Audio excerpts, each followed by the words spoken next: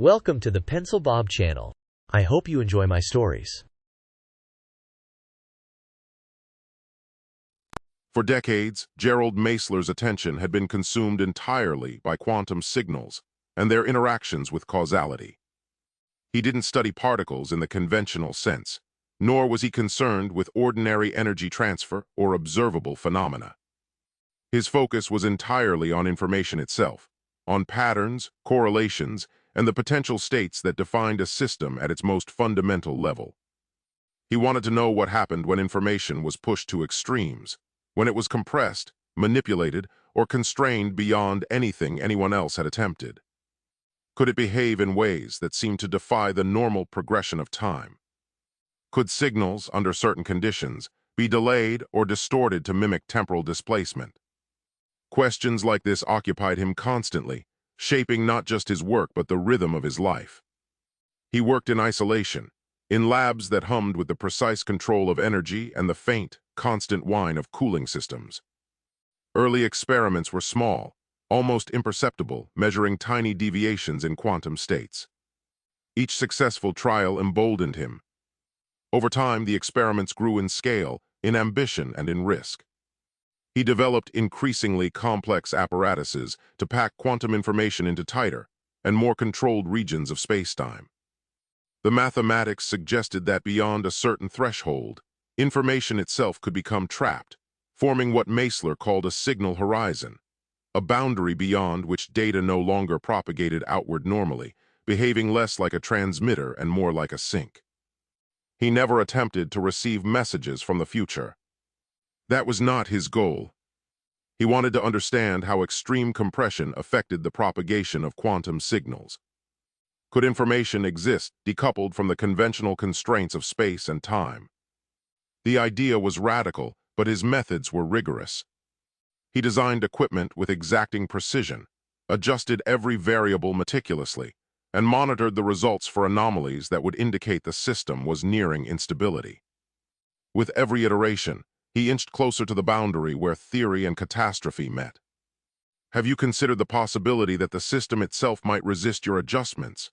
a colleague asked one evening, leaning against the doorway of his lab. Her voice was low, hesitant, carrying both awe and concern. Meisler did not turn immediately. He adjusted a lens on the primary detector, the hum of the cryogenic pumps filling the quiet room.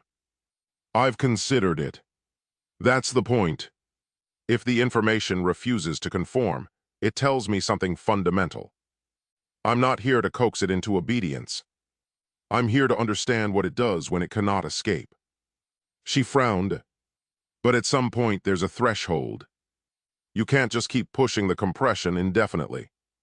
Eventually, you cross into territory where the system could collapse." "And that's exactly what I need to see," Meisler said, finally turning toward her. His eyes were sharp, burning with a mixture of fatigue and obsession. "The boundary is where understanding lies. If I stop before reaching it, all we have is theory. I need the data, every unpredictable fluctuation, every resistance the system offers. That's where the truth hides." The colleague hesitated, biting her lip, clearly unsettled. "You're talking about a point where things could go horribly wrong. Not just equipment failure, real consequences. You understand what could happen if you miscalculate." "I understand more than you think," he said.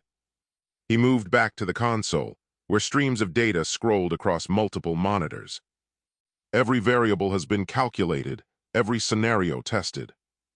Yes, I'm aware that pushing beyond known limits carries risk, but that's why we do controlled steps. That's why I monitor the feedback continuously. That's why we have redundancies. I know the dangers because I've mapped them as carefully as I map the equations themselves." Silence fell, punctuated only by the faint clicks of the equipment and the soft whine of the cooling systems. She shook her head slowly. "You're reckless." "Perhaps," Meisler said, his voice even almost tired. "Or perhaps I'm exactly where I need to be. Science is not always safe. You think the pioneers worried about danger when they reached the edges of the known world? They understood risk. They understood consequences.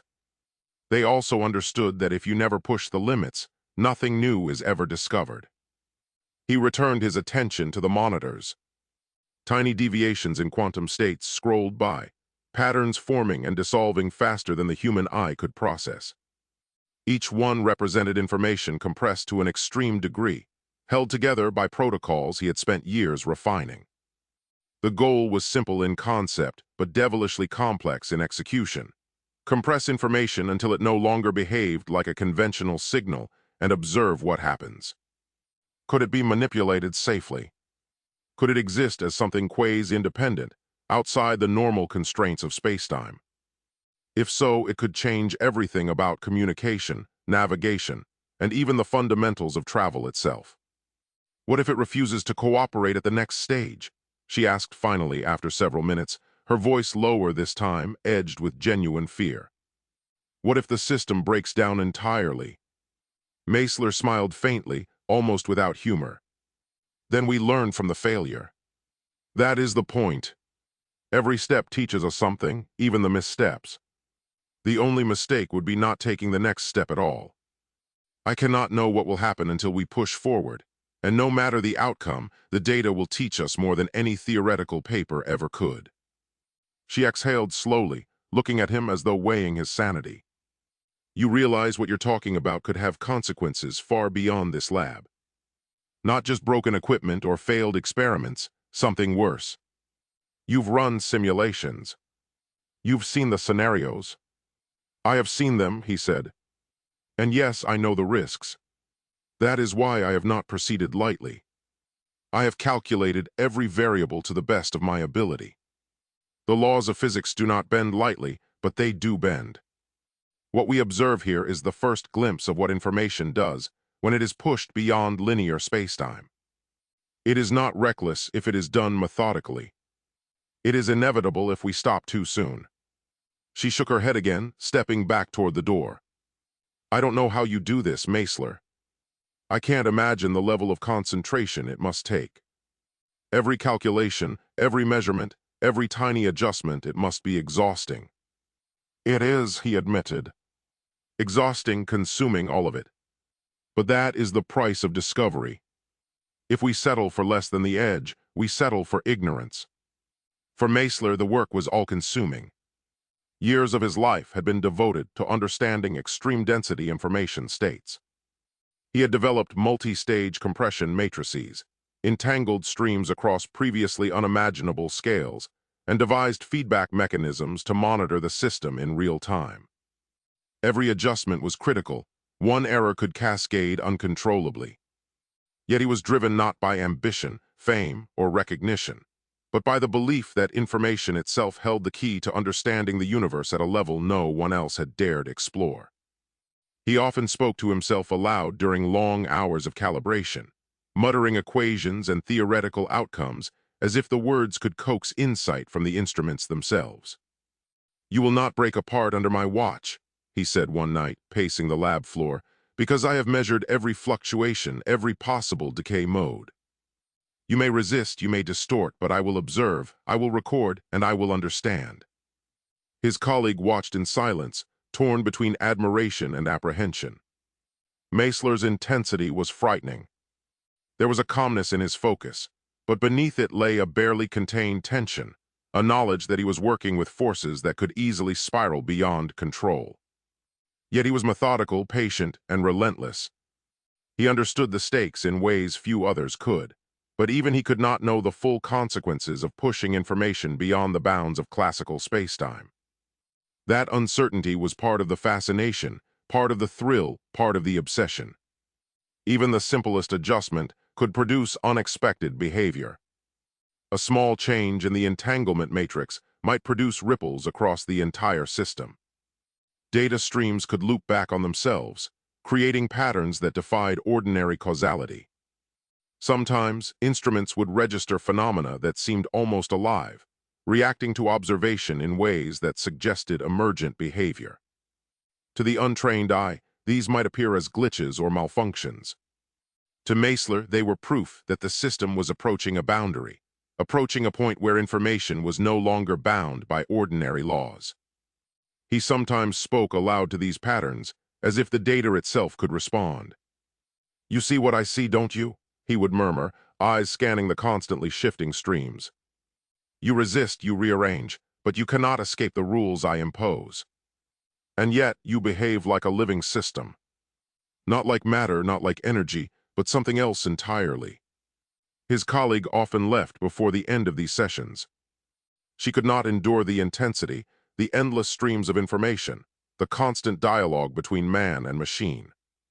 But Meisler stayed, night after night, until exhaustion finally forced him to rest, always returning to the monitors when he awoke, driven by the unshakable certainty that the edge of understanding was within reach, and that the threshold beyond which information became a horizon was both inevitable and illuminating. Gerald Meisler leaned back in his chair, hands steepled under his chin, staring at the lattice of equations scrolling across the monitor. The patterns were subtle, almost imperceptible to an untrained eye, yet to him they sang a language of possibilities. He rubbed the bridge of his nose, thinking aloud, the words spilling into the quiet lab. It isn't about moving through space anymore. Not in the way anyone understands. If the system behaves as the models predict, distance becomes irrelevant. The ship, the crew, the instruments, all of it can be here, even if it's light years away. Conceptually, they're adjacent because the information exists outside the constraints of spacetime. His assistant, Dr. Marlene Wexler, shifted uneasily beside him, arms crossed. You're saying the vessel wouldn't experience the journey, but from our perspective, it would appear instantaneous. That's a lot to wrap my head around. If anything goes wrong, the crew doesn't just get delayed. They could be in serious danger before we even realize it. Meisler didn't flinch. Exactly. Which is why we have to be methodical. Each stage of compression, each adjustment of the entanglement matrix must be precise. The boundaries of the horizon are unforgiving. Push too far, miscalculate a variable, and the consequences extend beyond the equipment or even the ship itself. The information doesn't merely fail, it destabilizes.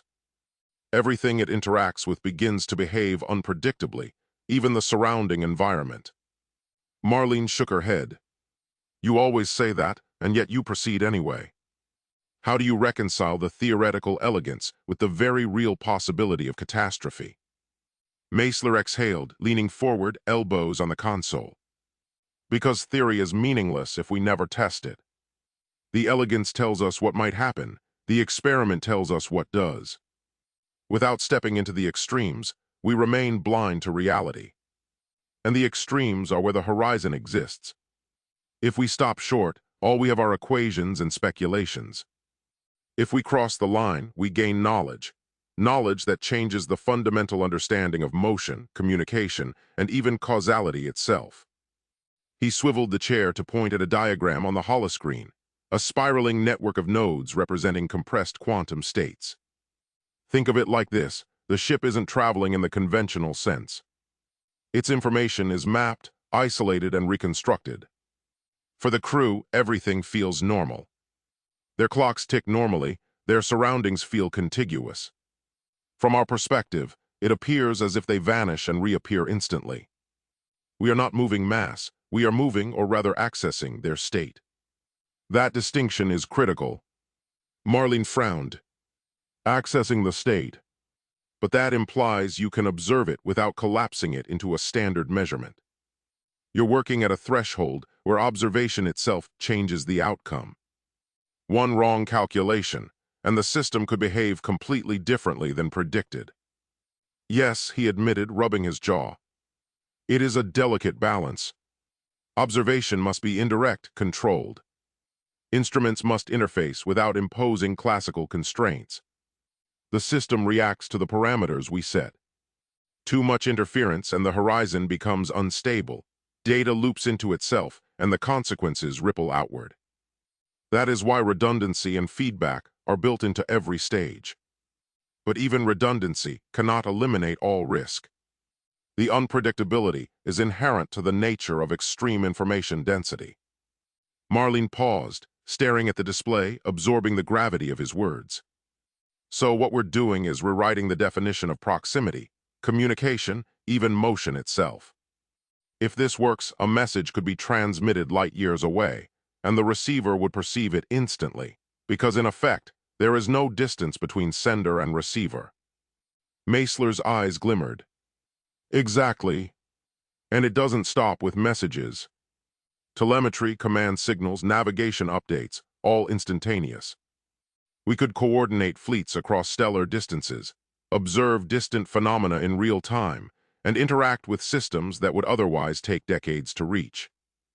Distance becomes a parameter of convenience, not limitation. He leaned back, letting the silence stretch as the implications sank in. Marlene broke it finally. And yet it's terrifying.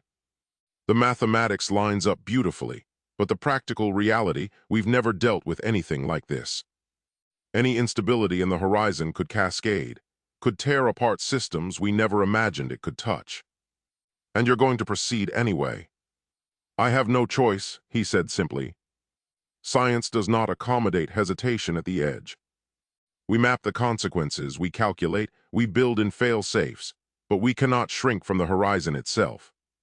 Knowledge exists only at the extremes, and the extremes are where danger resides. If we avoid it, the breakthrough will never come. He tapped a node on the display, sending streams of compressed information into a simulation of the horizon.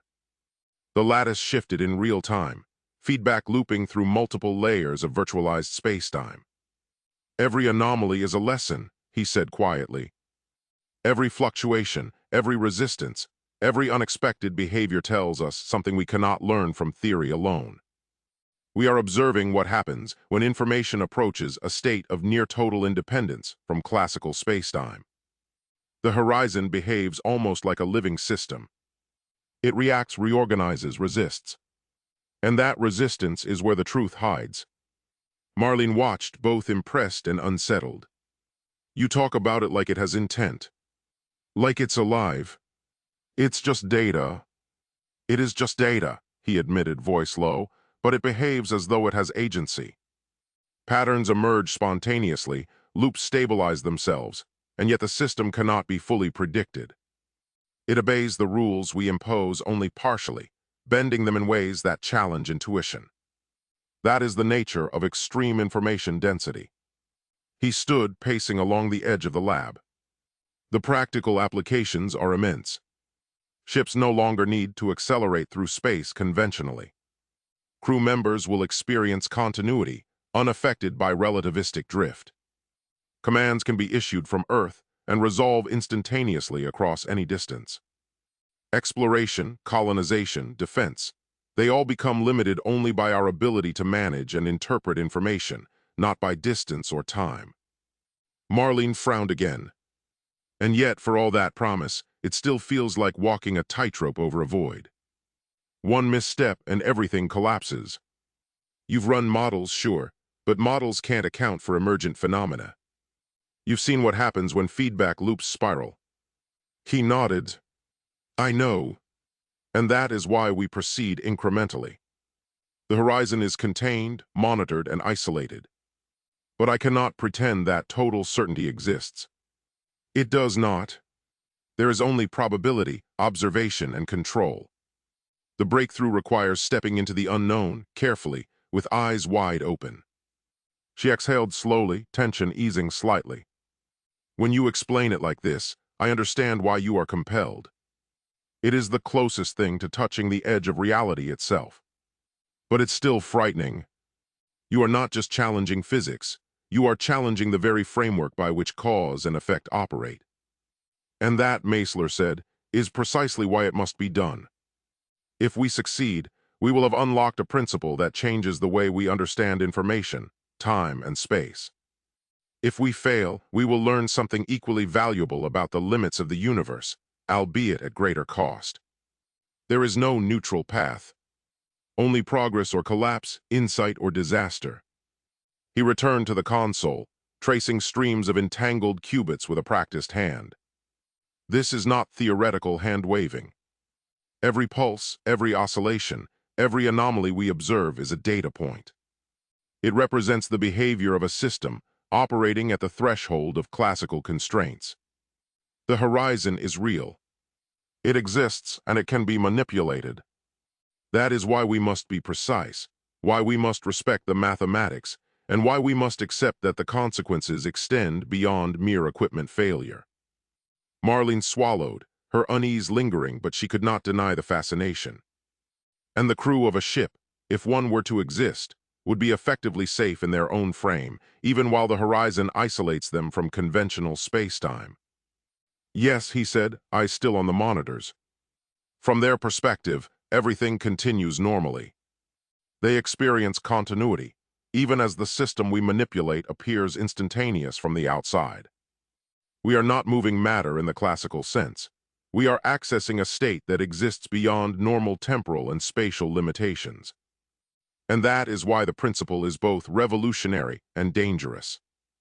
For a long while, they worked in silence, watching the patterns evolve on the screens, noting every ripple, every anomaly, every unexpected resonance.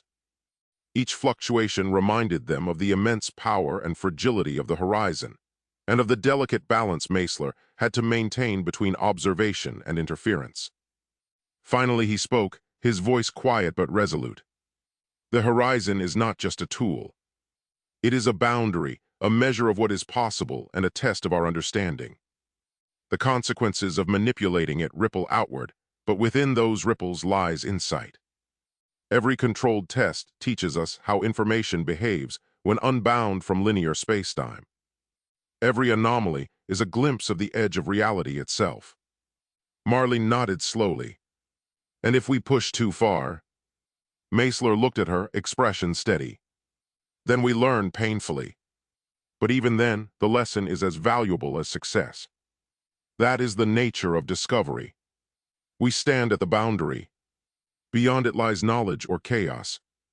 Either way, we are no longer bound by convention. The laboratory throbbed with energy, a constant vibration that coursed through walls, floor, and ceiling, making every surface hum with tension. Gerald Meisler moved among the consoles, eyes scanning the streams of numbers, graphs, and waveforms flickering across monitors. Each display pulsed with the compressed quantum data he had spent decades studying. Tubes glowed faintly with pale blue currents, coils vibrated softly, and cables snaked across the floor like living veins. Fans rotated faster than usual, pushing air that smelled sharply of ozone, mingled with the metallic tang of heated circuitry. Every device, panel, and readout transmitted the state of the system he had pushed beyond known limits. Containment is holding just barely, Meisler muttered, voice low, precise, more for himself than anyone else. Divert auxiliary power to the primary stabilizers. No, adjust the phase by 0.07. Sector 3 first, then Sector 9. Lattice control, edge stability is all that matters. Nothing else matters. His fingers flew over touch-sensitive panels, rerouting streams of entangled qubits into circuits recalibrated 1,000 times over. The lattice of energy bent and twisted under his adjustments, glowing lines of light spiraling and pulsing as if alive, resisting every attempt at command. Dr. Marlene Wexler stepped closer, eyes wide with tension. Sir, the field fluctuations are exceeding projections. They're theirs. Concentrate on the coils, Meisler interrupted sharply, voice calm but unyielding. Seconds, Marlene. We have seconds before it destabilizes completely. Edge first, then core. Everything else is irrelevant. Do you understand? Yes, sir, she said, her hands trembling slightly as she adjusted the damping parameters, rerouting power where he indicated. Her fingers moved deliberately over the control surfaces, pressing each sequence of commands with care, double-checking each input as the system responded with subtle flickers and brief pulses of feedback. She exhaled softly between actions, the tremor in her hands not stopping her from following his instructions exactly. Every adjustment she made produced tiny changes in the displays, numbers shifting just enough to confirm the rerouted power was taking hold, each fluctuation prompting her to pause, observe, and then continue. She repeated motions carefully, her eyes tracking every meter of readout, every blip and indicator, until the sequence of damping corrections aligned perfectly with his directions. The first tremor passed through the floor, subtle at first, a vibration that almost went unnoticed. Then it intensified, shaking benches, making glassware tremble, pendulums sway, and high-pitched ringing fill the room. Sparks leapt along conduits, arcs of blue-white light dancing across metal surfaces. Meisler's eyes scanned every panel. He anticipated each fluctuation, each spike. Every adjustment, every tap on a console was calculated. "Sector 7 is spiking," shouted a technician, his voice tight with tension, cracking slightly under the pressure as his eyes darted between the rapidly changing readouts and the quivering coils on the display. "The damping coils?" He paused for a fraction of a second, trying to adjust his hand on the controls, fingers moving uncertainly over the panels as if the slightest delay could make the difference between control and disaster. His words faltered, but the urgency in his tone cut through the hum of the lab, carrying the weight of immediate danger. "Do it anyway," Meisler snapped, his voice sharp and commanding, leaving no room for hesitation. "Increase the damping field. Divert all auxiliary power to the core. Edge first. Lose control there, and we lose everything." Each word was precise, measured, an order drilled into every part of the system as well as the technician's mind. His hands twitched slightly as he gestured toward the console, guiding actions with minimal movement, the authority in his tone forcing absolute focus. Every command he gave carried weight, every phrase a line between stability and complete collapse, demanding that the technician execute each instruction with careful, rapid precision. The walls shivered. Tubes rattled. Monitors blinked erratically. Lights overhead flickered violently. Outside reinforced windows, streets cracked and buckled. Asphalt split into jagged sheets. Trees bent and splintered, as if caught in a hurricane with no wind. Streetlights oscillated. The lab hum rose into a roar that resonated through the entire structure. Still, Meisler moved calmly, his hands a blur across consoles, rerouting streams, recalculating. "Focus, everyone. The horizon is unstable. One misstep and it spreads. Control the core. Do not touch the edge unless I instruct it. Do you understand?" "Yes, sir," technicians responded, voices tight with fear but steady under command. A panel on the far wall exploded in a shower of sparks. Glass shards bounced across the floor. Streams of compressed information twisted in the air, glowing ribbons pulsing toward the central chamber. Electricity arced along conduits, striking sensors and equipment. Faces of technicians illuminated by the blue-white glow reflected shock and awe. "Sir, auxiliary stabilizers are failing. The edge, it's collapsing." "Yes," Meisler said quietly, almost detached. "Brace yourselves. Step back. Prepare for containment failure. There is no recovery." The central chamber glowed brighter, shielding panels vibrating violently. Light bent and twisted around the compression field. Sparks leapt from floors and walls. Monitors flickered wildly, numbers looping, data streams doubling back on themselves. Air shimmered. The smell of ozone thickened, mingling with burnt metal, heated circuitry, and the metallic tang of tension in every breath. Technicians shouted instructions, voices overlapping, every second demanding action. "Divert remaining power to the secondary coils," one yelled, scrambling to stabilize the lattice. "Phase angle is fluctuating, lock it now," another shouted, voice cracking. "Adjust Sector 5. No, Sector 6. Wait, Sector 7.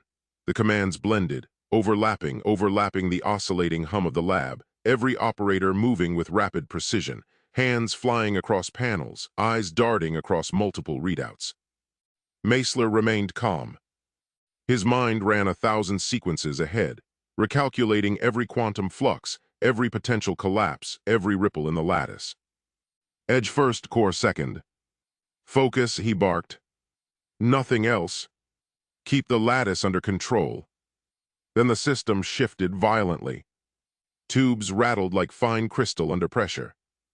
Sparks jumped from conduits, tracing unpredictable paths across metal surfaces.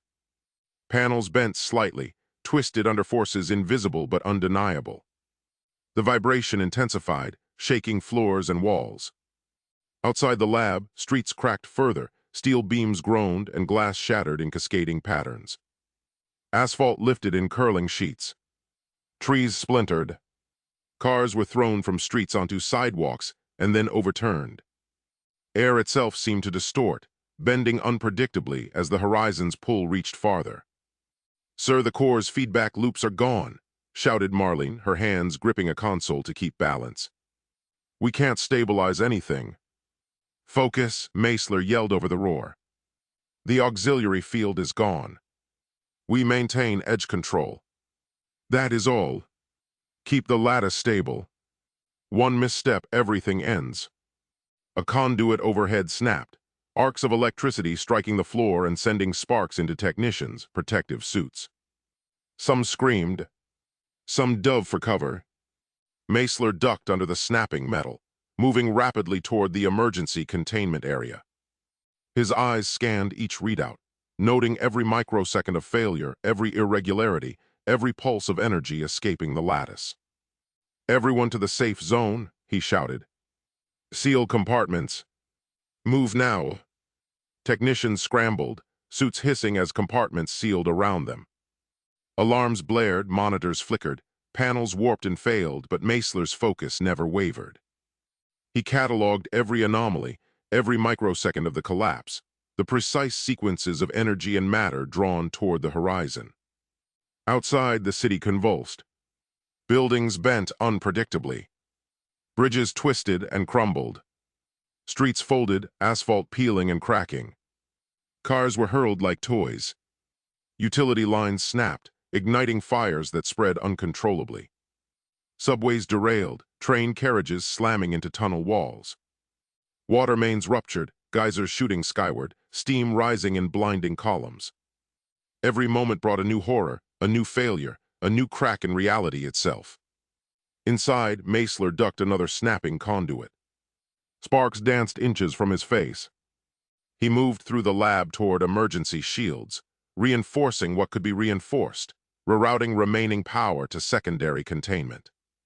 The floor vibrated with every pulse of the collapsing lattice. Air was thick, hot, electric. Every breath carried the smell of scorched metal, ozone, and fear. The compression chamber pulsed violently, ribbons of glowing information stretching and snapping as matter and energy were drawn inward. Light bent in impossible arcs. Shadows warped and elongated.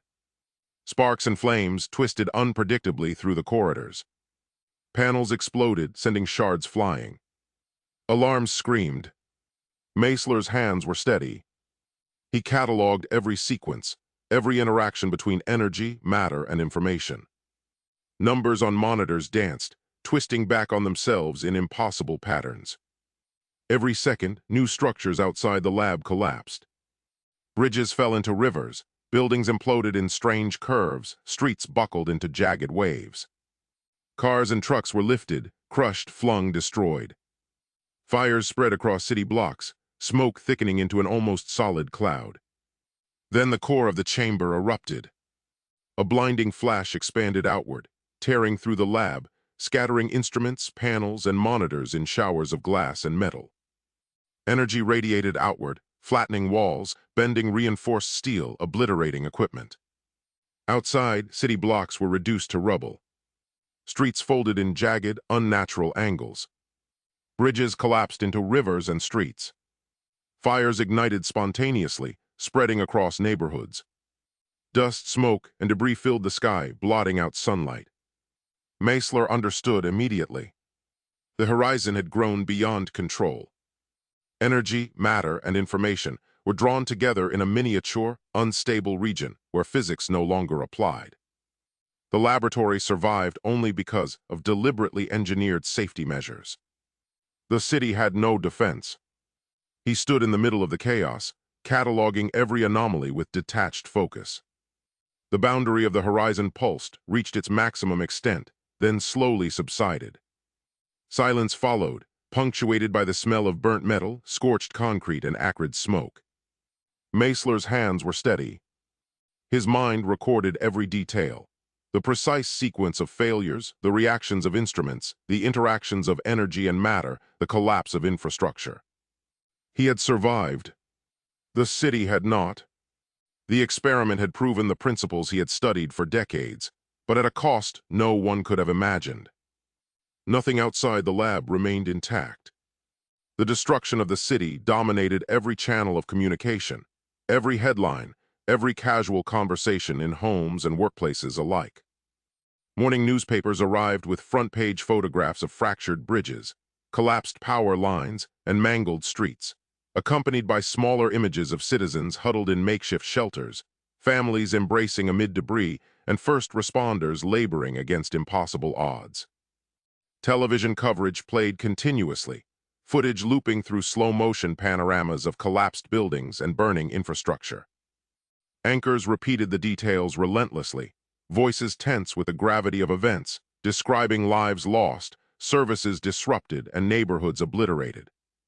Even radio broadcasts carried the tremor of urgency in every word, reporters speaking from the perimeter of cordoned-off zones, dust clinging to their hair and clothes, sweat streaking their faces as they narrated destruction in real time. On social media, hashtags multiplied. People shared photographs taken with smartphones, videos of trembling bridges, and images of crumpled vehicles pinned beneath concrete slabs. Every post carried a note of outrage, grief, or disbelief. Citizens flooded the offices of politicians with emails, phone calls, and recorded video messages. "This man destroyed our city," one recording repeated, a young woman speaking as her toddler clung to her leg. "We demand someone take responsibility." Another post showed a burnt playground, the swing sets twisted into shapes that seemed impossible, the caption reading, "Where were the safeguards?" Who is accountable? Neighborhood meetings convened, residents organizing vigils that stretched into the night, carrying candles past streets shattered beyond recognition. Protests emerged organically, citizens waving handmade signs. "Justice for the fallen, science without safety is murder, we will not forget." Far from the epicenter, communities held silent marches, hands raised to honor the dead, their grief amplified by news broadcasts and social feeds relaying the scale of devastation. Political factions moved swiftly. Conservative leaders, using press conferences and interviews, painted the physicist as the embodiment of dangerous genius. "His brilliance exceeded his responsibility," one senator declared, standing before cameras as aides handed her stacks of documents and photographs of the city's wreckage. "He played with forces no one could contain." And now thousands have paid the price for his arrogance. Reporters asked follow-up questions. She replied with lists of missed safety protocols, ignored warnings, and theoretical dangers outlined in technical papers few outside scientific circles understood. Her staff monitored reactions, amplifying statements that highlighted human cost over abstract scientific achievement. On the other side, progressive politicians argued that Meisler's work represented the frontier of human knowledge. "The catastrophe is undeniable," a spokesperson stated during a televised debate. But to condemn research that could advance humanity based on a single, unforeseeable failure would be disastrous. We must distinguish between recklessness and an accident born of pushing boundaries in the service of discovery. Analysts, commentators, and journalists debated the issue endlessly, dissecting whether moral culpability lay in intent, oversight, or the uncontrollable nature of the quantum experiments. Editorial columns took stances with ferocity, some demanding immediate imprisonment, others calling for protections for scientists engaging in high-risk research. Behind closed doors, party leaders convened in windowless conference rooms, maps of the destroyed city spread across tables, stacks of reports detailing the experiment, and projections of public outrage covering every inch of space. "We cannot let the narrative settle entirely with the opposition," one advisor said, fingers drumming against the table. "We need a strategy that addresses the grief while protecting our long-term interests." "People are angry and the social pressure is enormous," another voice replied, "but we cannot ignore the scale of what happened. If we appear to excuse him, the backlash will be unmanageable. The media cycle will destroy us before the trial even starts." Arguments flew, tempered by aides counting polling numbers and public sentiment metrics. Strategy memos were drafted, revised, and discarded. Messaging was tested on focus groups composed of citizens who had seen the devastation firsthand, all of them vocal about fear, anger, and disbelief. Amid the political maneuvering, the process of jury selection began. The selection committee worked meticulously, aware that every potential juror carried personal experiences, biases, and emotional reactions to the destruction. Profiles were reviewed, questionnaires analyzed. Potential jurors were asked not only about their knowledge of science, but about their feelings toward risk, accountability, and authority. Questions were repeated, carefully structured to uncover the slightest prejudice. One candidate, a young man who had lost his apartment building in the disaster, nearly faltered when asked whether he could remain impartial, his hands shaking slightly as he recounted watching firefighters fail to save neighbors trapped beneath rubble. Another, a retired engineer, spoke of admiration for scientific achievement, nodding repeatedly while stressing that human error was inevitable in any endeavor. Both were noted in the selection log, the committee debating the weight of personal tragedy versus rational consideration. On the streets, citizens continued to gather in clusters outside government buildings, newsrooms, and city halls. Conversations spilled over into heated arguments, neighbors pointing fingers at each other and at the physicist. "He shouldn't have been allowed to push experiments like that," one man shouted, slamming his fist on a folding table covered with protest flyers. "What did the regulators do?" "Nothing," across the street. A small group argued that Meisler's work was pioneering, and that shutting him down would slow humanity's progress irreparably. "We can't stop discovery just because something went wrong," a woman said, her voice steady but strained. "If we start punishing scientists for unforeseen consequences, the next generation won't even dare to look at the stars." Police monitored the gatherings, recording attendance numbers, making notes on crowd sentiment, and relaying messages back to city administrators who tracked the impact of public anger on political momentum. Meanwhile, media outlets sent teams to report on the minutiae of daily recovery. Anchors narrated from sites where buildings had been reduced to skeletal frames. Firefighters were filmed removing rubble, their muscles straining, soot covering faces. Schoolchildren were shown being escorted to temporary shelters. Every segment contained interviews with citizens who had lost family members, neighbors, or livelihoods, their voices trembling, sometimes breaking into tears. Journalists described the sequence of failures: streets that no longer connected neighborhoods, water mains erupting like geysers, and electrical grids that could not withstand the sudden, uncontainable pressures unleashed by the experiment. Viewers absorbed every detail, repeating hashtags online, discussing every image, every video, and every anecdote. Even before the trial commenced, the courtroom itself became a symbol. The building was swarmed with reporters, photographers, and security personnel. Media vans lined adjacent streets, satellite dishes pivoting to capture every movement inside.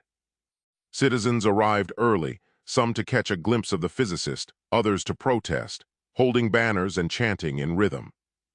Law enforcement coordinated crowd flow, ensuring access points remained open while maintaining order amid the rising tide of tension.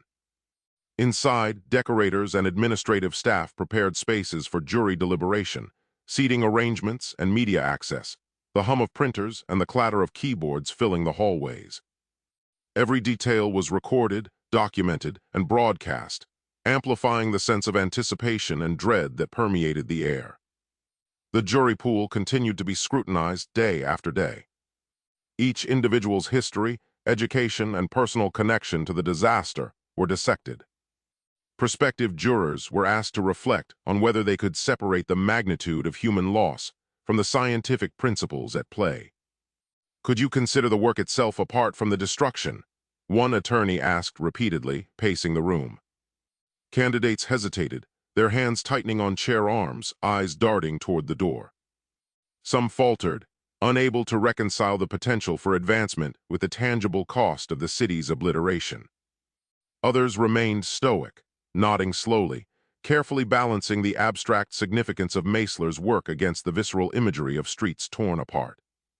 Notes were taken meticulously, lawyers comparing reactions and debating which jurors could be fair, which carried unmanageable bias, and which might sway the eventual verdict.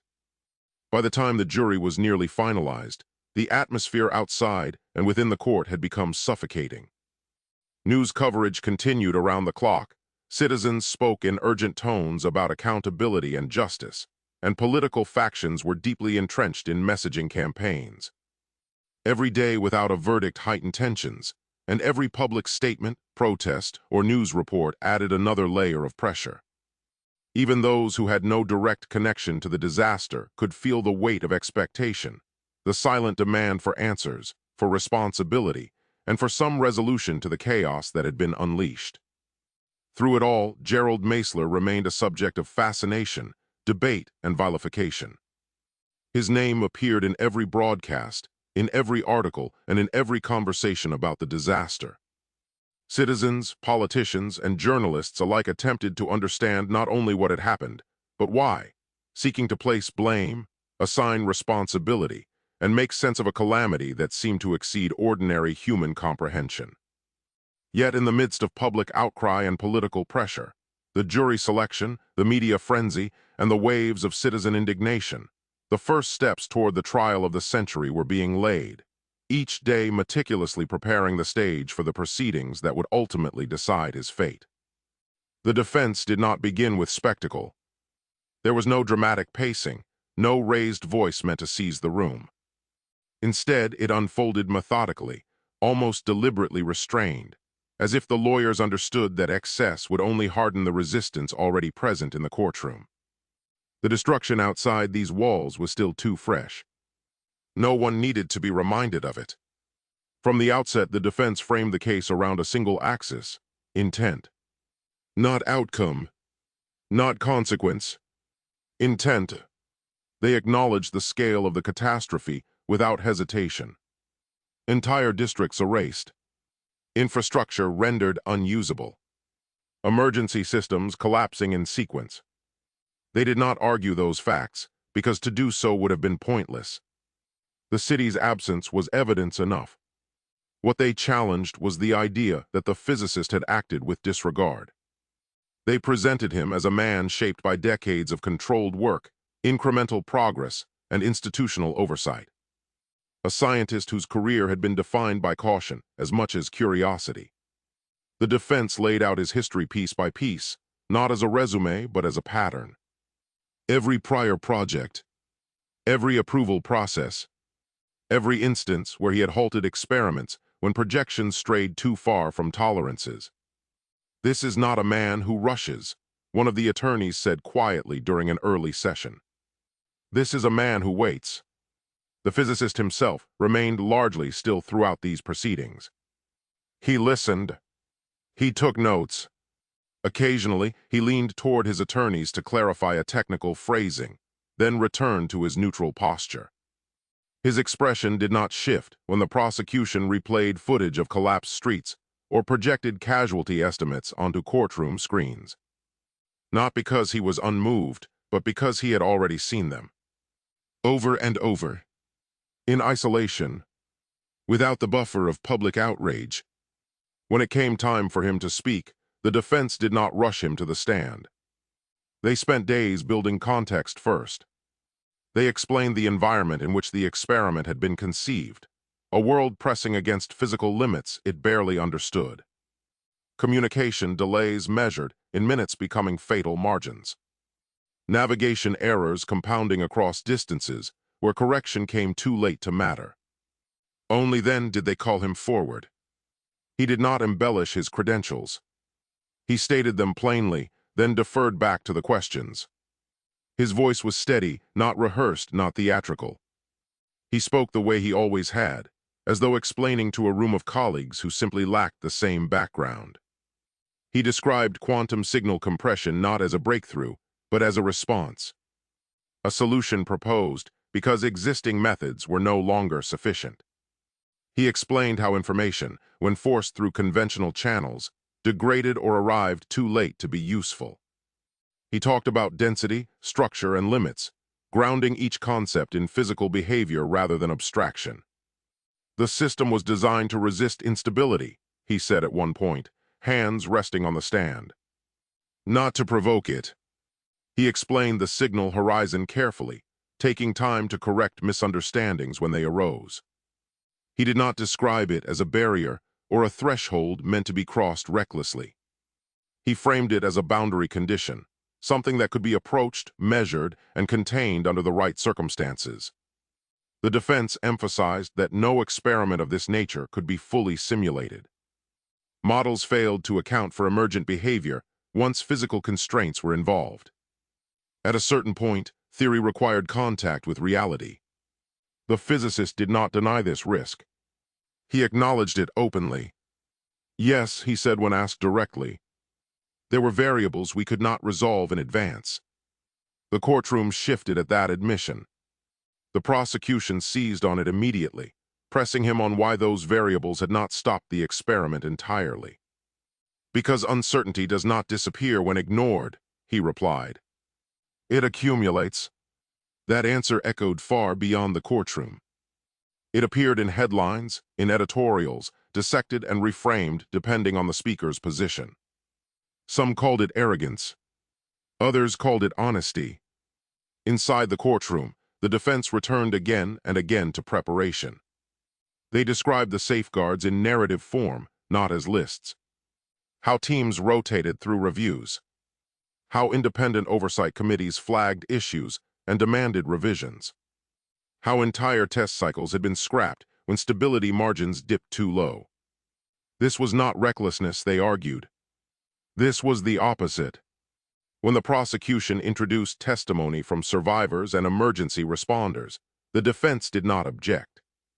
They allowed the weight of those stories to fill the room. The physicist listened without interruption as accounts of loss were delivered in blunt, uneven voices. He did not look away. Later, when asked to respond, he did not attempt justification. I acknowledge what was lost, he said. Completely. He did not frame the catastrophe as a necessary sacrifice. He did not claim inevitability. Instead, he described it as an outcome that emerged from interacting systems behaving in ways no one had yet observed outside controlled theory. The defense highlighted that he had not attempted to flee responsibility. He had cooperated from the moment containment failed. He had surrendered his access, his notes, his systems without resistance. His research had been seized not by force, but by compliance. They framed this not as self-preservation, but as consistency. Throughout the proceedings, the public narrative remained volatile. Some commentators fixated on his calm demeanor, interpreting it as detachment. Others pointed out that emotional displays were often read as manipulation. He could not win that perception battle, and the defense knew it. Inside the courtroom, the judge maintained strict control, limiting grandstanding from either side. The focus remained narrow, whether intent and preparation mitigated responsibility. When the physicist spoke of applications, he did so with deliberate restraint, carefully framing each possibility so that it could be traced back to experimental data and theoretical modeling. He explained that communication without delay did not rely on sending signals faster than light, but on pre-resolved quantum states whose outcomes could be projected once the system crossed a controlled signal horizon. By manipulating these states, information could be reconstructed at a distant location instantaneously, without violating causality as understood in classical physics. Navigation without drift, he continued, emerged from the same principle. By keeping a vessel's informational state decoupled from conventional spacetime during transit, the crew would experience no time dilation because their frame of reference existed temporarily outside the normal flow of time. Coordination across vast distances followed naturally from this framework, since position, timing, and state could be reconstructed from identical quantum descriptors instead of transmitted sequentially. These were not fantasies, he said, voice calm and measured. They were projections grounded in verified behavior. We observed stable compression ratios. We measured reproducible state reconstruction. The math held, the simulations held, and the early physical trials behaved exactly as predicted, right up until the boundary conditions exceeded what any model had yet resolved. The prosecution challenged this, pointing to the devastation as proof that theory had outpaced judgment. The defense countered by emphasizing that judgment had been exercised continuously, but within a landscape that no longer allowed absolute certainty. Meisler was called to speak by his lawyer, and he leaned forward, hands resting lightly on the edge of the witness stand. "Every experiment I conducted," he began, voice steady, but carrying the weight of someone who had lived through extremes, "was designed with multiple redundancies, fail-safes, and emergency protocols. At every step, I calculated the potential outcomes, the energy thresholds, the points of failure. In my experience, the worst that should have occurred was mechanical breakdown. Equipment damage, possibly a fire. Nothing like this, nothing that reached beyond the lab into the city." He paused, letting the words settle, then continued. "I understood the mathematics, the physics, the theoretical risks. I understood that at extreme levels, uncertainty increased. But I also believed that careful design, real-time monitoring, and controlled feedback would contain any anomaly. At no point did I imagine that the system could propagate effects that tore apart infrastructure, twisted buildings, or unmade entire city blocks." Meisler's eyes swept across the courtroom, meeting the gaze of jury members and prosecutors alike. "I devoted decades to pushing the boundaries of knowledge, but I did so with full awareness of danger.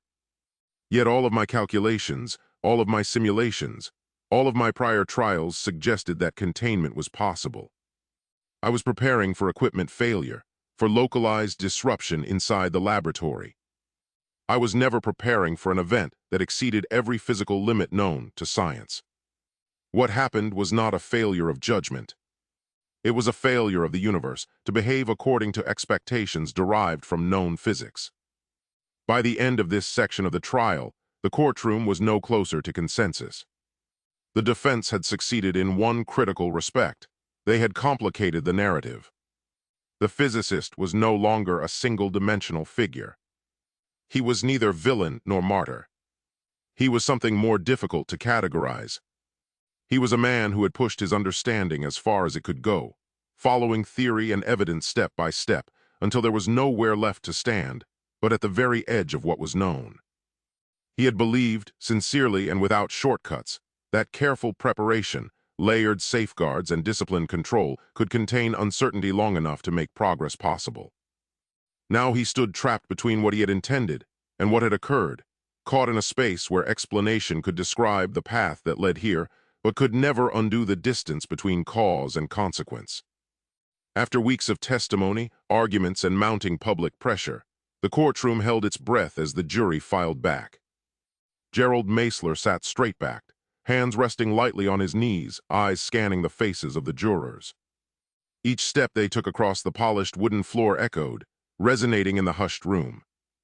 Murmurs from the spectators died as the foreperson rose, clearing her throat before speaking in measured tones.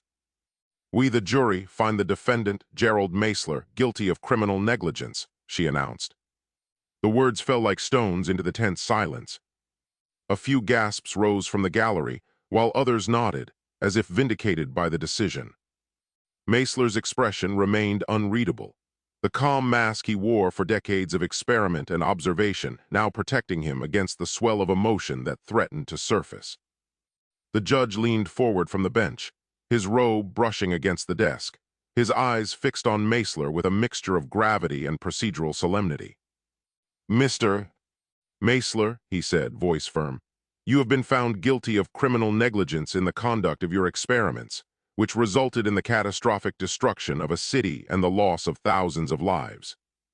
Considering the unprecedented nature of your work and the extensive consequences thereof, this court sentences you to 37 years in high-security detention, with the possibility of review after 25 years contingent upon demonstrated rehabilitation and compliance with containment protocols."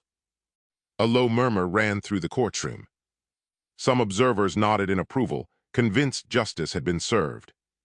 Others pressed their palms to their faces, shaking their heads, incredulous that a man whose intellect had reached toward the very edge of human understanding could be treated as a criminal rather than a visionary.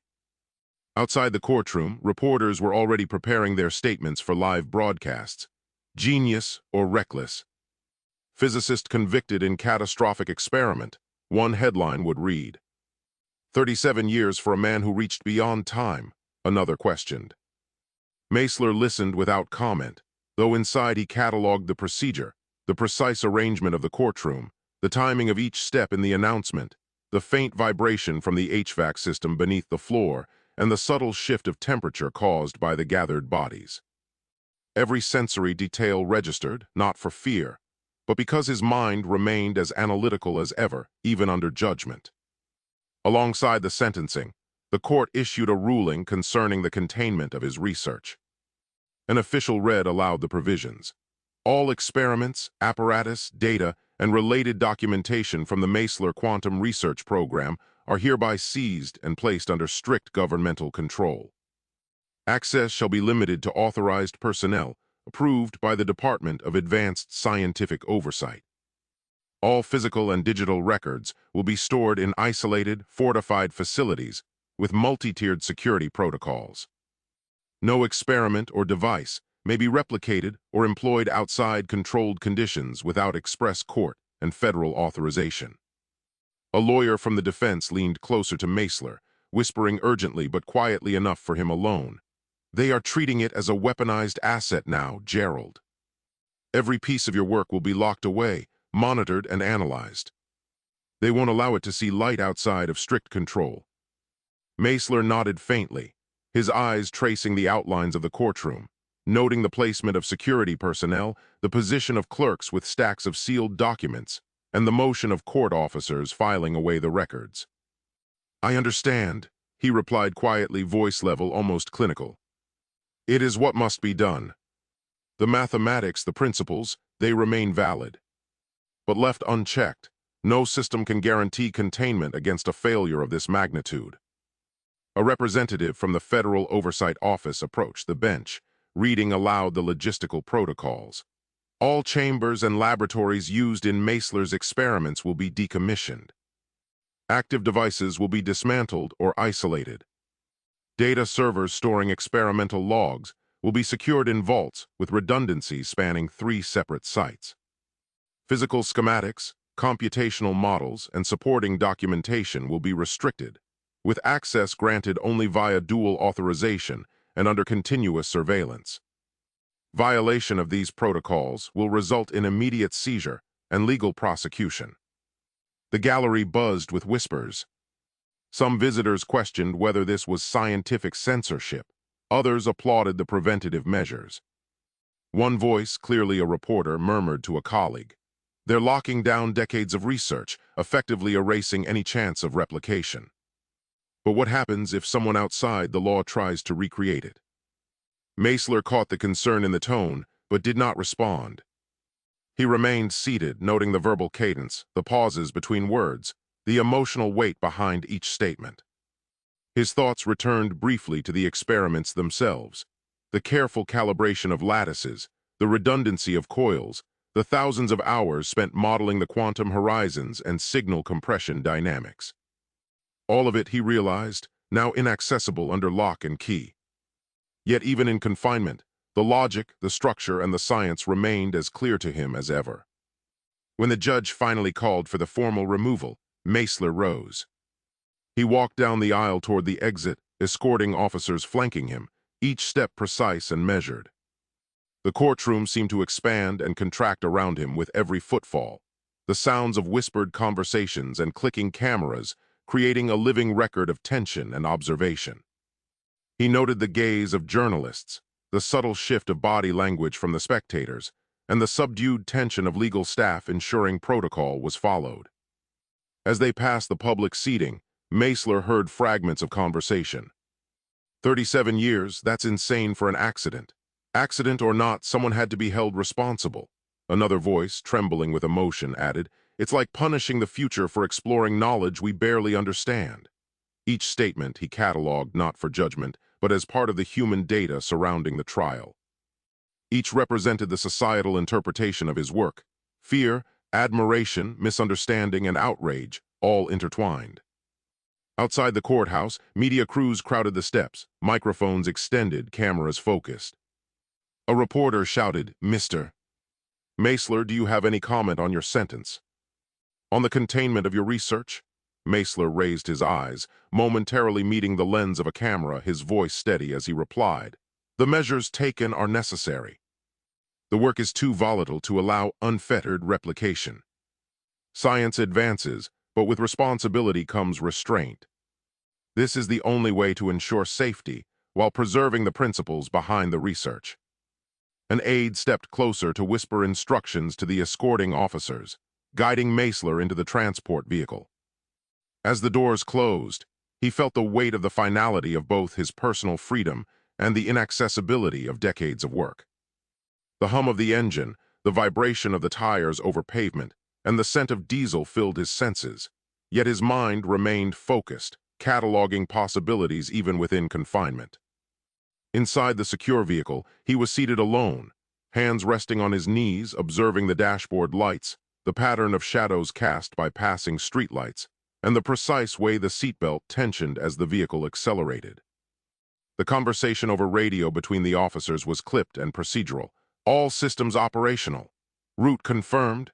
ETA to high-security facility, 32 minutes. Meisler absorbed it, every syllable, every interval mentally logging timings as if they were experimental measurements. Even as the city passed beyond the window, the destruction still visible in the fractured skyline and active firefighting operations, Meisler felt a paradoxical clarity. The laboratory, now under federal control, would continue to exist in some form, but every experiment, every equation, every quantum horizon would be inaccessible to him. The human cost had been accounted for, justice delivered, and the world's safeguards were in place. And yet the science, the logic, the calculations, the potential for instantaneous communication and navigation remained intact within his mind. He allowed himself a brief reflection. They cannot unlearn what I have seen. They cannot unsee the data encoded in the fabric of information, or what occurs when compressed signals reach critical density. They can lock the apparatus, seal the logs, restrict the algorithms, but the principles endure. His voice, low and almost private, carried the sense of a man whose intellect had survived catastrophe even as his freedom had not. The transport neared the facility, and Meisler could see the high walls, the observation towers, and the layers of security protocols awaiting him. He remained calm, the procedural aspects of his escort providing a rhythm to focus on, much as he would have followed protocols in his laboratory. Every vehicle movement, every click of locking mechanisms, every instruction given by the guards was absorbed, catalogued, and understood with perfect clarity. By the time he entered the secure processing area, every document, every piece of data from his research had been inventoried, sealed, and assigned to secure storage. Officials reviewed the documentation in real time, verifying seals, noting temperature controls, access logs, and environmental monitoring. Meisler watched, detached but aware, recognizing the patterns and anticipating the procedural steps. In a sense, it was not unlike supervising an experiment, except this one measured human control, not quantum matter. As the processing completed and he was escorted into his cell block, Meisler allowed a single thought to linger. The science had survived, but society had imposed its boundary around it. The trial, the verdict, and the containment had delivered justice according to human standards, but the knowledge itself, the principles, the potentials, the dangers, remained a part of him. Every calculation he had made, every prediction, and every observation from his experiments lingered in his mind, untouched, precise, and eternal, awaiting a time when understanding, rather than fear, might dictate the future. Prison life was relentless in its sameness. The corridor lights hummed at scheduled intervals, their fluorescent flicker a metronome of control. Meisler moved along the hallways, noting the angles of surveillance cameras, the pattern of guards' footsteps, the way the intercoms carried announcements. Every sound, every vibration, every irregularity became data. Morning count, the guard barked, voice harsh. Move along, Meisler complied, but he noted that the automated doors hesitated for a fraction longer than the system specifications allowed. Not enough for anyone else to notice, but enough for him to log mentally. Everything okay over there? A fellow inmate asked as he passed, eyeing the physicist with casual curiosity. The question came quietly, almost conversationally, but carried the weight of someone used to watching others closely. The inmate's eyes lingered for a moment, taking in posture, hands, and the subtle movements of the physicist.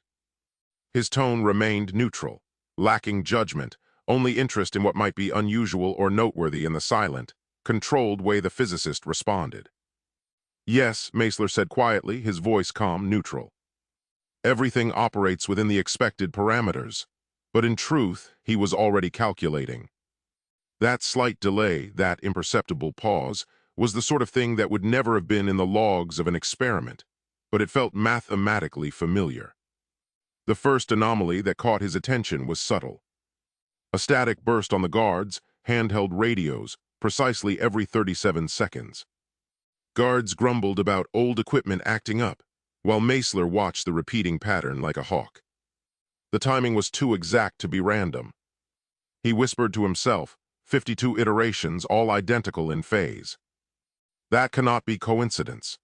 The realization came slowly, a creeping awareness that even in this controlled, shielded environment, information was not constrained to expected behavior. In the cafeteria, the noise of conversation and metal trays clanging provided cover. Meisler sat with his hands folded, notebook hidden under a jacket, mentally mapping the frequency and amplitude of radio bursts. "Check your units," he muttered under his breath, as if speaking to someone else could somehow recalibrate reality. Every 37 seconds. Every time the signal repeats, it's slightly stronger near the reinforced walls. A guard glanced in his direction, frowning. "Quiet over there," he barked. Meisler returned a neutral glance and continued his calculations. By the second week, he began cataloging every irregularity. Security cameras would freeze for a split second, frames held longer than they should, then resume. He timed them meticulously, noting the exact second when the feed returned. The staff assumed cameras were glitching. Other inmates barely looked up. But to Meisler, the pauses were signatures, echoes of quantum feedback. He remembered the laboratory logs, the ones showing subtle oscillations in compressed qubit lattices before failures, before horizons formed. These were remarkably similar, scaled down and filtered through a prison's electronics. "Sir," a guard muttered one afternoon, hesitant, his voice low and cautious. "The intercom crackles, something weird in Block D." "I don't know what it is." He glanced around nervously, lowering his gaze to avoid drawing attention from other staff passing the hall. "I've checked the wiring, sir, checked the schedule feeds. Nothing's loose, nothing's broken. It's just this." His hands fidgeted with the edge of his uniform, betraying the unease he tried to mask. Meisler approached the panel quietly, eyes scanning the control board, fingers hovering over the switches without touching them. "Define weird," he asked, voice measured, calm, controlled, carrying that same even cadence that made guards pause. "Give me specifics, timing, duration, any patterns you noticed. Exact words if you can remember them." He crouched slightly, bringing his gaze closer to the blinking indicators, not yet pressing any controls. "It just repeats," the guard said, scratching the back of his neck. Words from the morning announcement overlap with the noon schedule. Happens for a second or two, then stops. Sometimes I hear fragments like someone speaking in a slightly different tone, faster, slower, and it feels off, like it's out of sync. He hesitated, then added quietly, almost to himself, "I don't know if it's the wiring or the old system, or I just don't know."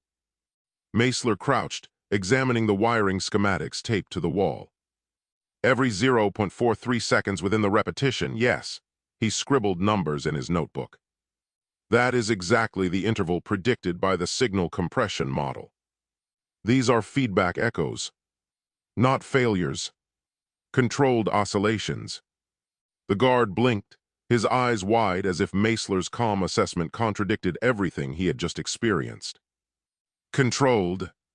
It's breaking our system," he said, his voice rising slightly with frustration.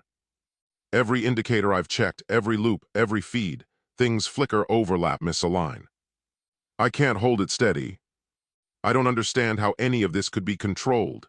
We've followed every procedure, sir, and it's still..." He paused, running a hand through his hair. "I don't even know what to call it anymore." No, Meisler said softly, leaning closer to the console, his tone steady and deliberate. It's behaving exactly as physics allows it to. He gestured to the flickering lights and overlapping signals, fingers moving in small motions as if tracing invisible lines in the air. What you call breaking is simply an emergent property of the system under constraints it was never meant to encounter. Our definitions are what fail here. We are trying to interpret phenomena through concepts that cannot contain them. He looked at the guard, letting the words settle. It's not the system failing. It's our expectations that are insufficient. He spent nights alone in the cell, running thought experiments. Using the facility's isolation as a boundary condition, he mapped the timing of static bursts, micro pauses in automated doors, even the frequency of distant electrical hums. All anomalies were concentrated around areas of reinforced shielding, areas of concrete thick enough to suppress standard radio frequencies. Every signal, every deviation from expectation, fit a pattern he had not anticipated outside of laboratory conditions. In one particularly long night, Meisler crouched by the small cell window, watching the dim courtyard lights flicker. He traced mental diagrams of electromagnetic waves, imagined the interference patterns bouncing off the reinforced walls. Closed systems produce feedback, he whispered, almost as if to himself. And isolated systems amplify it. The mathematics aligns. A fellow inmate seated across the room watched him, curious but cautious. You talking to yourself again? He asked. Not speaking, Meisler replied. Calculating. Observing patterns others cannot see. He paused, tracing invisible graphs in the air with his finger. You see, what most perceive as noise is information, structured, consistent, and entirely measurable. The inmate shook his head, lips curling into a mean grin. You're nuts, he said, letting out a short, ugly laugh. Effing nuts. Look at you, staring at walls like they're talking back. You really think you're smarter than everyone in here? He leaned closer, voice dropping, slow and deliberate. You keep smirking like that, and you're gonna learn something real fast. Meisler's gonna be my bitch, he said, savoring the words. Not the other way around. You're gonna be my bitch. All that brain power, all that thinking, and you still don't see what's right in front of you. He straightened, shaking his head again. Crazy son of a bitch doesn't even know when to shut up. You might think you have a chance, Meisler said, voice soft and precise, almost serene. But even in your wildest dreams, the idea of you having any control, any influence is laughable. You're far too stupid to even understand the rules. Mark my words, you're going to be someone's bitch. Weeks passed, each anomaly mapped, measured, and logged in Meisler's mind. He noticed the delay in the evening announcement, the subtle beat of electricity along the hallway conduits, the brief flickers in the camera feeds during the 2:00 a.m. Security sweep. He treated each as data points in a vast experiment, cataloging intensity, phase, and repetition intervals. One afternoon, a technician from the prison maintenance team knocked at his door, holding a clipboard. We're tracking the hum in Block C. Power system's fine. We can't figure it out. Show me the logs, Meisler said, rising slowly. His eyes scanned the printed tables of voltage and current, noting inconsistencies in timing, phase shifts, and harmonic distortions. These are not random, he said, pointing at repeated anomalies. They correspond to interference patterns caused by dense informational states. Your systems are too crude to handle these echoes, but they exist. The technician frowned. Dense what now? Information, Meisler said patiently.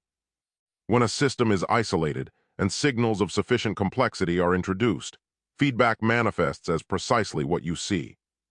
Your power lines, intercoms, cameras, they are channels for these echoes. He gestured to the ceiling, the walls, the floor. This is not failure. It is proof that closed systems preserve structure even in constraint. The technician stared, unsure how to respond. So it's dangerous. Potentially, Meisler admitted. But more likely enlightening.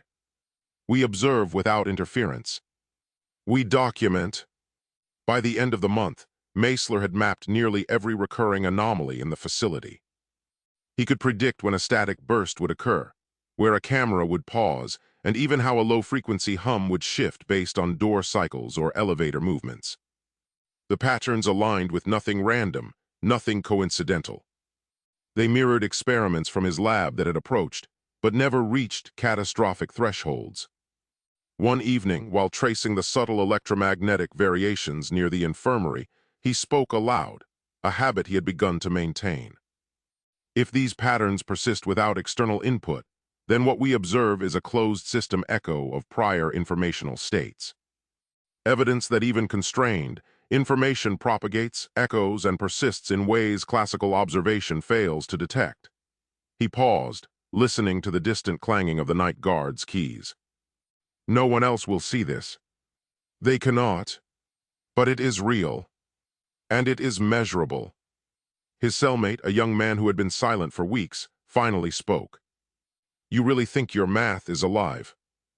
Meisler looked up sharply, eyes glinting. Not alive. Ordered. Structured. Predictable when observed correctly. You call it chaos, I call it an echo of reality. The cellmate laughed nervously. And the guards? They'd lock you up if they caught you messing with wires. Nothing is being touched, Meisler said calmly. Observation does not equal interference. We watch. We learned. Patterns emerge. In these hours of isolation, the physicist's mind expanded outward. Every anomaly became a small window into behavior he could no longer test in the lab. Every signal, static burst, or camera pause reinforced what he had long suspected. His work did not end when the city was destroyed. It had left traces, subtle and hidden, waiting to be understood. And now, confined in a prison, stripped of equipment and freedom, Meisler realized he might be closer to observing these phenomena in their purest form than ever before. At first, Meisler told himself it was nothing. Noise. A glitch.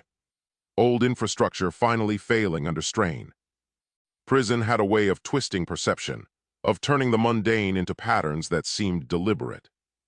He tried ignoring it. Days passed. The intercom would crackle at exact intervals, repeating phrases from morning announcements during the evening schedule. Radios in the guards, hands hissed with bursts of static that arrived in intervals too precise to be random. Lights flickered across corridors in patterns that didn't match wiring diagrams or maintenance logs. Even the cameras froze momentarily, just fractions of a second, enough to feel deliberate, enough to make continuity impossible. This isn't right, Meisler muttered, tapping a finger against the cold metal railing of the common area. His eyes traced the pattern of flickering light overhead, catching inconsistencies he knew weren't ordinary malfunctions. Every few seconds, the glow would dim in a way that didn't match the wiring he had seen on schematics, then pulse back to normal, almost rhythmically. He frowned, adjusting his stance, trying to measure the subtle pattern with his mind while keeping an air of casual observation, as if he were only noting the ceiling like any other prisoner might. A fellow inmate noticed and leaned against the railing beside him, squinting up. You still staring at the ceiling, Einstein? He said, smirking, a mix of amusement and mockery in his tone. That light's just broken, relax. Happens all the time. Meisler didn't look at him immediately, his focus still on the irregular pulses above.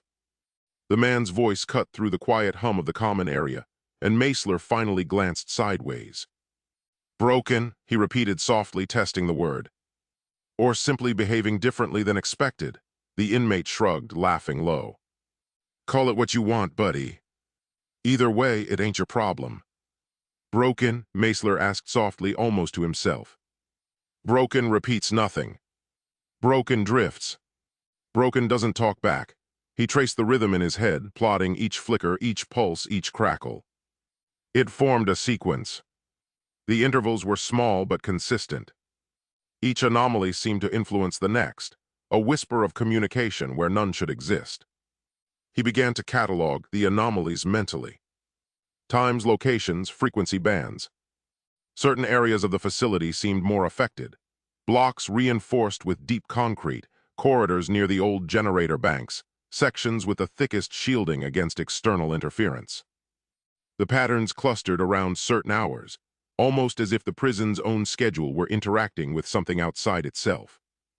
Bedrock beneath the facility kept vibrations and signals contained, turning the whole place into a kind of closed system. And closed systems, he knew, were easier to analyze, easier to notice when feedback emerged. "What the hell are you scribbling over there?" another inmate asked, peering over the edge of his bunk.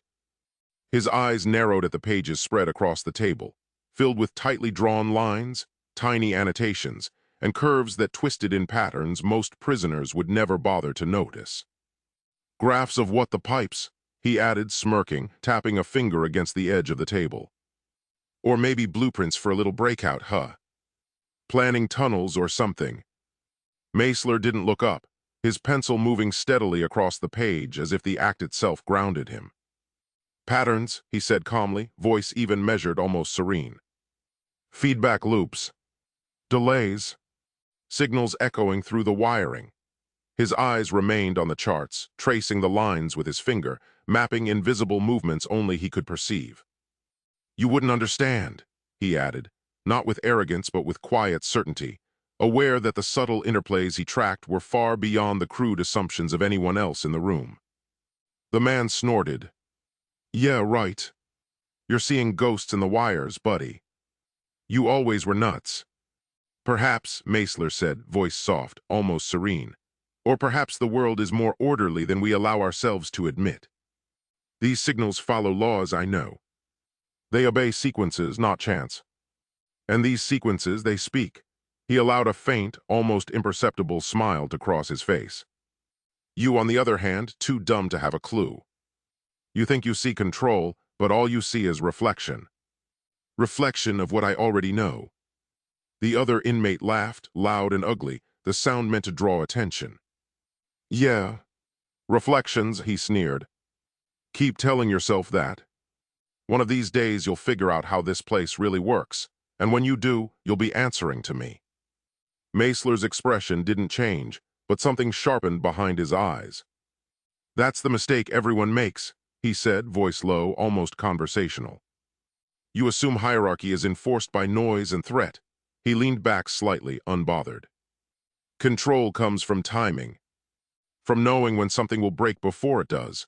His gaze finally lifted, settling on the man without interest.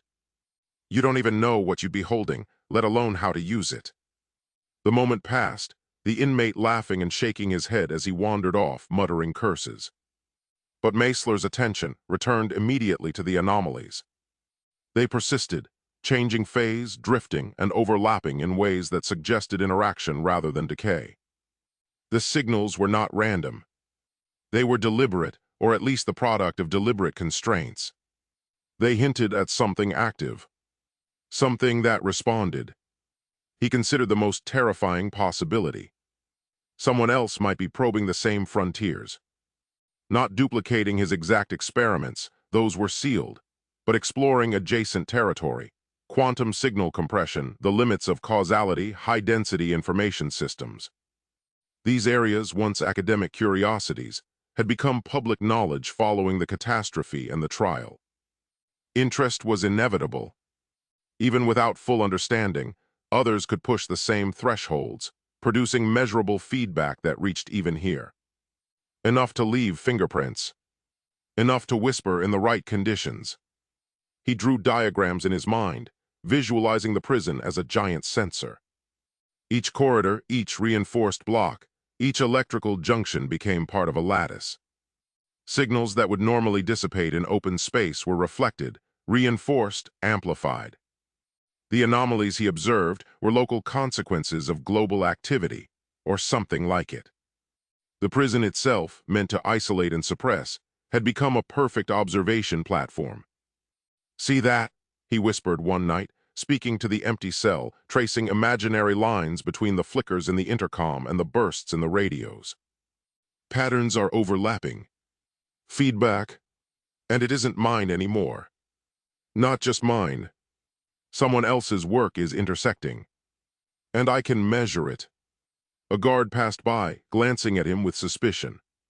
Still mumbling to the walls, "Meisler," he said. "Better not be plotting anything. You hear me?" He slowed his step, eyes narrowing as if daring a reaction, then added, "Because I'm watching you and I don't miss much." Lingering a moment longer before moving on, his gaze still hooked on Meisler like he expected the walls themselves to confess. Meisler smiled faintly, eyes never leaving the sequences he was mapping mentally. "Nothing is plotted," he replied softly. "Only observed. Observation is the truth." Each day, the patterns grew more insistent. They were subtle, almost teasing. A momentary stutter in the hallway lighting, a repeated flicker on a camera in Block D, overlapping with a burst of static on the intercom. Meisler cataloged each occurrence meticulously, calculating intervals, plotting phase shifts, noting amplitude variations. He could predict the next flicker almost to the millisecond, though it never happened in exactly the same way twice. The repetitions suggested rules, not chaos. At times, he shared observations with the few inmates who showed curiosity. "You notice that the intercom repeats at certain times?" he asked. "Notice the pattern between the noon announcement and the evening routine." "What do you mean, that crackle thing?" one asked, barely looking up from the console. He waved a hand dismissively toward the sparking panel. "Yeah, it happens. It's been doing that since Tuesday, but I don't care. It's just some frayed insulation or a few broken wires, that's all.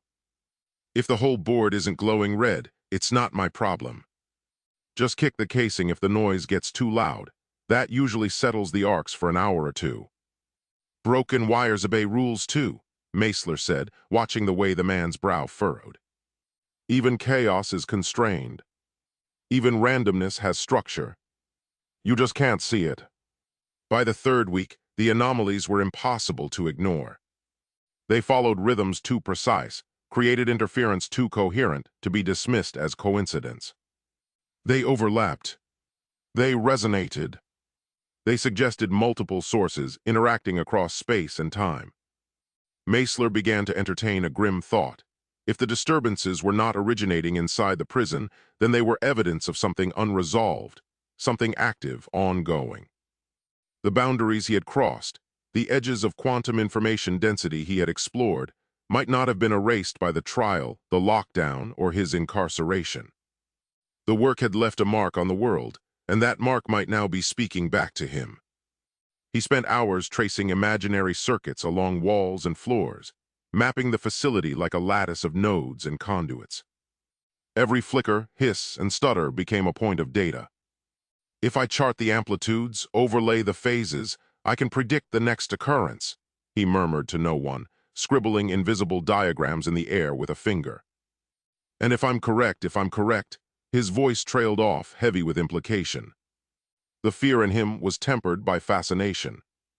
Each anomaly was a puzzle, each flicker a cipher. The prison, designed to erase individuality, had inadvertently provided the perfect lens to observe the persistence of his work.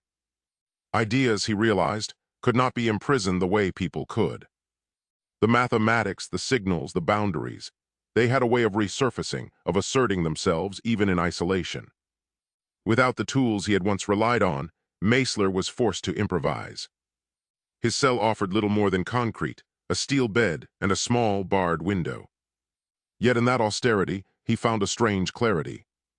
Bits of wire, fragments of electronic components, and the occasional discarded timing device became the raw material for his makeshift experiments.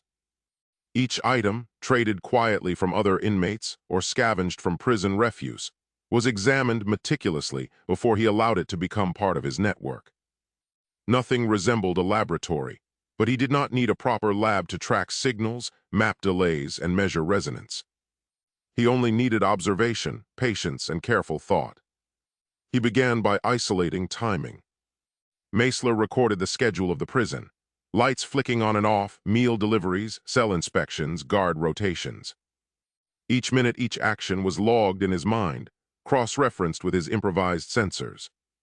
He would watch for deviations in the electromagnetic environment of the cell, tiny static bursts, flickers in the power of his contraptions, the subtle hum that ran through the wiring of the building. For days, he ignored the irregularities, pretending they were coincidence. And for days they persisted. "What the hell are you measuring now?" an inmate asked one evening, leaning his shoulder against the cold steel door frame. He watched the flicker of the handheld meter with eyes that had seen too many long nights in the dark. His tone was equal parts curiosity and mockery. "You mapping the ghosts in the wires or what? Because let me tell you, those ain't spirits making that noise. It's just the building giving up on us. You're wasting your time trying to find a heartbeat in this junk heap. Unless that little box of yours can tune into a station that isn't static, you're just playing with a dead man's toy." Meisler did not immediately respond, continuing to adjust the positioning of a small coil he had fashioned from wire stripped from discarded electronics. "Not ghosts," he said finally, calm and deliberate. "Patterns, frequencies, echoes of energy that shouldn't be here. They are subtle but consistent." The inmate snorted, a sharp, dry sound that echoed off the concrete. "Consistent, huh? Sounds like you're losing your mind, pal. We're sitting in a cage that hasn't seen a consistent coat of paint since the 90s, and you're in here talking about patterns." He pushed off the door frame, stepping closer to peer at the readings with a jagged grin. "What's the endgame? You plotting some breakout based on the hum of the transformer, or are you just summoning the electric gods to come fry the locks? Because if you're looking for logic in the way this place breathes, you're already halfway to the psych ward." "I'm not plotting anything," Meisler said, his voice level almost clinical. "I'm observing, learning, understanding what the signals reveal about the structure they inhabit." The inmate laughed, a harsh nasal sound. "Structure, huh? Sure, buddy. You're gonna bend this place to your will. Mark my words, Meisler, you're gonna be my bitch one day." "Yeah, that's right. Meisler's gonna be my bitch." Meisler's lips curved into the faintest of smiles, cold and detached. "Perhaps," he said softly, "or perhaps you mistake the patterns. Understanding does not imply control. And intelligence, unlike brute persistence, is not swayed by shouting or threats. You would not survive the rhythm of these signals long enough to comprehend them. You could never command a bitch, even if it stood in front of you with instructions on paper." The inmate's grin faltered, the mockery bleeding out of his expression to be replaced by a dark, jagged scowl. He shifted his weight, the casual lean against the steel frame suddenly feeling less like a posture of power and more like a retreat. He leaned back into the shadows of the corridor, his eyes narrowing as he spat on the floor, muttering, "We'll see, buddy. We'll see. Everyone's got a rhythm until their neck is in a loop, and all that high-end mighty talk don't mean a lick when the lights finally go out for good." Meisler returned to his work unfazed. He introduced small disturbances into the system. A brief electromagnetic pulse generated from a loop of wire wrapped around a contraband timer, or a simple switch toggled at precise intervals. He noted every response: the lag, the faint reverberation in the wiring, the echo that bounced back at an interval slightly longer than expected. The patterns were too precise to be random, yet the environment was too chaotic to allow them to propagate in classical ways. He whispered to himself as he worked. Phase shifts, coherence decay, residual echo, not strong enough to collapse, not yet. But visible, each term was a mental placeholder for phenomena he could not fully measure, constrained as he was by makeshift equipment. Another inmate drifted to the edge of the cell block and stopped, studying Meisler with open suspicion. "You've been at that all week," he said, nodding toward the cardboard covered in tight markings. "Looks like numbers arguing with each other. What's the game here?" Meisler continued tracing a line with the blunt end of a pencil, his focus unbroken. "Not a game," he replied evenly. "Responses. Timing mismatches. When systems talk to themselves long enough, they leave signatures. Those signatures repeat." The inmate snorted, shaking his head. "You think all that chicken scratch means something. In here, the only thing that matters is who listens when you speak." He leaned closer, voice lowering. "People like you learn that eventually." Meisler finally looked up, his expression composed, almost curious. "Authority without comprehension is temporary," he said. It collapses the moment it encounters something it can't predict. And systems, people included, always reveal who understands them and who merely applies pressure. The crude laughter faded as the inmate stepped away, shaking his head. Meisler returned to the fragile network of wires and coils. He was careful, precise, logging every microsecond deviation, every irregular pulse. The patterns revealed themselves incrementally, like a puzzle forming in slow motion. The core insight emerged over the following nights. The anomalies were not purely local. He ran experiments where a generated disturbance in one corner of the cell block caused measurable reverberations elsewhere. The magnitude was small, barely perceptible, but consistent. Not classical interference. Not wiring quirks. Quantum behavior, subtle and incomplete, but unmistakable. He stopped short of pushing the disturbances further. A small miscalculation, a single amplified pulse, could escalate far beyond his means to control. The lesson of his previous work was clear. Small experiments had a way of growing exponentially. Catastrophe was not a theoretical risk. It was a procedural inevitability if feedback cascaded beyond expected boundaries. Meisler leaned back on his bunk, studying the cell in dim light.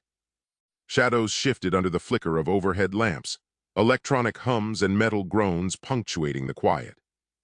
He imagined the prison as a giant, dampened resonator, signals bouncing, reflecting, echoing with subtle interference. Timing was everything. Observation, patience, and restraint defined success. Late one night, a guard peered into the cell corridor. "Still fiddling with your crap, Meisler?" the man asked. "Better not be jacking with the wiring, or we'll have trouble." "I am merely recording," Meisler said evenly. "No interference. Only observation." The guard grunted and walked away, shaking his head. From the corner of his eye, Meisler noticed the guard's footsteps caused minute electromagnetic shifts, slight enough that no one else could detect them, but to him, measurable. Another data point quietly logged. Days became weeks. Each small experiment added confidence. Signals lingered longer than they should, echoing in predictable patterns. Every attempt to ignore them was futile. They persisted, defying classical explanations. He began mentally mapping their trajectories, predicting their decay rates, and calculating where reflections would reinforce or cancel. A game of shadows and echoes played in near silence. And yet a gnawing certainty grew. Either remnants of his previous work were active, behaving beyond what the authorities believed contained, or someone somewhere was independently recreating conditions similar to his experiments. He could not know which was true, only that the fingerprints were present, subtle but unmistakable. He spoke quietly to himself as he worked, the words a method of testing coherence. Delay, resonance, phase inversion, cumulative overlap, this is not coincidence. Not noise. Not failure. Signals do not behave like this in inert systems. The cell became a laboratory, the wires and scraps an orchestra of phenomena barely restrained. He adjusted the timing of pulses, observed the slight change in amplitude, noted the delay in resolution. Each iteration confirmed the anomalies, subtle quantum-like echoes trapped in a lattice he could not see but could infer. Meisler's mind drifted to the implications. Prison could remove freedom, constrain movement, and strip resources, but it could not erase knowledge. Theoretical insight, careful observation, and patient experimentation remained tools that could not be taken. The world outside the cell was unaware, and the prison itself was blind to the phenomena he monitored, yet the truth persisted. Understanding had consequences. He whispered the final note of the evening, almost a warning to himself, almost a statement of fact. I am limited here. Yet the system responds. It listens, remembers, and reacts, as I once predicted. Control is impossible for some, but observation is sufficient to measure the boundary. Even confined, even stripped of resources, Meisler realized he still had power, the power of comprehension, and the awareness that even subtle quantum echoes could not be ignored. He closed his makeshift notebook, the wires coiled neatly beside him, and rested his eyes for a few hours before the next round of measurements, fully aware that the quiet experiments had only just begun. It began as a minor anomaly, barely noticeable amidst the constant hum of cosmic background radiation and the endless chatter of telemetry feeds. Deep space monitoring stations recorded the occasional tiny blip, a brief flicker of energy so faint that most operators assumed it was nothing more than solar interference or a quirk in the sensors. The first few reports were dismissed, filed away, and largely forgotten. Yet the blips returned. Day after day, they persisted. Each instance was fleeting, irregular, impossible to predict with certainty. When analysts looked closely, they saw faint patterns hidden within the noise, intervals that suggested intentionality without repeating outright. Even the most seasoned operators felt a creeping unease as the blips continued, subtle and insistent. The room was filled with the faint green glow of CRT displays and the occasional blink of LED status lights. Consoles hummed softly, their processors cycling through terabytes of incoming data, performing automated checks, cross-correlations, and timestamp verification. Data streams from Europe, Asia, and North America flowed into shared servers, where software sorted anomalies by frequency, phase shift, and amplitude. Engineers ran scripts that flagged even microsecond deviations, and still, the patterns persisted. Dr. Amira Chen tapped the edge of her console with a rhythmic, anxious click of her fingernail, her eyes darting across the flickering data overlay pulled from multiple deep space arrays. They're not aligning with solar activity, and I've already ruled out orbital interference or equipment noise, she said, gesturing to the jagged peaks on the primary monitor. Nothing in the logs, not from this decade or the last, matches the frequency or the timing of these bursts. It's consistent across the stations, hitting every receiver from here to the Lagrange points, but not perfectly so. There's a delay that shouldn't be there, a staggering of the signal that feels structured almost. Dr. Patel frowned over her shoulder, leaning in until his breath fogged the edge of the glass.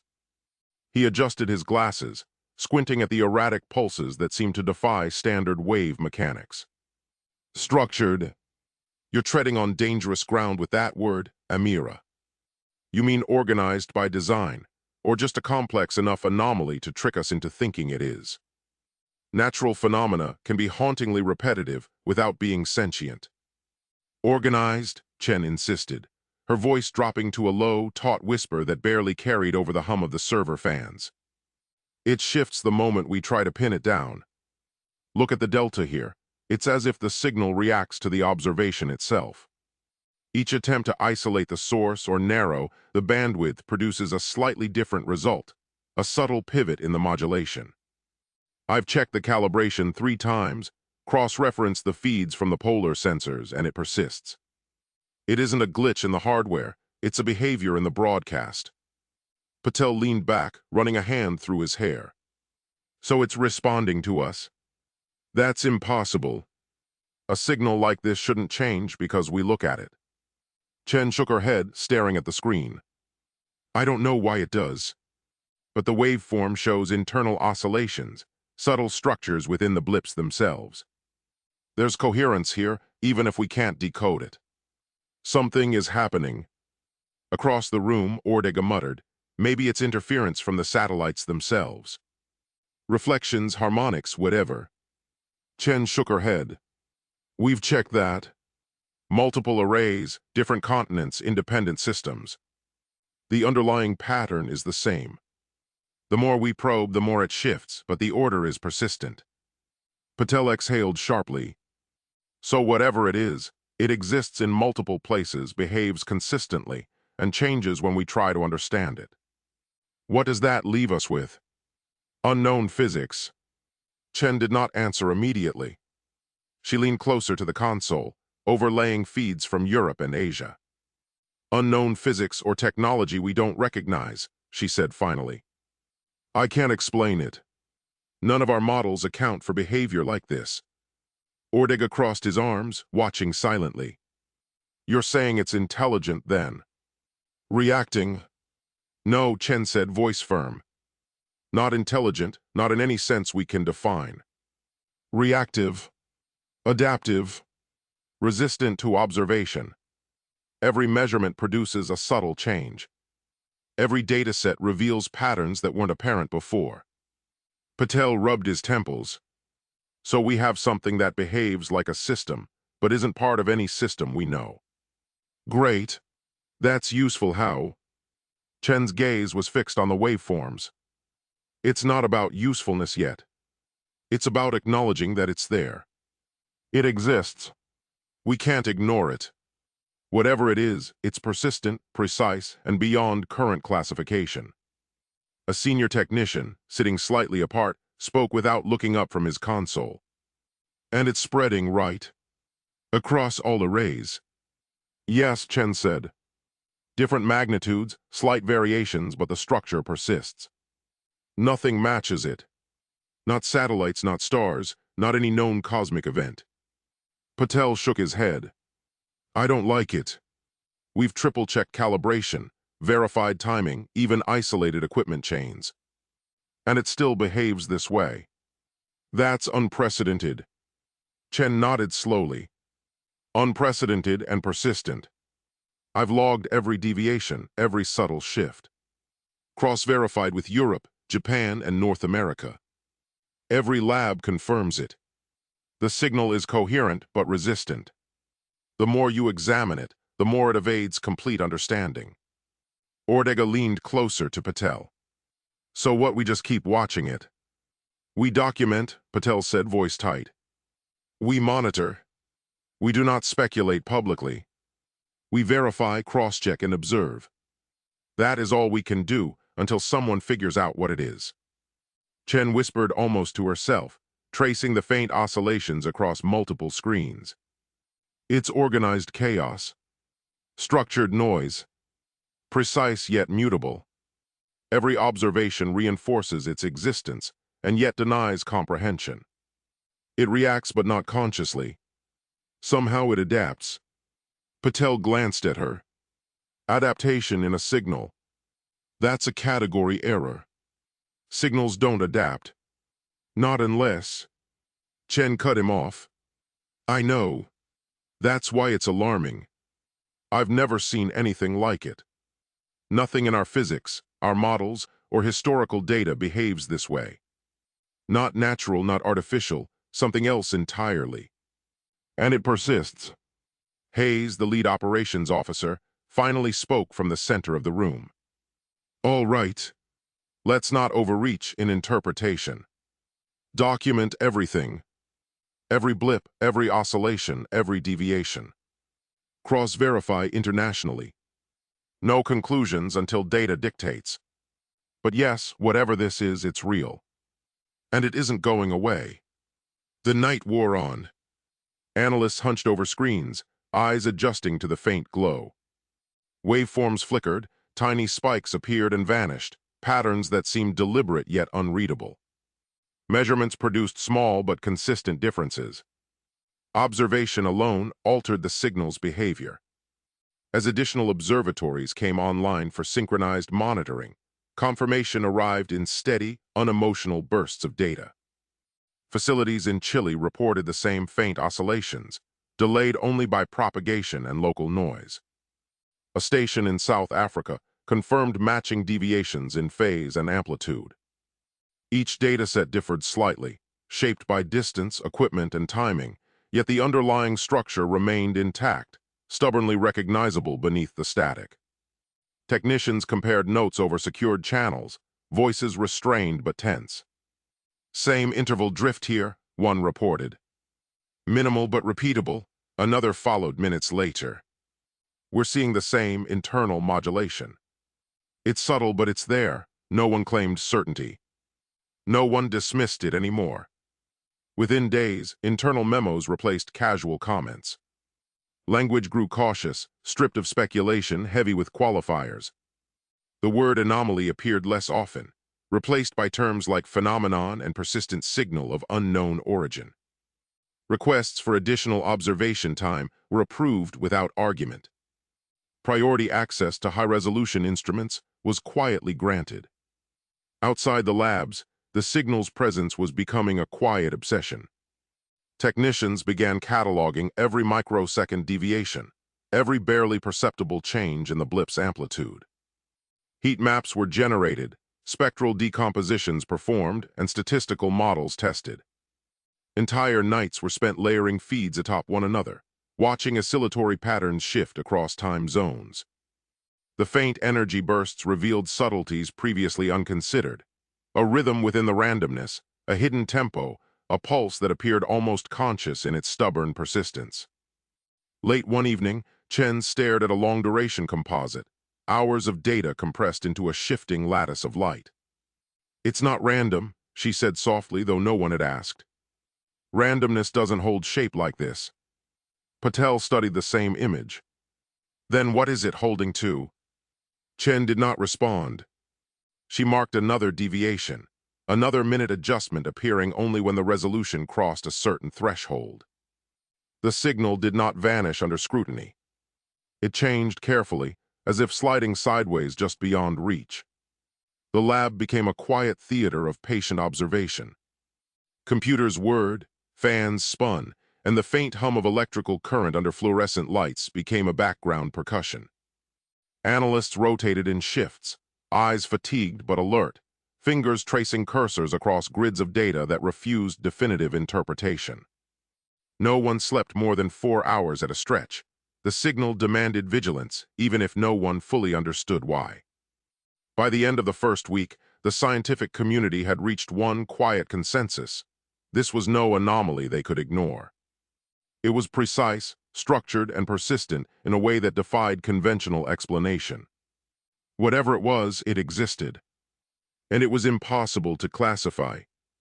Outside the labs, cosmic background radiation continued its endless hum, satellite arrays traced their silent orbits, and the faint blips persisted, blinking across the void as though aware that they were being watched ever so slightly, yet not entirely. The universe carried on, indifferent, while a tiny fraction of humanity stared at patterns that seemed almost alive, patterns that whispered a complexity just beyond reach, inviting yet forbidding understanding. As the anomaly persisted, the once subtle blips became more insistent, threading through the constant hum of cosmic background radiation with a clarity that was impossible to ignore. Observatories worldwide, previously dismissive of fleeting irregularities, found themselves drawn into a relentless pattern of observation, instruments tuned hour after hour to capture the faint oscillations that moved through the vacuum of space. Analysts worked with a quiet intensity, eyes fixed on phosphorescent displays that flickered like living grids, the soft hum of servers, and the rhythmic click of cooling fans providing a muted backdrop to the meticulous study of something that defied conventional classification. The signal, initially treated as a minor curiosity, had grown into an undeniable presence, one that seemed almost aware of the human attention it attracted, revealing a subtle, persistent order beneath its shifting surface. Dr. Amira Chen leaned close to her console, tracing the faint curves of a waveform that had shifted once more as the data overlay recalculated across multiple arrays. "It's not random," she said, her voice low, carrying just enough to reach Patel beside her. "Every observation produces a slightly different structure, yet there's an underlying coherence. It adapts somehow to our measurements. Nothing we know behaves this way." Patel ran a hand over his temples, pressing his fingers deep into the skin as he stepped back to study the overlaid feeds streaming in from Asia and Europe. The data streams were identical in their defiance of logic, glowing like neon scars across his vision. "You mean to tell me that a signal is changing its fundamental properties simply because we are looking at it?" "That is impossible. It violates every law of transmission we operate under. We have triple-checked every calibration in the array and verified every sensor chain from the ground up. Nothing in the known universe should behave like this. It does not fit the profile of a natural phenomenon, and it exceeds the capabilities of any artificial broadcast on record." Chen did not look up from the flickering glow of the monitors, her fingers poised over the keyboard as she spoke with a chilling level of certainty. "I've checked every feed coming in from the deep space network, and I have accounted for every manual adjustment made by the technicians on the ground," she said. "Each time we attempt to isolate the signal or lock onto a specific carrier wave, subtle shifts occur in the data. There are minute variations in phase, amplitude, and frequency that defy any standard interference patterns, yet the underlying structure persists despite our intrusion. This is not an error in the coding, and it is not a malfunction in the hardware. It is a behavior. Ortega, standing across the room, crossed his arms and studied the lattice of oscillations projected on a secondary monitor. Then what does that leave us with? Some unknown physics, or perhaps a form of technology we can't even imagine. Unknown physics, technology beyond our reach, or something else entirely, Chen said, almost to herself, her fingers tracing the faint peaks that pulsed across the screen. It's adaptive, resistant, persistent, and the more we observe, the more it evades complete understanding. If Meisler were here, he'd see the patterns that we only sense, the relationships hidden beneath the shifts. Patel's jaw tightened, the muscles in his face locking as he stared at the cascading data points that refused to settle. He looked away from the monitors and toward the darkened corridor, his voice dropping to a sharp and uneasy edge. You think he could actually decipher it? I am talking about Meisler. He is the only one in this entire facility who might have the capacity to make sense of something this complex. He paced the small area of the lab, his boots clicking hard against the metal floor. Meisler sees the world in equations that the rest of us cannot even visualize. If this signal is truly responding to us, he is the only person with the specific kind of madness required to bridge the gap between our physics and whatever this thing is doing. We might be looking at a breakthrough, or we might be looking at the end of everything we understand, and Meisler is the only one who can tell the difference. Chen glanced briefly at him, eyes still fixed on the display. Possibly, he would recognize the subtleties, the hidden order that resists conventional measurement. But for the rest of us, all we can do is document, cross-check, and watch. The night pressed on, monitors casting an eerie green glow across the room. The faint energy bursts flickering across displays like a rhythm just out of reach. Analysts rotated through shifts, hands poised on mice and keyboards, annotating phase shifts, amplitude drifts, and microsecond deviations, feeding the data into models that refused to yield clarity. The signal seemed to thread itself through time zones, observable in Chile, South Africa, and Japan, each set of measurements slightly different yet unmistakably part of a single coherent phenomenon. A technician, voice quiet but tense, reported from the far side of the room, same modulation here. Minimal but definitely consistent. Every feed shows the same subtle internal oscillation. It's not equipment. It's something deliberate. Chen nodded. Deliberate, precise, and resistant to capture. Every attempt to constrain it produces a variation, yet the overall pattern remains intact. It's as if the signal acknowledges observation, but refuses to reveal itself fully. Persistence without explanation. Patel exhaled sharply, the sound cutting through the steady drone of the cooling fans as he began pacing the narrow aisle between the consoles. He moved with a frantic energy, his eyes scanning the peripheral monitors as he passed them. And it is global. We are seeing this across all arrays, from the high-latitude sensors to the equatorial receivers. It has been observed in every continent and recorded by completely independent systems that do not share a single line of code. Whatever it is, the data is coherent, adaptive, and consistent across every platform we have access to. It is entirely unlike anything we have ever encountered in the history of signal processing or celestial observation.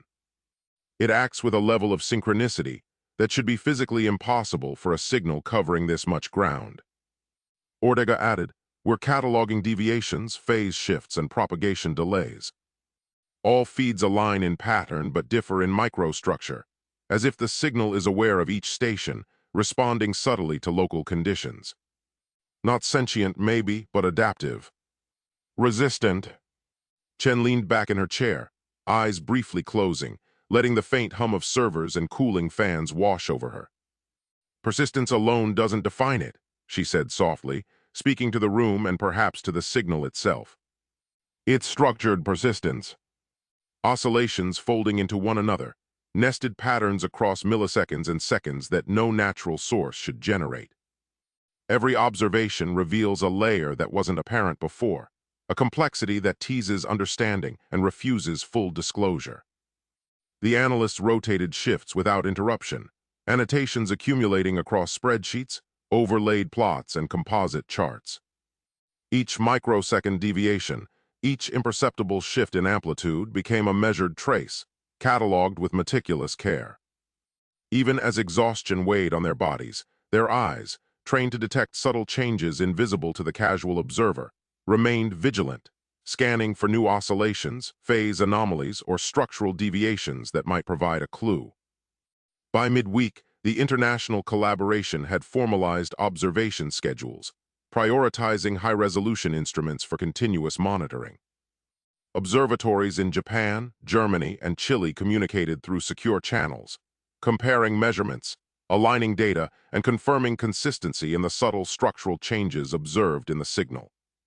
Differences caused by geographic distance, equipment sensitivity, and local noise were carefully documented, yet the underlying pattern remained unmistakably persistent, coherent, and adaptive.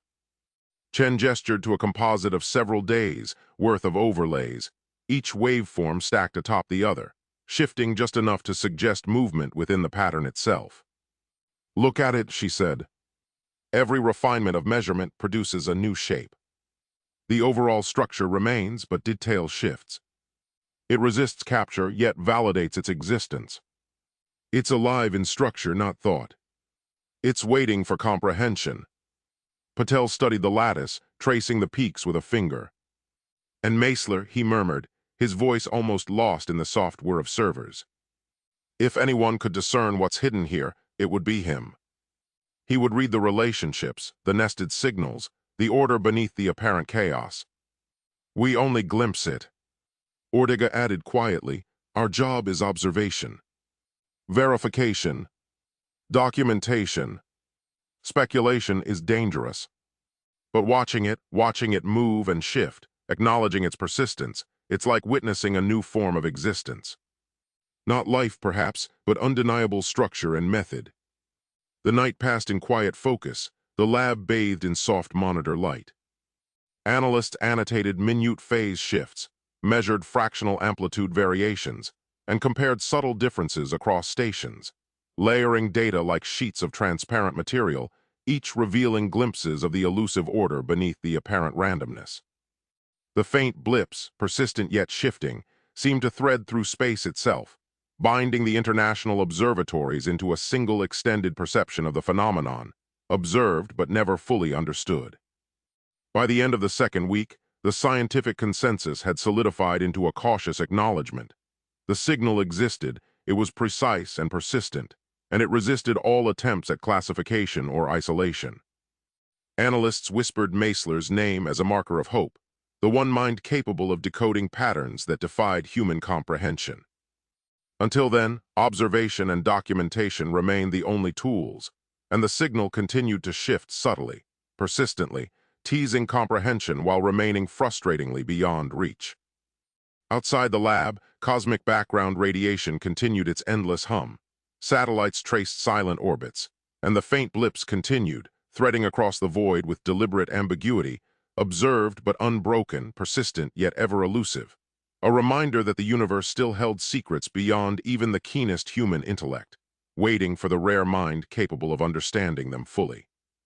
The breakthrough did not arrive suddenly, as a single spark of insight, but crept forward incrementally, a slow accumulation of pattern recognition that seemed almost imperceptible until it could not be ignored.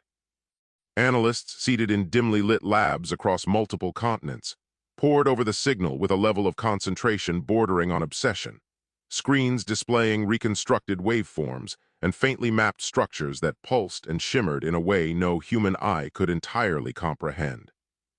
At first, the recurring shapes and forms extracted from the data were treated as placeholders, abstract constructs generated by the signal, fragments of geometry floating like ghosts in a matrix of electromagnetic echoes. But the more the team compared, cataloged, and cross-referenced, the more certain they became.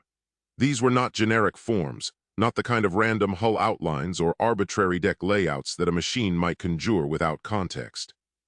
Every curve, every angular recess, every seeming junction of internal decks repeated in a way that carried intention, a consistency that implied underlying logic, structure, and purpose. Hull geometry, internal corridors, engine housings, crew quarters. Observers traced the lines on overlay screens and could feel a strange cognitive tension building, a simultaneous recognition of order and impossibility that hung like smoke in the air. Dr. Amira Chen leaned back in her chair, rubbing her temples as she spoke, voice tight, but carrying over the low hum of server clusters. It's detailed. Too detailed. Every instance of the signal aligns with itself in ways that no simulation we've ever run could replicate, and the repetition across arrays in different labs confirms it isn't an artifact of processing. These shapes, they're coherent, consistent, internally structured. This is intentional, not noise. Dr. Patel, seated across from her with a tablet full of annotated screenshots, exhaled slowly. You're telling me that what we're seeing is a ship. A ship that matches early Sol 9 proposals down to internal layout, but that hasn't even been built yet. The plans are drafts, sketches on paper, concepts that live only in feasibility studies. And somehow, the signal shows a fully realized version. A junior analyst, nervously tapping her keyboard, raised her voice almost hesitatingly. I cross-referenced the hull and deck structures with archived aerospace submissions. Nothing in current schematics matches completely, but the correlation is there. It's more than coincidence, she swallowed. Even the engines, certain internal junctions, the compartment spacing, they line up with Sol 9 frameworks that were only theoretical. We've never built this. It shouldn't exist. Chen nodded slowly, her eyes moving from the composite overlays to the raw data and back again. Yes, and that's the problem. The ship doesn't exist. Sol 9 is a planning phase project.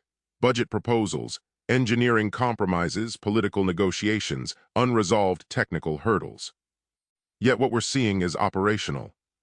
Fully coherent. Populated.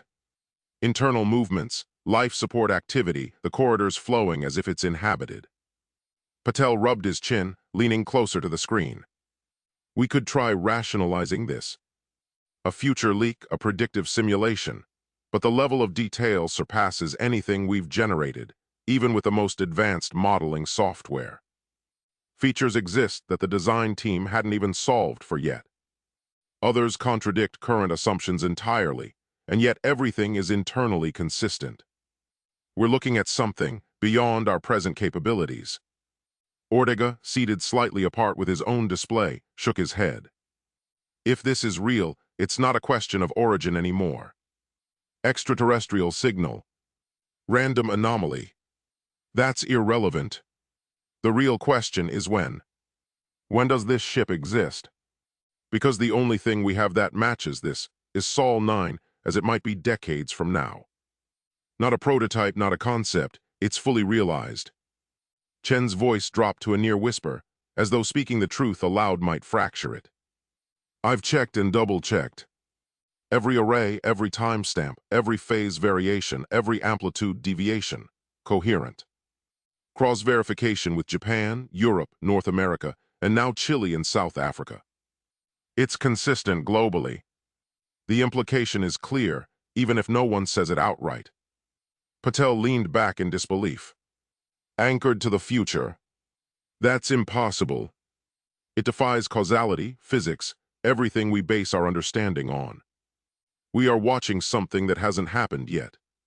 Something transmitting backward in time, or something else entirely. A senior engineer, usually quiet, leaned forward from the side of the room, voice clipped and urgent. We need to consider it. The data doesn't lie. It shows Sol 9 as complete, operational, populated. That's not theoretical. That's empirical observation.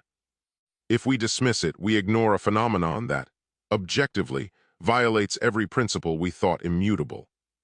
Chen exhaled slowly, eyes lingering on the composite overlays that reflected corridors, engine housings, and structural junctions, each rendered with a level of accuracy that defied present-day construction. "And we have one person who could even begin to make sense of this," she murmured. Her gaze lifted briefly to the office door, where official dossiers and security memos sat untouched. Meisler. Only him. If anyone understands the implications, the architecture, the coherence, it's him. Everyone else sees shapes. He sees systems, interconnections, timing, resonances, the language in which this signal speaks. No one else could interpret it. Patel leaned over her shoulder, voice tense. "You're serious?" The only human capable of understanding a real, operational Sol 9 decades before its existence is locked away in prison. We're relying on someone deemed too dangerous to work, to make sense of a signal that should not exist. Chen didn't answer immediately. She ran a finger along the holographic overlay, tracing the flow of corridors and the outlines of compartments, imagining the signal as a living map of a ship. Every element, the hull, decks, propulsion modules, even crew spaces, exists with functional logic. Every junction, every panel, every calculated spacing solves engineering problems that haven't even been confronted yet. Whoever produced this knew the answers before the questions were even formulated. That's what is terrifying. Ortega finally spoke, voice low, incredulous. And the only person with a cognitive framework to decode and understand it is Meisler, a man in high-security containment, officially barred from research. That's insane. Chen's eyes flicked to the overhead lights, reflecting briefly on the screens as she adjusted another overlay. Yes, but the signal doesn't care about bureaucracy, containment, or politics. It exists, and it shows Sol 9 as if it had always existed, a completed vessel moving through space, decades before its scheduled construction. Every measurement, every cross-verification reinforces that. We cannot ignore it, and no one can interpret it fully except him. Patel's hands flexed on the edge of his desk, his knuckles turning white as he gripped the polished surface. He stared straight ahead at the wall of shifting data, his voice hardening with a grim finality. If the signal is anchored to the future as the preliminary models suggest, and if Meisler is truly the only person who can make sense of it, then the implication is simple. We are at a crossroads that leaves us no room for hesitation. We either involve him and risk the catastrophic consequences of his methods, or we choose to remain blind while the world changes around us.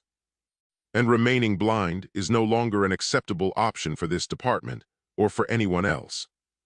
He turned to face the room, his gaze sharp and uncompromising. We are talking about a fundamental shift in how we perceive causality. If Meisler has even a fraction of the understanding he claims to possess, his involvement is the only way to bridge the gap. I am aware of his history, and I am aware of the danger he poses to the stability of this project, but we cannot ignore the only key that fits this lock. We proceed with the recruitment immediately because the alternative is to let this discovery slip through our fingers while we still have time to act. Chen nodded slowly. The risk is that observation alone might influence the signal, subtly, imperceptibly. Every measurement produces changes, small but detectable. This is not a passive phenomenon. And if Meisler is the key, we have to reconcile what is scientifically necessary with what is politically permissible. The man is a liability, officially dangerous, and yet he is the only instrument capable of translating what we're seeing into actionable understanding. A junior technician, voice trembling slightly, ventured, "Could it be a simulation designed to mimic Sol 9, something generated to test observation? Something fed through the arrays?" Chen shook her head. No. The level of predictive detail, internal consistency, and problem-solving within the design exceeds anything we have simulated, even at high resolution. It isn't a model.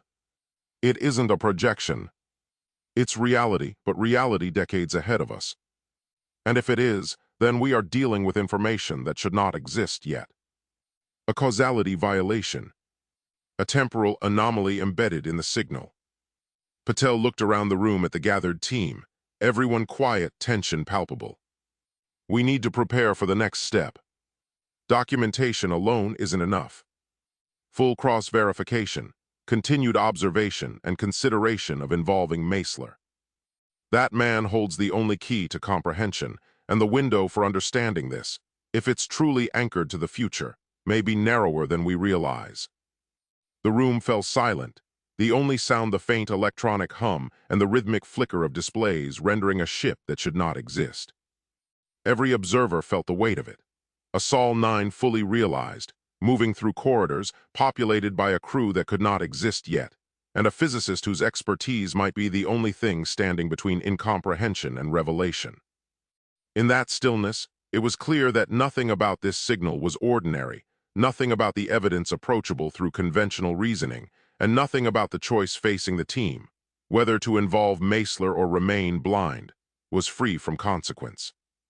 The moment the prison doors opened, Meisler was struck by how loud the world had become, not in sound alone but in density, in layers of information pressing in from every direction at once. The corridor beyond the cell was brighter than he remembered, illuminated by panels that adjusted their intensity as he moved, reacting to his presence with a precision that would have once required an entire control system. The air carried a sharp, clean scent of antiseptic and filtered circulation, a manufactured sterility that contrasted violently with the stale metal and recycled breath of the cell block he had occupied for so long. Guards waited for him, their uniforms unfamiliar in cut and material, woven with subtle circuitry that pulsed faintly as they spoke to one another through channels he could not hear. They did not bark orders. They did not need to. The restraints were lighter than expected, flexible bands that tightened only when he tested their limits, responding instantly to muscle tension and neural signals. As they guided him forward, he noticed that the locks disengaged without sound, doors sliding apart with seamless precision, mechanisms hidden so completely that the motion appeared almost effortless. This was not the prison he had learned to map through echoes and vibrations. This was something rebuilt, optimized, refined beyond the need for intimidation. "Dr. Meisler," one of the guards said as they approached the reinforced doors of the transport bay, his voice calm, professional, and entirely stripped of judgment. He kept his eyes fixed on the path ahead, his posture rigid. "You will be transferred to a secured facility for debriefing and reintegration. You are not being returned here. This order comes from the highest level of the agency, and the transition begins the moment we clear the outer gates." The guard tapped a command into the wall panel, and the heavy pneumatic locks hissed open. "Do not mistake this for a release, and do not attempt to deviate from the protocol. You will be under constant surveillance during the flight. We have been instructed to ensure you arrive in one piece, but the specifics of your cooperation are between you and the directors waiting at the other end. Keep your hands visible and your mouth shut until we are airborne." Meisler absorbed the statement without visible reaction, though his attention had already shifted to the vehicle waiting beyond the barrier. The transport pod was compact, aerodynamic, its surface alive with shifting indicators that adjusted as personnel approached. When the door opened, the interior revealed a space far more complex than its exterior suggested, layered with adaptive interfaces, secure communication relays, and environmental controls tuned to biometric feedback. As he stepped inside, he felt the faint vibration of systems coming online, the hum of computation running beneath every surface, a reminder that this machine was not merely carrying him but observing him, learning him. The ascent was smooth, nearly imperceptible. Only when the city unfolded beneath him did the scale of change assert itself. Structures rose higher than memory allowed, their surfaces embedded with dynamic facades that displayed shifting data streams, advertisements, and civic information in restrained, elegant patterns. Transit grids moved through the air and along elevated corridors without visible drivers, vehicles flowing past one another in coordinated paths that adjusted in real time. Drones traced controlled arcs between buildings, their movements purposeful, regulated, part of a system that no longer required constant human oversight. Meisler watched in silence, his mind cataloging details out of habit rather than intention. Power distribution nodes were integrated directly into architecture. Communication arrays were no longer centralized, but diffused, layered, redundant. The inefficiencies he once argued against had been eliminated, not through brute expansion, but through design philosophy that favored adaptability over permanence. This was a world that had learned to move faster than its own fear. When the pod descended into the receiving complex, the transition was immediate. The facility was vast but understated, its corridors wide, surfaces matte and unreflective, lighting calibrated to minimize glare and shadow alike. Personnel moved with quiet efficiency. Their attire varied but uniformly functional, each individual carrying devices that projected data directly into their field of vision. No one stared. No one whispered. If they recognized him, they hid it well. A woman approached as he disembarked, her posture composed and her expression held in a state of careful neutrality. "Dr. Meisler, I am Director Alcott," she said, extending a hand that he noted was notably unadorned by any form of augmentation or digital display. "Welcome back. We have been preparing for your arrival since the first anomalies were confirmed by the primary arrays." "Back implies a sense of familiarity," Meisler replied, his voice remaining steady and measured, though it carried the faint roughness of long disuse. "This is not the world I left. The air is different, the signals in the atmosphere have mutated, and the people I once knew have been replaced by faces like yours. You are inviting me into a ghost of a reality that no longer exists." "No," Alcott said without a moment of hesitation. "It is not the same world. And we are fully aware that the transition will not be simple or comfortable for a mind like yours. That is precisely why we have assembled a team to work with you rather than around you. We do not need a relic, Doctor. We need the specific perspective that only you can provide on the signals we are currently receiving. Your insight is the only variable we lack in our current models." She gestured as they began walking, and the corridor opened into a conference space already occupied by a small group waiting in tense anticipation. The room was circular, its walls alive with dormant displays that flickered to life as Meisler entered, pulling data from secured networks, projecting models that hovered in controlled suspension. The people gathered their rows instinctively, introductions overlapping before settling into an uneasy rhythm. "These are the lead analysts and theorists assigned to the signal," Alcott said. "Quantum systems, temporal modeling, deep space transmission, applied mathematics. They've been working on the problem since its discovery." Meisler studied them carefully, noting the restrained curiosity, the guarded respect, the unmistakable edge of apprehension. These were not junior researchers dazzled by reputation. These were professionals who understood the implications of failure. One of them stepped forward, a man with silver threaded through his dark hair, his eyes sharp and analytical behind a pair of thick adaptive lenses. "We have reviewed your published work from the early years, and we have spent the last 6 months decrypting the material that was never formally released to the public," he said. "We have analyzed your theories on nonlinear signal propagation and the recursive nature of temporal echoes. We know exactly what you were testing before they shut you down. I am well aware of what survived the purge of my laboratory, just as I am aware of what the state chose to bury," Meisler replied, his gaze shifting to the man with a look of cold indifference. "I am less certain about what you think you understand from those fragments. Reading a map is not the same as walking the terrain, and your team is likely staring at equations that they lack the stomach to actually apply.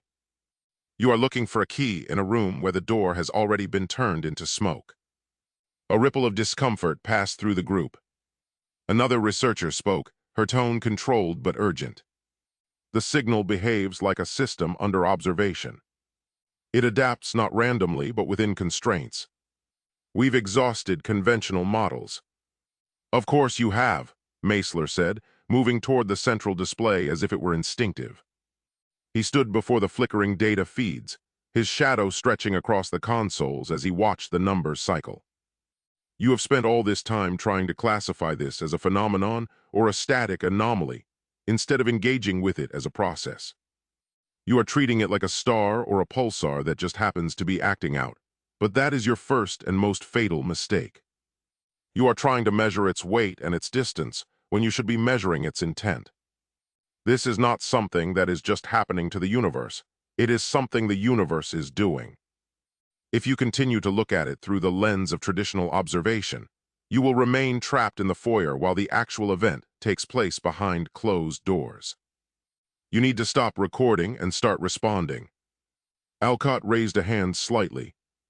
Before we proceed further, there are parameters that need to be made clear. Your access will be supervised. Certain archives remain restricted. Meisler turned to face her fully for the first time. You extracted me because your current frameworks failed, he said. If you intend to dictate the terms under which I think, then this exercise is pointless. Silence settled over the room, heavy but controlled. Alcott did not look away. We intend to balance necessity with caution, she said. Your past work destabilized more than equations. We will not repeat that mistake blindly. Meisler's gaze returned to the displays as data began to populate them, waveforms and structural overlays assembling in midair. Then understand this, he said, his voice calm, precise. The signal does not care about your caution. It evolves regardless of your permissions. And if you deny me access to the research that defines its boundaries, you will remain perpetually behind it. The team exchanged glances, the weight of his words settling in. They had brought him into a world that had learned to fear the consequences of insight, even as it depended on it. Outside the room, systems continued their silent calculations. The signal continued its quiet persistence, and Meisler stood at the center of it all, acutely aware that his reintroduction was not a return, but the beginning of a confrontation that had been deferred for decades. Work began immediately, not because anyone issued an order, but because the presence of the signal made delay feel irresponsible, almost negligent, as though the system itself punished hesitation by shifting just far enough out of reach to remind them that it would not wait to be understood. The main analysis chamber was brought online in stages, layered displays activating in controlled sequence as data streams were routed through isolation buffers designed to prevent cascading feedback. Yet even those safeguards felt provisional once the signal asserted itself across the room. Waveforms unfolded across curved surfaces, not static representations but living projections that recalculated with every pass, their geometry flexing as resolution increased, folding inward when observation sharpened too aggressively.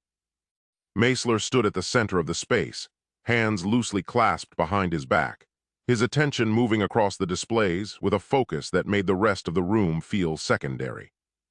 He did not need to be told that the signal resisted containment, because the resistance was visible in the way it adjusted phase relationships in response to tighter sampling windows, or in how recursive sequences restructured themselves the moment an algorithm attempted to lock them into predictive loops. This was not noise behaving badly. This was information enforcing boundaries. It's correcting faster than our filters can adapt, one of the analysts said, her voice tight as she adjusted parameters that had already been revised a dozen times.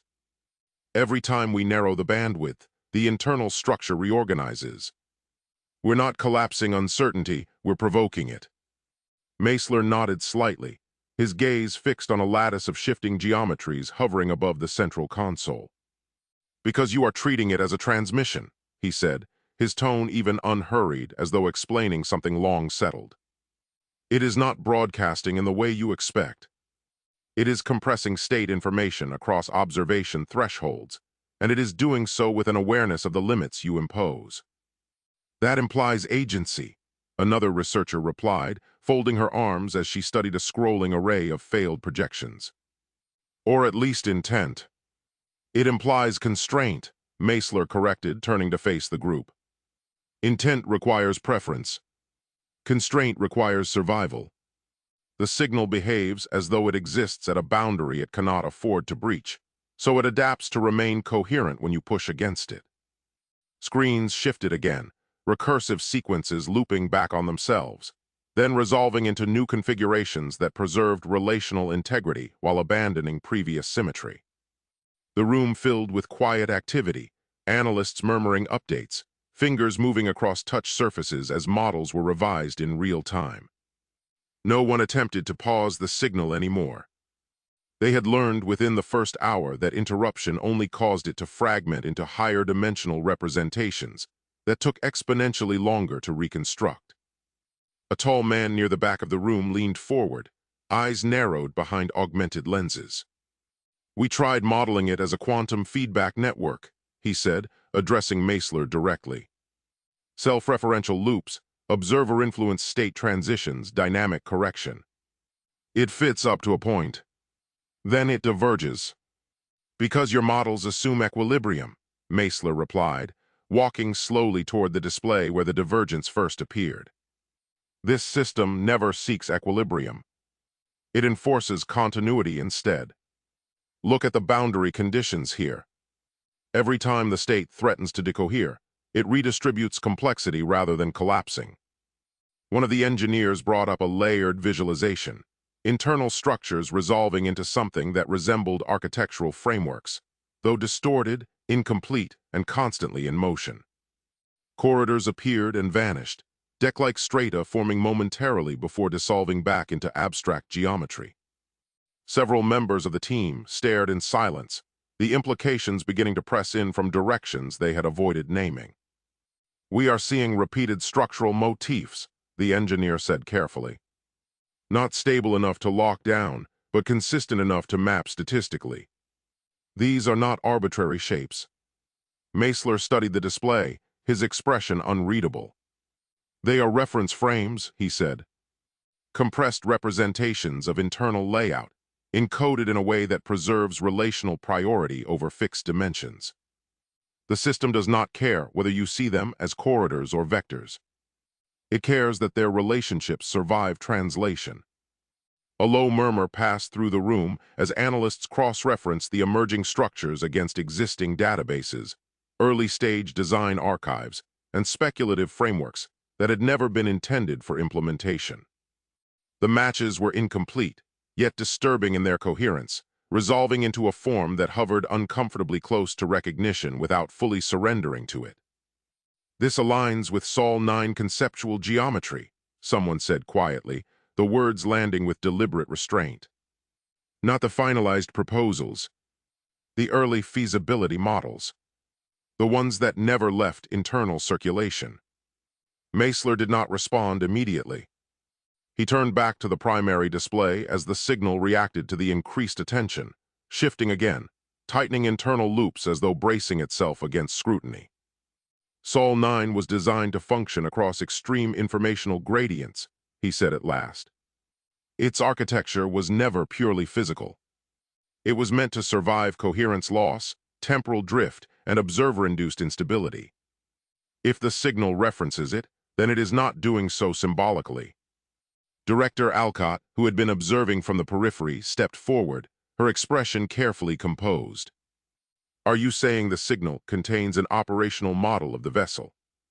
"I am saying it contains a realized one," Meisler replied, his voice steady. "Not a blueprint, not a simulation. A state-consistent instantiation that assumes the ship exists and has always existed within its own reference frame." The room fell silent, the weight of the statement settling slowly as its implications unfolded. Several analysts exchanged glances, their earlier exhilaration giving way to something closer to unease. This was no longer a matter of decoding unknown physics. This was an encounter with a system that treated future construct as resolved facts. One of the younger researchers broke the silence. "We've been discussing possible interpretations," she said, choosing her words with care. "Adaptive information horizons, observer-dependent collapse, temporally displaced feedback loops. None of them fully account for what we're seeing, but they come close. They come close because they gesture in the right direction without committing," Meisler replied. "What you are dealing with is an extreme information horizon that has escaped containment. A boundary condition that no longer sits at the edge of a system, but defines the system itself." An engineer frowned, scrolling through a dense block of equations. "You theorized something like this decades ago," he said. "In your work on faster-than-light frameworks. but those models assumed strict containment. Fail-safes. Collapse thresholds. Meisler's gaze did not waver. Those assumptions were necessary to secure funding and permission, he said. They were not necessary for the mathematics. A tangible tension spread through the room as the implication became impossible to ignore. The signal did not behave like a controlled experiment. It exhibited none of the safeguards Meisler had been forced to include in his earlier work. It did not decay when stressed. It did not destabilize into incoherence. Instead, it adapted, rewriting its internal structure to preserve continuity at all costs. Hours stretched into days as the team worked in rotating shifts, the analysis chamber never fully dark, its displays dimming only slightly to accommodate human fatigue. Meisler remained present throughout, sleeping in brief intervals, his attention returning to the signal with undiminished clarity. Each time he identified a structural consistency, the analysts rushed to formalize it, mapping emergent behavior onto current theory, revising models that failed almost as quickly as they were proposed. Dialogue became sharper as exhaustion set in, but never careless. "This feature here," an analyst said during one late session, highlighting a recurring configuration. "It solves the mass distribution problem we still have in Sol 9 projections. We never found a stable answer for it." "Because you were optimizing within the wrong constraints," Meisler replied. "You assumed linear causality. The signal does not." Another voice followed, edged with unease. "There are elements here that contradict our current assumptions entirely. Power routing. Internal redundancy. Some of this should not work." "It does not work in your present," Meisler said. "It works in the signal S." The deeper they went, the clearer the dilemma became. Without access to Meisler's restricted research, the team could only interpret fragments, assembling meaning from partial alignments and inferred logic. With that research, the picture sharpened dangerously, revealing a system that not only referenced Sol 9, but appeared to depend on its realization for its own coherence. Alcott confronted him privately during a brief pause, her tone controlled but strained. "You are asking for access to material that was sealed for a reason," she said. "That work destroyed a city. It ended lives. And without it," Meisler replied, "you are blind to the full structure of what you have already invited into your systems.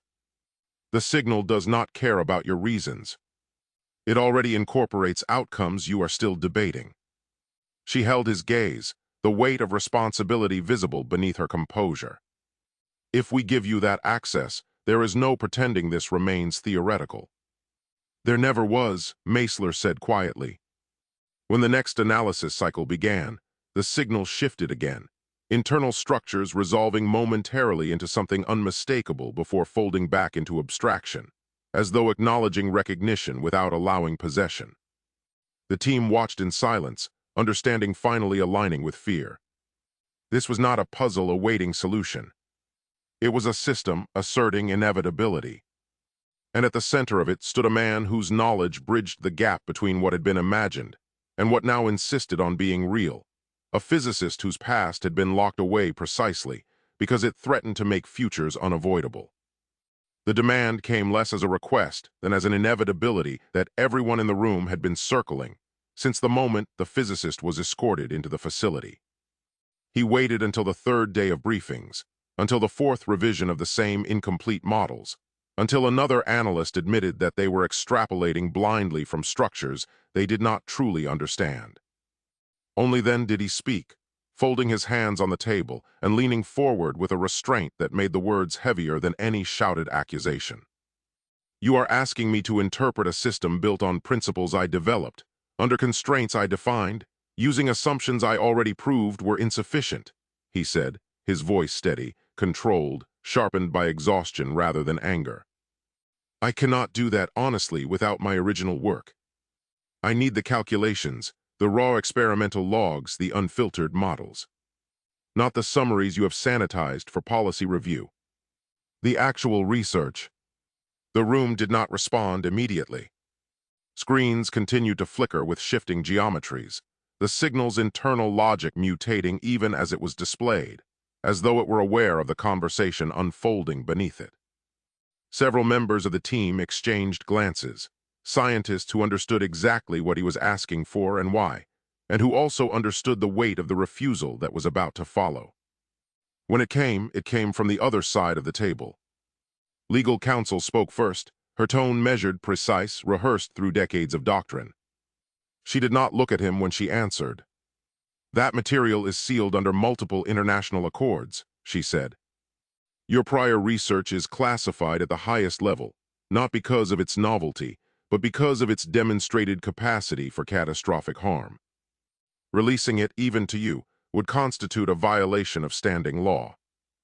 He exhaled slowly through his nose, then turned his gaze toward her, eyes sharp with a patience that was beginning to fracture. "You are already dealing with catastrophic harm," he replied. "You are just pretending that ignorance makes it safer." A security liaison interjected, fingers steepled, posture rigid with institutional authority. "We are not pretending anything. We are managing risk. Your work destroyed a city. It killed people. That history does not disappear because the present situation is inconvenient." The physicist's jaw tightened, but when he spoke again his voice was quieter, threaded with something closer to controlled fury than defensiveness. "My work exposed a boundary condition that already existed.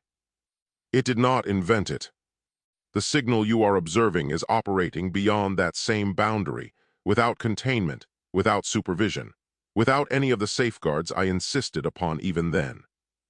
You are standing in the blast radius and arguing about paperwork." One of the senior engineers shifted in his chair, unable to stay silent. "He is not wrong," she said carefully, choosing each word as though it might be recorded and replayed in court someday. "The signal is behaving as a self-modifying system. It adapts to observation. Every intervention we make is effectively an experiment, and we do not know the failure thresholds." "That is precisely why we cannot escalate," the legal counsel replied. "The more knowledge that exists, the greater the chance it is misused, replicated, or leaked." His prior research was never theoretical in isolation. It was actionable. The physicist pushed back from the table and stood, walking to the nearest whiteboard with an abruptness that made several guards tense. He picked up a marker and began to draw, not symbols meant to intimidate, but structures meant to explain, layered fields and intersecting limits that unfolded into a coherent framework as his hand moved. "You are treating knowledge as a contaminant," he said, sketching a boundary curve that intersected with a dense cluster of notation. "What I am telling you is that the contamination has already occurred. This system is active. It is not waiting for permission. Every hour you delay full comprehension increases the probability that it will evolve beyond your capacity to respond." A government liaison frowned, watching the diagram take shape on the central display without fully grasping its implications. He shifted his weight, his eyes darting from the complex geometric overlays back to the man standing at the console. "And you are asking us to trust that giving you unrestricted access will not repeat history," he said, his voice tightening with a mixture of suspicion and old fears. "You are asking for the keys to the entire network and a total bypass of our security protocols. We remember the last time you were granted this kind of autonomy, and we are still cleaning up the wreckage from that experiment. Explain why we should believe this time will be any different before we hand over the foundation of our defense systems." "I am telling you that history is already repeating," the physicist replied, tapping the board with a marker to emphasize the specific points where the signal curves intersected. "The difference is that this time, I am not the one driving the experiment. Something else is. You are looking at these data points and seeing a malfunction or a fluke of physics, but the coordination across these arrays is too precise to be accidental. This is an organized sequence. It is a process that is following a logic we have yet to define, and every second you spend debating my clearance is a second we lose in understanding the rules of the game being played on your own hardware." The debates that followed blurred together, hours of argument compressed into a relentless cycle of assertion and refusal. Meetings spilled from one conference room into another, officials rotating in and out as if authority itself could dilute responsibility. The physicist argued from first principles, from necessity, from inevitability. The authorities responded with precedent, with liability, with fear sharpened into policy. At one point, a younger analyst broke protocol and spoke directly to the security team, her eyes fixed on the chaotic data streams. "We are already extrapolating his work," she said, her voice tight with the frustration of weeks of failed simulations. "We have been using his foundational theories for the last several weeks to try and predict the next shift in the signal, and every single one of our models has collapsed because we lack his understanding of the variables. We are just doing it badly. You are standing here arguing over his character, while the system we are supposed to be protecting is being rewritten by a sequence we cannot even name. If we do not give him the access he needs, we are just watching the inevitable happen through a distorted lens.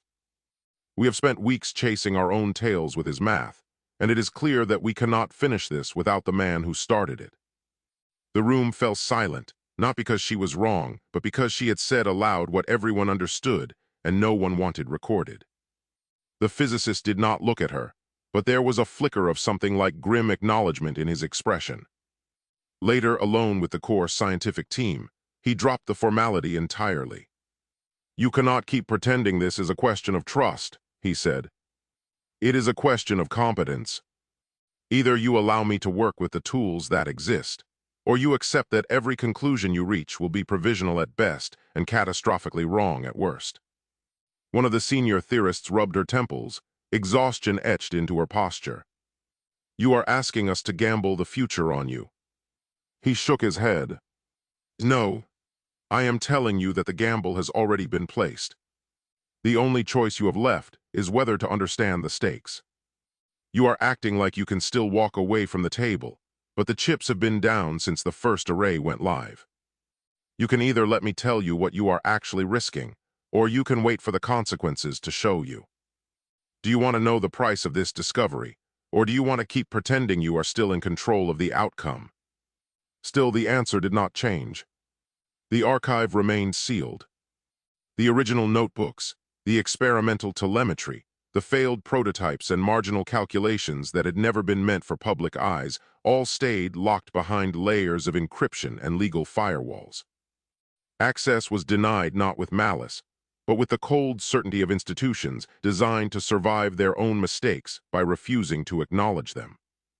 The physicist returned to the signal analysis under protest, every calculation and exercise in frustration. He could see the outlines of what the system was doing, could sense the deeper logic shaping its evolution, but without his prior work, he was forced to infer rather than confirm, to speculate where he once could have known. The team watched him carefully, aware that they were pushing the only person capable of understanding the signal into an increasingly narrow corridor of effectiveness. The stalemate hardened into doctrine. Officially, the mission continued. Unofficially, everyone understood that they were operating with one hand tied behind their back.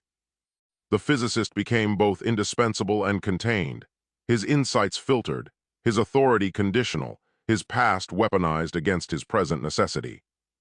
In quiet moments, as the signal continued to evolve beyond their models, the unspoken question lingered in every room. If disaster came again, would it be because they trusted him too much, or because they refused to trust him at all? The laboratory assigned to the signal represented a level of technological maturity that Meisler had never expected to witness firsthand, a convergence of systems so refined that their complexity was almost deliberately understated. Quantum sensor arrays were embedded into the walls and ceiling in overlapping lattices, each calibrated to detect fluctuations below thresholds that would have been dismissed as meaningless noise in his own era. Entangled measurement assemblies occupied the central floor, suspended within inertial stabilization frames that compensated continuously for vibration, thermal drift, and local electromagnetic interference. Holographic analysis stations hovered at waist height, translucent and responsive, their surfaces alive with layered data visualizations that updated in real time as information streamed in from thousands of parallel measurements.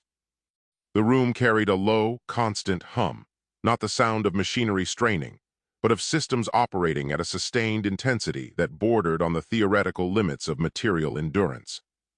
The first tests were designed to be cautious, intentionally narrow in scope, intended only to establish baseline behavior and confirm that the signal could be observed without provoking secondary effects. Within minutes, it became clear that such restraint was irrelevant. Instruments began to register inconsistencies almost immediately, subtle enough that any one of them might have been dismissed as calibration error if they had not appeared across independent systems simultaneously. Energy readings spiked and vanished without corresponding inputs, brief surges that left no thermal residue and no electromagnetic signature. Qubits within the entangled arrays oscillated beyond predicted coherence windows, maintaining unstable superpositions far longer than existing models permitted before collapsing abruptly in ways that defied correlation with any control signal or environmental change. The holographic projections that mapped these behaviors began to distort, spatial grids bending and warping as if the reference frame itself had become unreliable. Technicians moved quickly, voices low but urgent, initiating recalibration routines and cross-checking diagnostic logs. Each adjustment altered the behavior of the system, but never in the direction intended. Software corrections introduced new irregularities, smoothing one instability only to generate another elsewhere. Hardware realignments shifted the locus of failure rather than eliminating it. A laser calibration test, intended to verify spatial consistency, revealed beam paths curving subtly through open air, bending in smooth, deliberate arcs that could not be reconciled with any gravitational gradient present in the facility. Light sensors recorded emissions at wavelengths that should not have propagated under laboratory conditions, brief pulses that appeared between frames and vanished before they could be isolated or reproduced. More unsettling still were the spatial discrepancies that emerged at the margins of observation. Equipment carts were found displaced by small but measurable distances after being left unattended, their movement unrecorded by motion sensors and surveillance systems. Reference markers used to verify positional stability drifted by fractions of a millimeter when unobserved, only to snap back into alignment once actively measured. The environment itself seemed to resist being pinned down, as though the act of observation imposed a constraint that vanished the moment attention was withdrawn. Meisler watched without interrupting, his expression unreadable as he moved slowly between stations, absorbing readouts and correlating timestamps with a precision that suggested an internal model forming in real time. He did not focus on individual anomalies, but on their relationships, on the way failures clustered temporally and spatially, on the subtle regularities embedded within what appeared at first glance to be chaos. When he finally spoke, it was not to question the validity of the data, but to reframe its meaning entirely.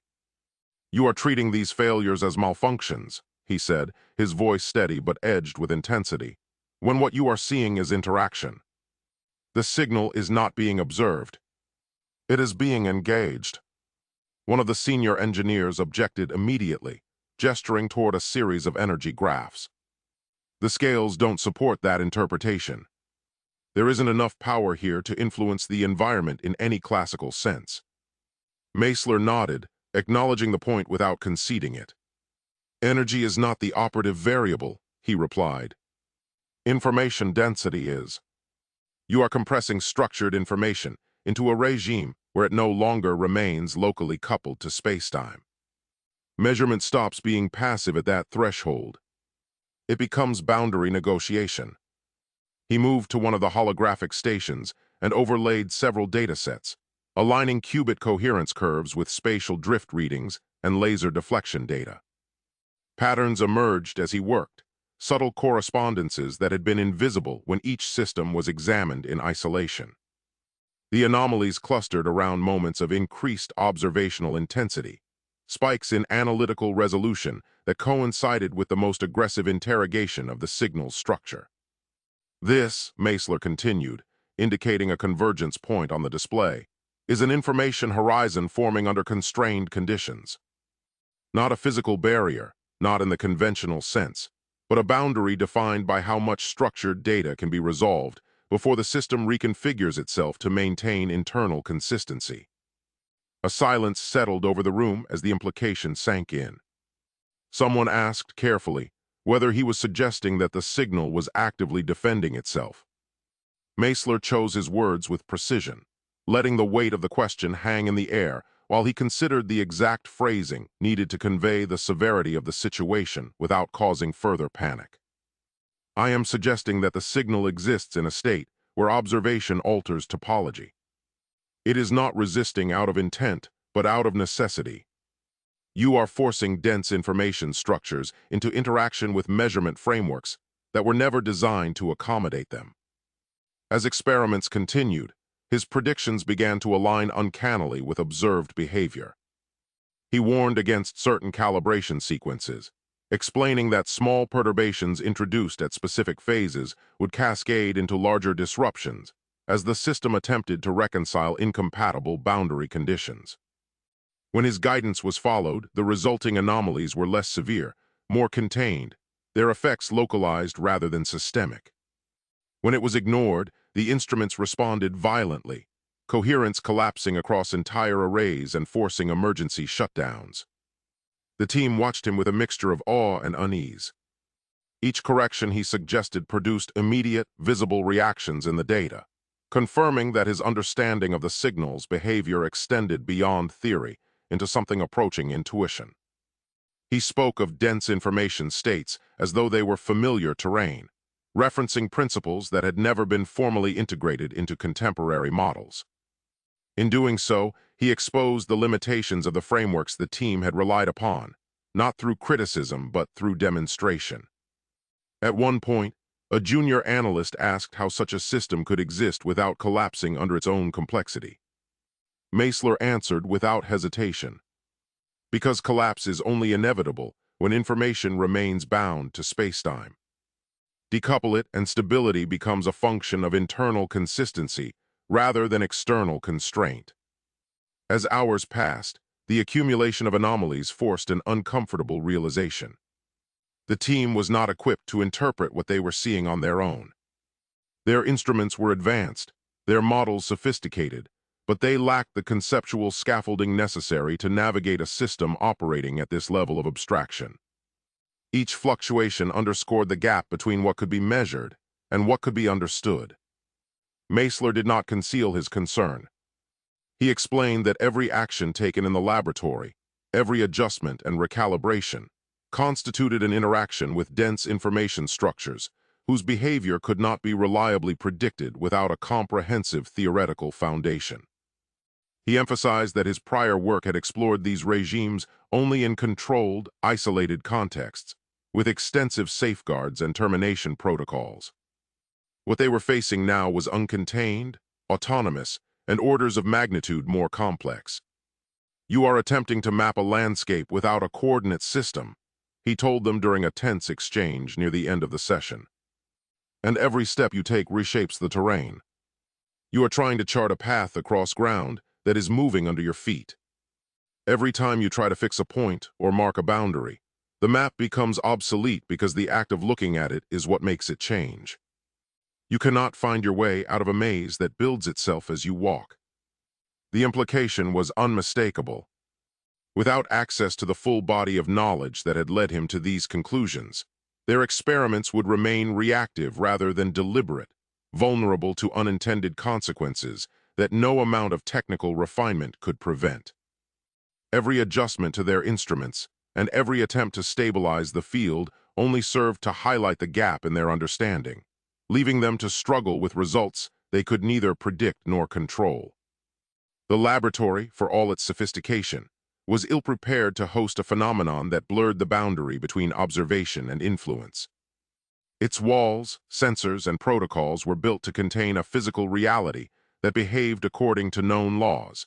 Yet here they were faced with a situation where their very presence as observers was being folded into the event they were trying to study. As the session concluded, the instruments continued their restless oscillations, data streams alive with subtle distortions that hinted at deeper structures just beyond reach. The team powered down what they could, leaving only minimal monitoring systems active, unwilling to provoke further instability without a clearer strategy. Meisler remained behind for a moment, studying the fading projections with an expression that combined recognition and apprehension. What they were probing was not merely a signal. It was a manifestation of principles he had once theorized in isolation, now realized in a form that rendered caution almost irrelevant. And without the foundation of his archived work, the path forward remained uncertain, every experiment a negotiation with a system that did not behave like any phenomenon humanity had previously encountered. Controlled manipulations of the signal began almost immediately, a sequence of tests carefully designed to probe its behavior while attempting to minimize unintended consequences. Even the first adjustments, made to a single entangled sensor, produced effects that were far larger than anticipated. Meisler watched as the lab transformed into a subtle theater of chaos, instruments responding in ways that were at once beautiful and alarming. Magnetic coils oscillated without input, vibrating in patterns that seemed synchronized across meters of distance. Laser beams, intended to trace precise calibration paths, bent gently as if following invisible contours, their reflections caught on sensors that were not supposed to register them. Data logs themselves seemed to change, numerical sequences shifting imperceptibly between moments of observation and recording, generating entries that could not be replicated by rerunning experiments. He moved deliberately among the consoles, overlaying streams of readouts with holographic displays, his eyes scanning for correlations between sensor adjustments and the resulting anomalies. "This is exactly what I predicted," he said, his voice calm but sharp, carrying through the laboratory as team members looked up from their terminals. Every minor intervention propagates through the system, cascading outward. The signal is not passive. Its information is compressed to densities that interact directly with measurement frameworks. You cannot apply a classical or even conventional quantum model to it without triggering feedback loops that amplify unpredictably. One of the younger analysts, clearly unnerved, gestured toward a cluster of magnetic sensors whose oscillations had grown stronger in a few seconds. "Are you saying the signal is reacting? That it can actually influence the lab?" Meisler inclined his head slightly, careful to avoid suggesting intent where none existed. "Not in the sense of conscious response. The system operates as a self-referential information horizon. Observation imposes structure, and that structure propagates. When you change one node, the effect radiates through every entangled element, no matter the distance within the array. You are not observing passively. You are interacting with a dense, self-stabilizing network that recalibrates itself to maintain coherence." Even as he spoke, another technician reported minor power fluctuations in a distant part of the lab. Meisler adjusted his sleeve, moving to cross-check the instruments. "These are not errors or glitches," he said, overlaying logs from multiple subsystems. "This is the physical manifestation of information density. Every system in the room is coupled through the measurement environment. Each energy fluctuation, every electromagnetic spike, every vibration resonates across the network in a pattern consistent with the internal logic of compressed quantum states. You cannot ignore even the smallest perturbation." Attempts by other team members to apply their own analytical models only underscored the point. Experimental outcomes diverged wildly, producing distortions and anomalies that had no rational explanation in classical or modern quantum frameworks. Meisler observed quietly, occasionally intervening to highlight specific interactions. "See this?" he asked, pointing to a set of holographic plots. "You are attempting to stabilize using external constraints that do not account for internal self-consistency. Your corrections are amplifying the very distortions you are trying to suppress. Each environmental influence, mechanical vibration, power variation, thermal drift, even air currents, couples to the signal and propagates through the entangled sensors. Without precise calibration and theoretical guidance grounded in the history of this work, you are effectively blindfolded in a minefield." The team exchanged tense glances, the weight of his observation settling heavily over them. Their models were sophisticated, incorporating the latest understanding of entangled quantum systems, observer-dependent interactions, and high-dimensional information compression. Yet every adjustment seemed to produce entirely new behavior, reinforcing the necessity of Meisler's knowledge. One of the senior engineers, a specialist in holographic feedback, spoke up hesitantly. "We've accounted for external disturbances, even isolated variables across every subsystem, and yet, every modification seems to ripple unpredictably. How can we control this?" Meisler leaned against a workstation, his gaze sweeping across the room. "You cannot control it without a reference frame derived from historical data. My archived research contains the calculations, the experimental logs, and the boundary conditions that predict these interactions. Absent that, your attempts to stabilize the signal are probabilistic at best. Every intervention without proper guidance carries the risk of cascading anomalies that could destabilize the lab itself. This is not hyperbole. You have already observed minor equipment drift, laser deviation, and data corruption. Imagine that amplified across the full system." He paused to overlay several datasets, showing the team correlations that would have been invisible without extensive prior knowledge. "The signal's behavior aligns perfectly with the theoretical frameworks I developed for dense information states," he explained. "Feedback is instantaneous across entangled nodes, and the internal coherence is maintained by what I have called self-imposed information horizons. These are boundaries within which quantum information decouples from local spacetime, allowing it to persist in states that classical observation would collapse immediately. Without access to those formulations, the laboratory itself is a reactive environment. It cannot be managed through intuition or conventional modeling alone." A quiet murmur rippled through the team. Meisler noticed the subtle shift in demeanor, a recognition dawning that they were not equipped to manage the experiment independently. "You see now why the archived logs matter," he continued, his voice resonating with authority. "Without them, every procedure you undertake is effectively blind. Minor adjustments can create network-wide perturbations, unpredictable because the relational structure is unknown. Stabilization, interpretation, even safe observation requires knowledge accumulated over decades of prior study. There is no workaround. There is no substitute for the complete theoretical framework." One of the younger analysts, visibly shaken, whispered, "So, without those records, we might actually make things worse." The words hung in the air, fragile yet heavy, as if everyone had been thinking the same thing but dreaded to voice it. His face was pale under the sterile light of the monitors, eyes darting between the shattered fragments of data still flickering on the main screen.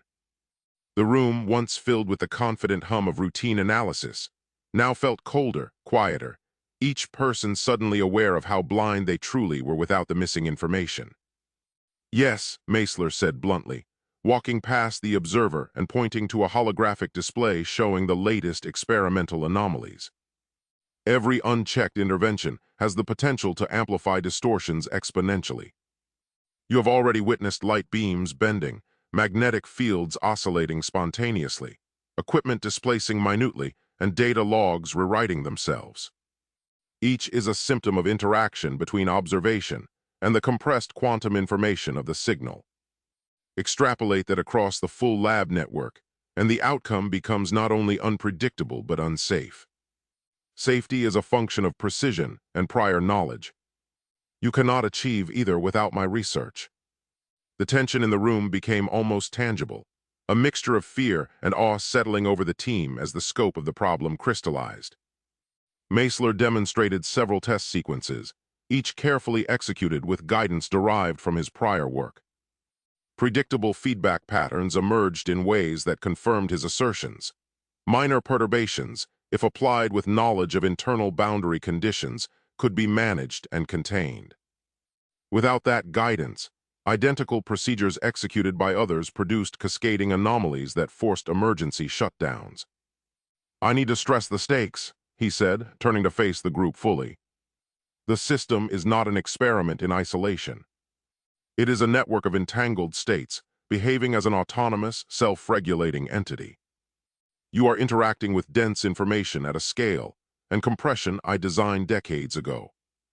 Observation is not passive. Action is not reversible without careful control. Every uncalibrated input risks a chain reaction that could compromise the entire array. Do you understand? Heads nodded, but the acknowledgement was heavy with the realization that knowledge alone, specifically his knowledge, was now the only means of safety. The team began cataloging and comparing anomalies in a more disciplined fashion, taking every warning seriously. Meisler continued to walk the laboratory floor, observing, adjusting, demonstrating, and explaining as the network of entangled sensors, magnetic fields, laser arrays, and holographic projections responded almost instantly to his interventions. By the end of the session, the conclusion was undeniable. The experiment could not safely continue without Meisler's archived research. The interactions between compressed quantum information and the observation framework were too complex, too delicate, and too unpredictable to allow independent action. The laboratory, for all its technological sophistication, had become a reactive medium, a space in which every measurement imposed subtle but unavoidable consequences. Every team member recognized that the experiment's success, and the safety of the facility itself, depended entirely on his historical knowledge and precise theoretical guidance. Meisler, standing in the center of the lab, finally addressed the group with measured intensity. This is the reality of the work.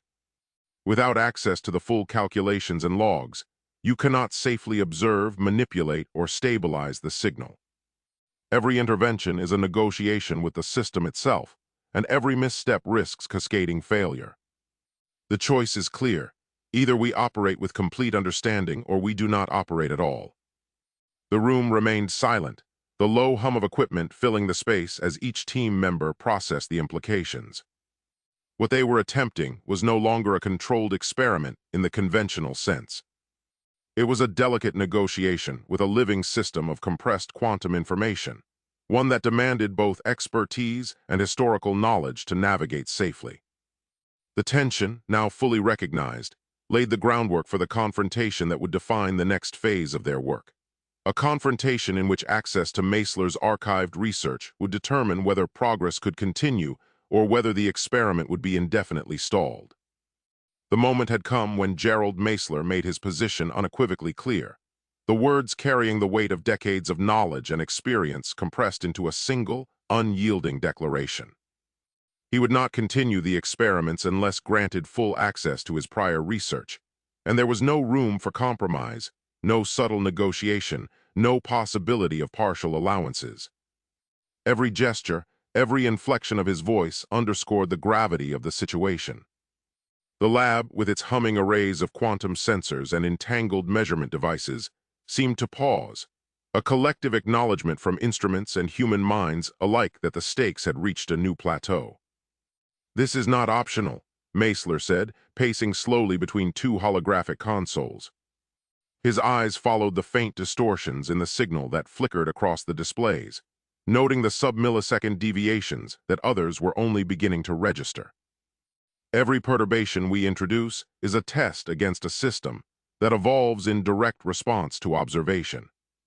Without my archived calculations, my logs, and the complete framework I built, you are asking me to navigate an unstable field blindfolded.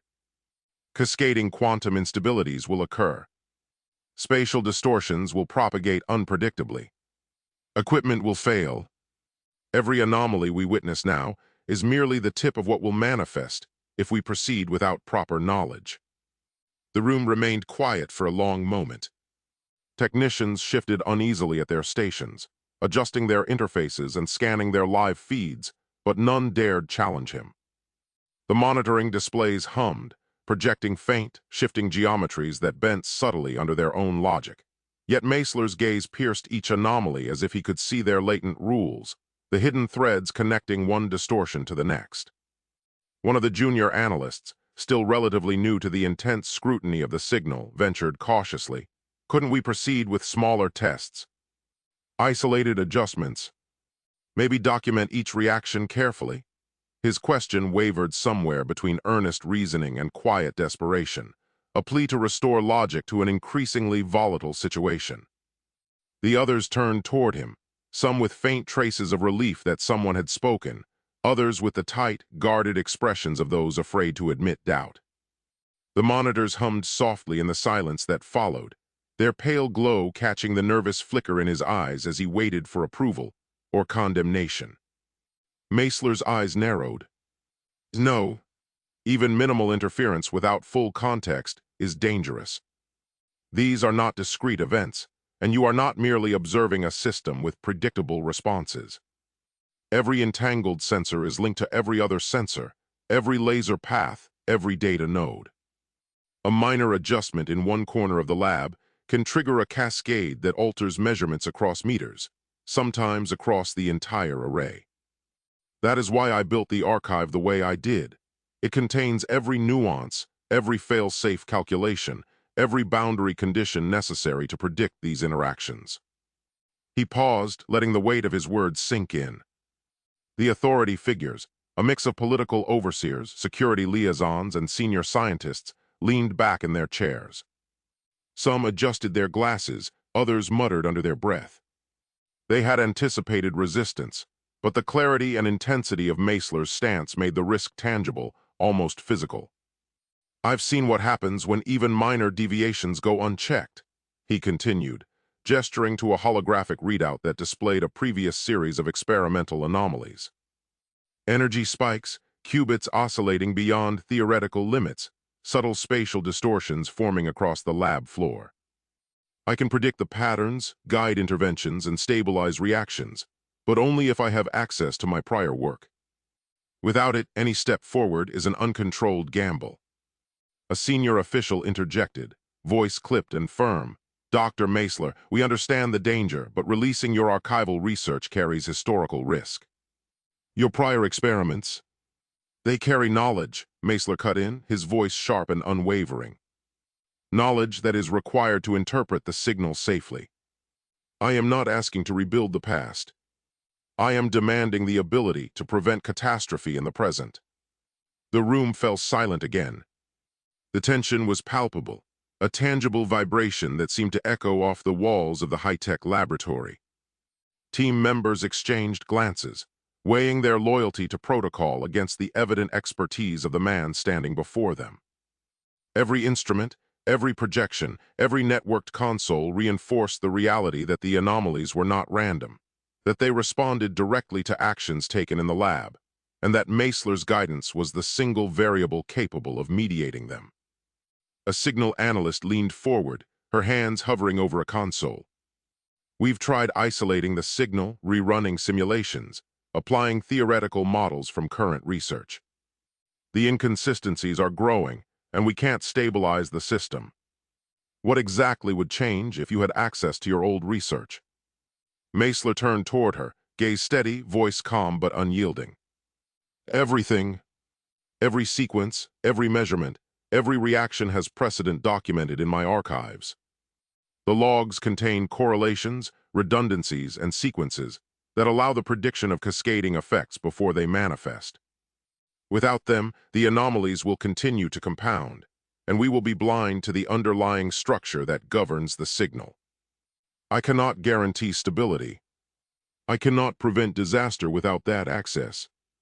He strode to another console, the holographic projections bending subtly under the influence of the signal itself, and traced a sequence of oscillations with his finger, each one shifting in reaction to his observation. "You see these deviations? They are not noise. They are responses, intelligent responses, emergent from the dense quantum information encoded within the signal. I can interpret them. I can stabilize them. But I cannot do so without the original framework I created, the calculations and logs that define the thresholds and failure modes. Anything less is insufficient and reckless." A political overseer shook her head, her voice tinged with frustration. "Dr. Meisler, even partial access could allow for targeted oversight. Surely we can mitigate risk by controlling what you can see." He cut her off again, the sharpness in his tone brooking no compromise. "Partial access is a trap. Half of the information, even a small segment of my archive, creates a false sense of security. The anomalies will exploit every blind spot, every gap in understanding, and the risk of a chain reaction grows exponentially. I will not proceed under those conditions. Full access is the only safe path. Without it, nothing we do is scientifically responsible, nothing is safe, and the experiment cannot continue. Engineers and technicians murmured in agreement, some nodding subtly at one another. The reality of the laboratory, the responsiveness of the signal, and the physical manifestations of its anomalies created a collective understanding that the theoretical argument could not overturn. Instruments flickered, magnetic coils oscillated without input, laser beams curved along imperceptible trajectories, and sensors reported spatial displacements that defied conventional explanation. The environment itself underscored the necessity of Meisler's position. A senior military liaison, voice low but insistent, tried one last approach. We cannot simply hand over decades of potentially dangerous knowledge. What alternative methods can you propose to continue the work without full archival access? Meisler's response was measured but absolute. There is no alternative method that guarantees safety. You cannot contain a self-evolving quantum information system without its creator's blueprint. You cannot predict interactions between entangled sensors and compressed information states without the original data that defines their limits. Any approach that assumes partial understanding is inherently flawed. Attempting it will only magnify the anomalies, risking damage to the lab, the instruments, and potentially to the structure of the signal itself. He let the words linger, watching the subtle distortions across the lab as if they were witnesses to the conversation. Every qubit oscillation beyond expected bounds, every energy spike unaccounted for, every minor shift in the spatial arrangement of apparatuses reinforced the validity of his stance. The anomalies were active participants, responsive to human engagement, and Meisler alone possessed the interpretive key. Finally, after hours of tense negotiation, frustrated arguments, and repeated attempts to find compromise, the message became unavoidable. Without full access to his archived research, Gerald Meisler would not engage with the signal. Every member of the team, every observing authority, every bureaucratic overseer understood the implications. Progress was suspended. Experiments were effectively frozen until the impasse could be resolved. The lab, humming and quivering with the energy of its own interactions, felt like a space suspended between potential and paralysis. Gerald Meisler stood at the center, eyes scanning the projections, fingers tracing lines of energy that bent around unseen boundaries, fully aware that his refusal was both a safeguard and a limitation. He had made it clear that the mission's continuation depended entirely on the release of his archives, and until that demand was met, the anomalies would remain an unsolvable puzzle, the experiments a dangerous and incomplete exercise. Every minor distortion, every unanticipated oscillation, every self-modifying fluctuation of the signal served as a reminder to those present that the lab was not merely a collection of instruments and consoles. It was a living system in dynamic equilibrium with Meisler's knowledge. Without him empowered by his complete research, every step forward was a step into uncertainty, and every observation risked unintended consequence. The standoff defined the experiment itself. Progress could occur only at the intersection of his understanding and the signal's evolving complexity. The tension in the room persisted long after the conversation had ended, a quiet acknowledgement that the mission's trajectory had been irrevocably bound to Gerald Meisler's control, and that the resolution of this impasse was the defining factor for all that would follow. The rival research group operated from a sprawling, windowless facility on the outskirts of the city, its glassless concrete walls marked with the insignia of private funding agencies and obscure governmental contracts. Within, rows of quantum servers hummed under fluorescent light, data streams pulsating across fiber-optic conduits as analysts monitored and manipulated feeds with a precision born of obsession. Political influence and classified intelligence channels enabled them to project authority beyond their physical reach, issuing carefully worded proposals to the official Signal project team. Every letter, every directive carried the veneer of cooperation, yet beneath the surface, it was clear that their goals were strategic. the signal seen not as a tool of understanding, but as a weapon to be bent to advantage. They had even installed auxiliary labs, shadowed monitoring networks, and redundant power grids that ensured no single point of failure could prevent them from maintaining constant operational observation. A level of preparedness that suggested both fear and ambition intertwined in equal measure. Gerald Meisler, reviewing incoming communications on a holographic console, noted immediately the subtle patterns of coercion embedded in the language. Deadlines imposed without consultation, requests that skirted legal boundaries, phrasing designed to provoke compliance. "They're testing reactions," Meisler said, tapping the side of the display. "Every suggestion, every mandate is a probe. They want to see what they can influence, and they're measuring how quickly the team responds." His voice carried a calm authority, but the tension in his hands belied the urgency. The analysts beside him adjusted feeds and logs, overlaying timestamps with signal data, attempting to detect any correlation between external directives and fluctuations in the system. Patterns emerged that indicated the rival group's operatives had a deep understanding of the lab's sensor networks, exploiting even minimal latency in data transmission to produce detectable anomalies, a manipulation so subtle that anyone untrained would have dismissed it as random fluctuation. Subtle anomalies began appearing almost immediately.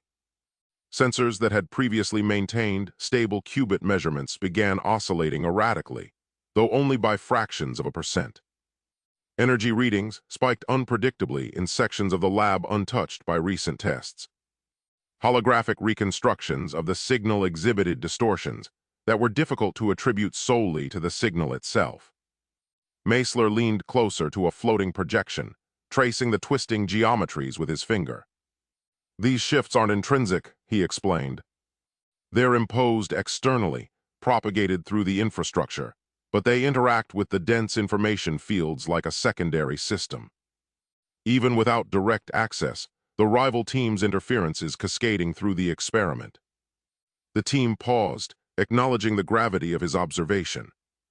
Any misstep in distinguishing natural signal feedback from deliberate external tampering could jeopardize months of work. "How do we separate their influence from the system's own dynamics?" asked one of the junior analysts, her voice tight with anxiety. Meisler's eyes scanned the complex lattice of feedback loops projected above the console, a visual web of cause and effect stretching across milliseconds of operational time. "We map every deviation against known variables and environmental controls," he said. "Every anomalous response must be traced. If it doesn't match the signal's expected behavior under controlled conditions, it is interference. The margin for error is zero." Protocols were quickly drafted under Meisler's guidance. Shielded communication channels were reinforced, software layers hardened against remote intrusion, and redundant monitoring arrays deployed to detect subtle deviations in energy and data flow. "Control isn't just about observation," Meisler warned, gesturing toward a holographic display showing overlapping qubit fluctuations. "It's about maintaining integrity across the system. Any breach, no matter how small, can trigger feedback that grows exponentially. We cannot afford to underestimate these attempts." His words carried both the weight of theory and the authority of someone who had once navigated far more volatile systems, his presence anchoring the team amidst the uncertainty. As the rival group continued its indirect manipulations, Meisler demonstrated how each interference pattern propagated through the lab. Magnetic coils vibrated subtly, beams of light bending imperceptibly, data logs altering themselves in ways that seemed almost intentional. "Observe," he said, running a simulation overlay. "The system interprets external influence as perturbations, adjusting internal states. These are not errors, they are responses. If misinterpreted, they could destabilize the experiment entirely." Analysts scribbled notes frantically, cross-referencing environmental factors, energy fluctuations, and holographic distortions to separate natural anomalies from induced ones. Meisler walked among them, explaining how a single qubit fluctuation in one corner could, through entanglement and dense information propagation, produce minute effects in multiple subsystems simultaneously. a revelation that left even the most experienced researchers awed and uneasy. Despite the precision of the measures, tension within the team rose steadily. Every incoming communication from the rival group was scrutinized for hidden intent, every spike in the system questioned. "They're waiting for us to make a mistake," Meisler said, his voice measured but sharp. "They want us to respond reactively, to trigger an instability they can exploit. That's why you must treat each observation as deliberate until proven otherwise. Assumptions are costly." He demonstrated multiple scenarios where misinterpretation of subtle system responses could be magnified into significant errors, showing the team how even a brief moment of oversight could cascade into a network-wide anomaly that would take hours to correct. The lab itself became a theater of vigilant control. Analysts rotated in tightly scheduled shifts, eyes flicking between screens, sensors, and projections, while Meisler guided each adjustment to maintain equilibrium. Even minor environmental fluctuations, temperature shifts, electromagnetic interference from city grids, were incorporated into models predicting system behavior, ensuring that responses were calculated rather than reflexive. "Precision," Meisler reminded them repeatedly, "is the only safeguard. The moment we guess or simplify, the anomalies grow unpredictable. The signal responds to interaction, and we cannot let external actors dictate its behavior." Meanwhile, the rival group increased the subtlety of its attempts, masking remote probes as routine communications or calibration tests. Meisler noticed these patterns immediately, correlating deviations in qubit fidelity with the timing of ostensibly benign directives. "They're learning how the lab reacts," he said. "Every experiment we conduct informs their next move. We must assume intelligence behind every probe." The analysts, some exhausted, nodded grimly, realizing that the challenge was not only understanding the signal, but defending it from human interference as much as natural instability.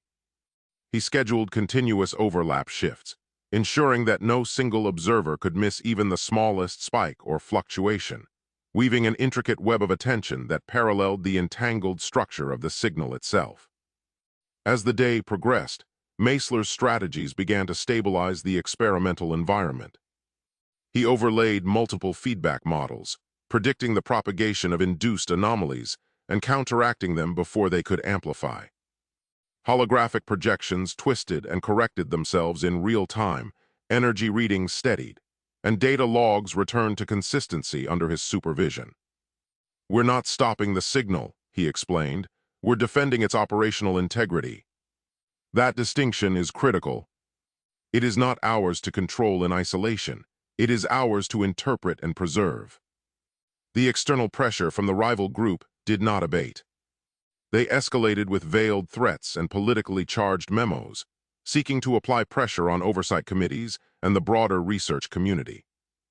Meisler's team, however, remained disciplined under his leadership, using predictive models and precise countermeasures to maintain stability. Each interference attempt was cataloged and neutralized, the system's responses analyzed for insight rather than alarm. He spent hours projecting potential interventions across dozens of scenarios, calculating the propagation of each perturbation with a rigor that left colleagues alternately inspired and terrified, aware that the room's equilibrium rested entirely on his understanding. By evening, the lab had transformed into a structured network of observation, intervention, and defense.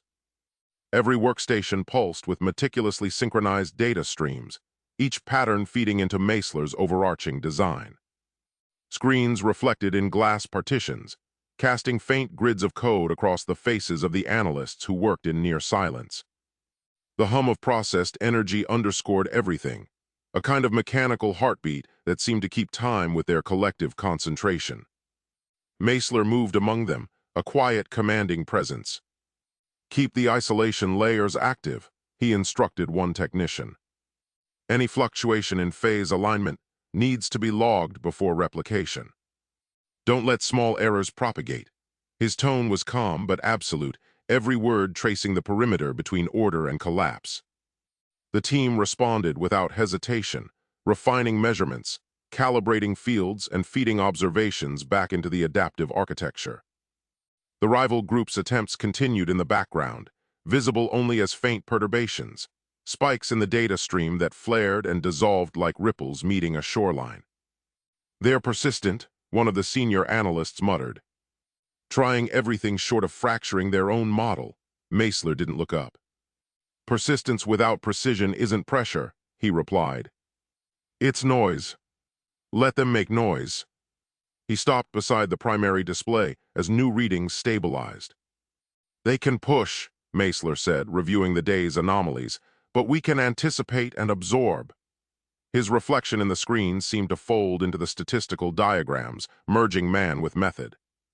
"The signal remains intact, and so does our understanding." A long pause followed. Then, almost quietly, he added, "They will not break it." Outside the controlled environment of the lab, political observers debated the legitimacy and intent of the rival group, unaware that their theoretical advantages were neutralized by a single expert's capacity to interpret adaptive quantum structures. Meisler, in contrast, remained focused, eyes fixed on projections that continued to shift subtly, the signal responding to scrutiny yet held within carefully calculated bounds. In this interplay of human ambition and incomprehensible information, he maintained a fragile equilibrium, his guidance the only barrier preventing the project from spiraling into chaos. Each anomaly, every spike, and every qubit perturbation had been meticulously catalogued, the lab itself becoming a living map of potential interference, a testament to Meisler's singular command over both theory and practice. Political and institutional pressure intensified almost daily, escalating as the rival group leveraged lobbying channels, strategic leaks, and persuasive narratives aimed at media outlets, ensuring that coverage of the Signal project captured attention beyond scientific circles. Headlines ranged from cautiously speculative to alarmist, breakthrough or threat. Sol 9 Signal sparks debate, government scrambles to control unknown quantum transmission, rival scientists demand access, raise fears of misuse. On one evening broadcast, a senior anchor leaned forward and said, "What the public wants to know is simple. Who's in charge of this thing, and why can't we see the data?" A panelist immediately countered, "Because uncontrolled disclosure is how breakthroughs become disasters." Television networks ran segments with commentators questioning the ethical oversight of the research, juxtaposing soundbites from anonymous sources within the rival organization against statements from government liaisons asserting that national security concerns prevented the release of sensitive materials. "You can't hide behind security forever," one radio host scoffed, his voice cutting sharply through the studio static. "The taxpayers deserve to know what's being done in their name. If this experiment is as safe as they claim, why seal it behind clearance codes?" The second host laughed softly, the sound edged with disbelief. "Safe? You're assuming they even know what they're handling. You also can't pretend this is just another lab experiment." "Oh, come on," the first replied. "Every scientific leap looked dangerous before we understood it. Oversight isn't interference, it's responsibility." "Responsibility," the other repeated, almost under his breath. "Or control. Lines blur when information and power intersect. So what, we let the whole thing rot behind classified walls?" "Maybe until someone's ready to see past the noise," came the reply. "Because once that data's out, you can't pull it back in." For a moment, neither spoke. The faint hum of airwaves filled the silence before the first voice returned, quieter now. "Maybe the real security risk isn't what they know, it's what they think they can contain." Social media amplified every report, with threads dissecting technical diagrams purportedly leaked by unnamed insiders. Meisler watched these developments with clinical focus, noting the way half-truths and selective disclosures created waves of confusion among decision-makers, forcing internal debates over the extent of access that the rival group might justifiably receive. "They're shaping the question before anyone can answer it," he remarked quietly to a colleague. "That's the real interference." The distraction extended into the lab itself. Analysts who had been singularly devoted to anomaly control now found their attention fragmented, responding to calls from oversight agencies, clarifying media inquiries, and defending the integrity of their work against unfounded claims of negligence. "I just spent an hour explaining why a coherence dip isn't a warning sign," one analyst muttered, pulling off a headset. Even minor communications could generate disproportionate concern, as journalists and policy advisors interpreted technical nuances as evidence of either imminent danger or strategic opportunity. Meisler moved among his team, observing these dynamics with a careful, steady gaze. "Every message, every rumor," he said, tapping a holographic interface projecting trending mentions in the news, "produces a perturbation. Not in the signal itself, not yet, but in our focus, and that's dangerous. Attention must remain on data first, distractions second." A junior technician nodded and replied, "Then we need insulation, not explanations." Monitoring protocols were upgraded to an unprecedented level. Network activity was continuously scanned for anomalies, with logs cross-referenced against operational timelines and energy fluctuations in the lab. Unauthorized attempts to access computational nodes, subtle pings in entangled sensors, and unusual readouts in holographic projections were immediately flagged. "That access request didn't come from us," a security officer said sharply, eyes locked on the console. Each event triggered a chain of analysis, correlating micro-deviations in qubit coherence with environmental inputs and timing of external communications. Meisler demonstrated to his team how even minor interference propagated through the dense information structures of the signal, amplifying in complex feedback loops that could result in distortions far larger than their initial source. He overlaid simulations on interactive displays, showing how hypothetical remote manipulations, by exploiting data channels or even subtle power fluctuations, could cascade unpredictably through the entire experimental apparatus. "This is why control isn't optional," he emphasized, drawing a lattice of entangled information pathways in three-dimensional space. "Every input must be accounted for, every anomaly traced. If we allow uncontrolled influence, we risk destabilizing the experiment entirely." Someone at the back asked, "And if they claim it was accidental?" Meisler answered without hesitation, "Intent doesn't reduce impact." Outside the lab, media coverage contributed to an atmosphere of scrutiny and rumor. Analysts were aware that leaks, intentional or accidental, might influence funding decisions or trigger political intervention. "They're already framing the budget debate," one administrator warned during a briefing. Radio programs and online podcasts discussed the project as a potential breakthrough for deep space exploration, but also repeatedly highlighted the possibility of weaponization, drawing on statements selectively attributed to the rival group. "If this can talk across space, it can command across space," one commentator speculated, while another pushed back, "Or it can listen, and that distinction matters." News feeds displayed fluctuating sentiment analysis, showing spikes in concern whenever government agencies released statements about security protocols or research limitations. Meisler remained focused on the experimental data, but he instructed team members to record and catalog all media interactions, both for reference in official reports and to map correlations between external narrative and internal anomalies.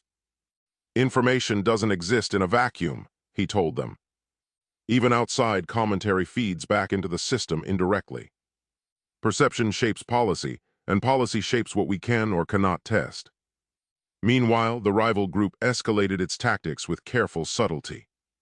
They offered lucrative contracts to individual team members, extended invitations to conferences framed as collaborative, and issued public statements emphasizing the supposed stagnation of the project due to restricted access. "They're calling it transparency," an analyst said, scrolling through a press release. "It's leverage," Meisler replied. He tracked each move meticulously, overlaying the timing of external announcements with energy deviations and shifts in qubit behavior within the lab. "These aren't coincidences," he said, pointing to a holographic overlay connecting temporal markers of announcements with small oscillations in the measurement arrays. "Their influence is indirect, but it's real. Every outreach, every contract offer, every published critique is designed to provoke us into a reactive stance. If we respond impulsively, The system responds, and the feedback is unpredictable. The team gradually internalized the necessity of separating scientific observation from political manipulation. Meisler insisted on methodical procedures for every adjustment, every measurement, and every simulation. Even when outside parties hinted at safe shortcuts or alternative calibration techniques, he refused to authorize any intervention not grounded in proven theoretical guidance. "The moment we bend methodology to appease outside pressures," he warned during a closed meeting, "we compromise more than the data. We compromise the signal itself." Analysts followed this protocol with growing precision, cross-checking environmental factors such as room temperature, electromagnetic interference, vibration from building systems, and microfluctuations in energy grids. "Log it anyway," Meisler said when a deviation seemed trivial. "Small things accumulate." In addition to technical vigilance, Meisler emphasized psychological discipline. Every team member was instructed to maintain a record of internal decision-making, noting potential influences from conversations with officials, media exposure, or speculation about rival strategies. "We are not just managing qubits and photons," he reminded them. "We are managing human perception, expectations, and reactions. The signal is adaptive, and so is the environment we operate in. Understanding both is essential." One analyst admitted quietly, "I didn't realize how much the news was getting into my head." Meisler replied, "Now you do. Awareness is containment." By midweek, the lab had evolved into a tightly controlled ecosystem of observation, intervention, and verification. Holographic projections rotated in complex loops, energy readings stabilized under carefully applied countermeasures, and every sensor in the entangled array was mapped to trace its influence across the experiment. Meisler walked among his team, adjusting parameters in real time while reviewing simultaneous overlays of media coverage, government correspondence, and internal anomaly logs. "Predict, prevent, verify," he said, gesturing toward a three-dimensional lattice of information flows. "Every action has a reaction. Every interference has a signature. If we ignore even minor inputs, we risk exponential disruption." A systems engineer replied, "Then we stay ahead or we don't stay at all." As evening approached, the rival group's indirect interventions increased in frequency, masked as benign inquiries, routine calibration requests, or invitations to review procedural manuals. "They're probing for fatigue," a colleague observed. Meisler cross-referenced each action against system behavior, noting patterns of delay and propagation that revealed the group's strategy: pressure, observation, adaptation.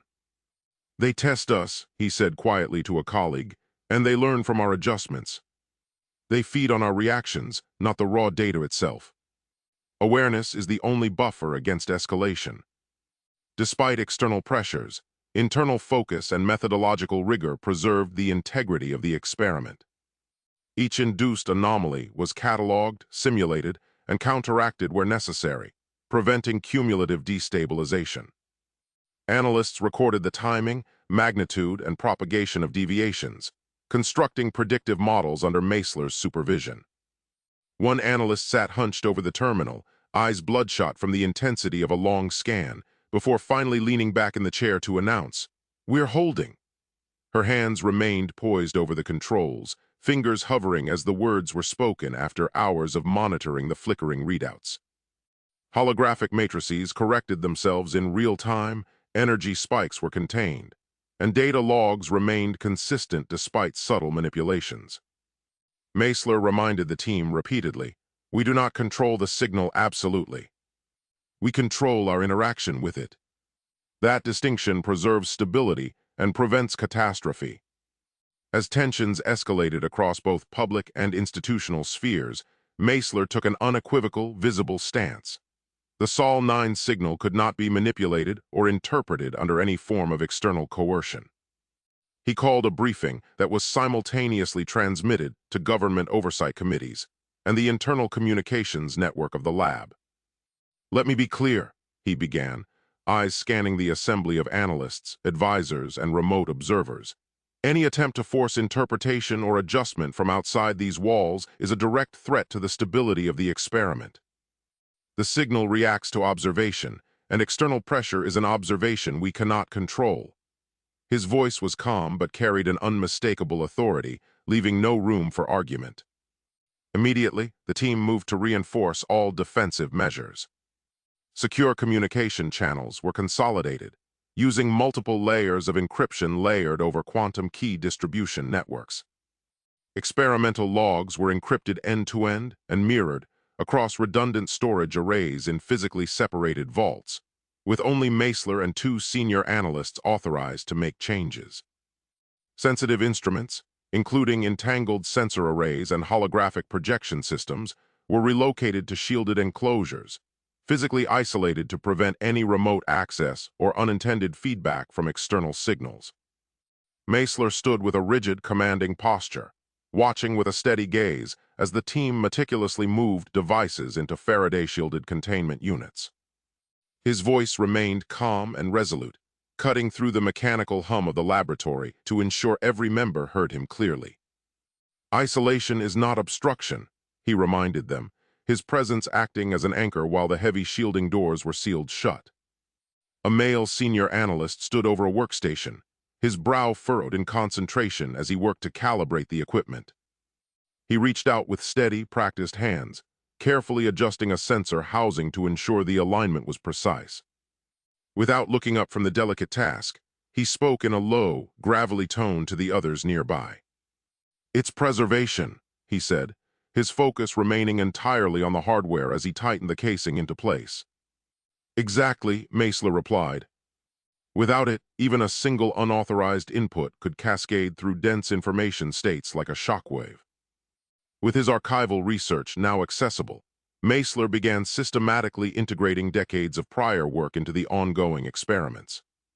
Every adjustment to the signal was cross-referenced against historical calculations, raw experimental logs, and complex theoretical models he had once feared would fall into the wrong hands. "Look at this feedback loop here," he said, tracing a holographic projection of the signal's evolving geometry. "Is that what I think it is?" one analyst asked, leaning over the display. "Not instability," Meisler said firmly. "It is a controlled reaction within the dense information horizon. Without these thresholds from the 2042 log, you would misinterpret this as error." Analysts observed as once inexplicable oscillations aligned perfectly with Meisler's models, each prediction confirmed by precise, measurable response. He instructed the team on the exact parameters for safe observation and controlled perturbation, emphasizing that each variable, from the angle of a laser path to the timing of entangled sensor measurements, must remain within the thresholds indicated by historical research.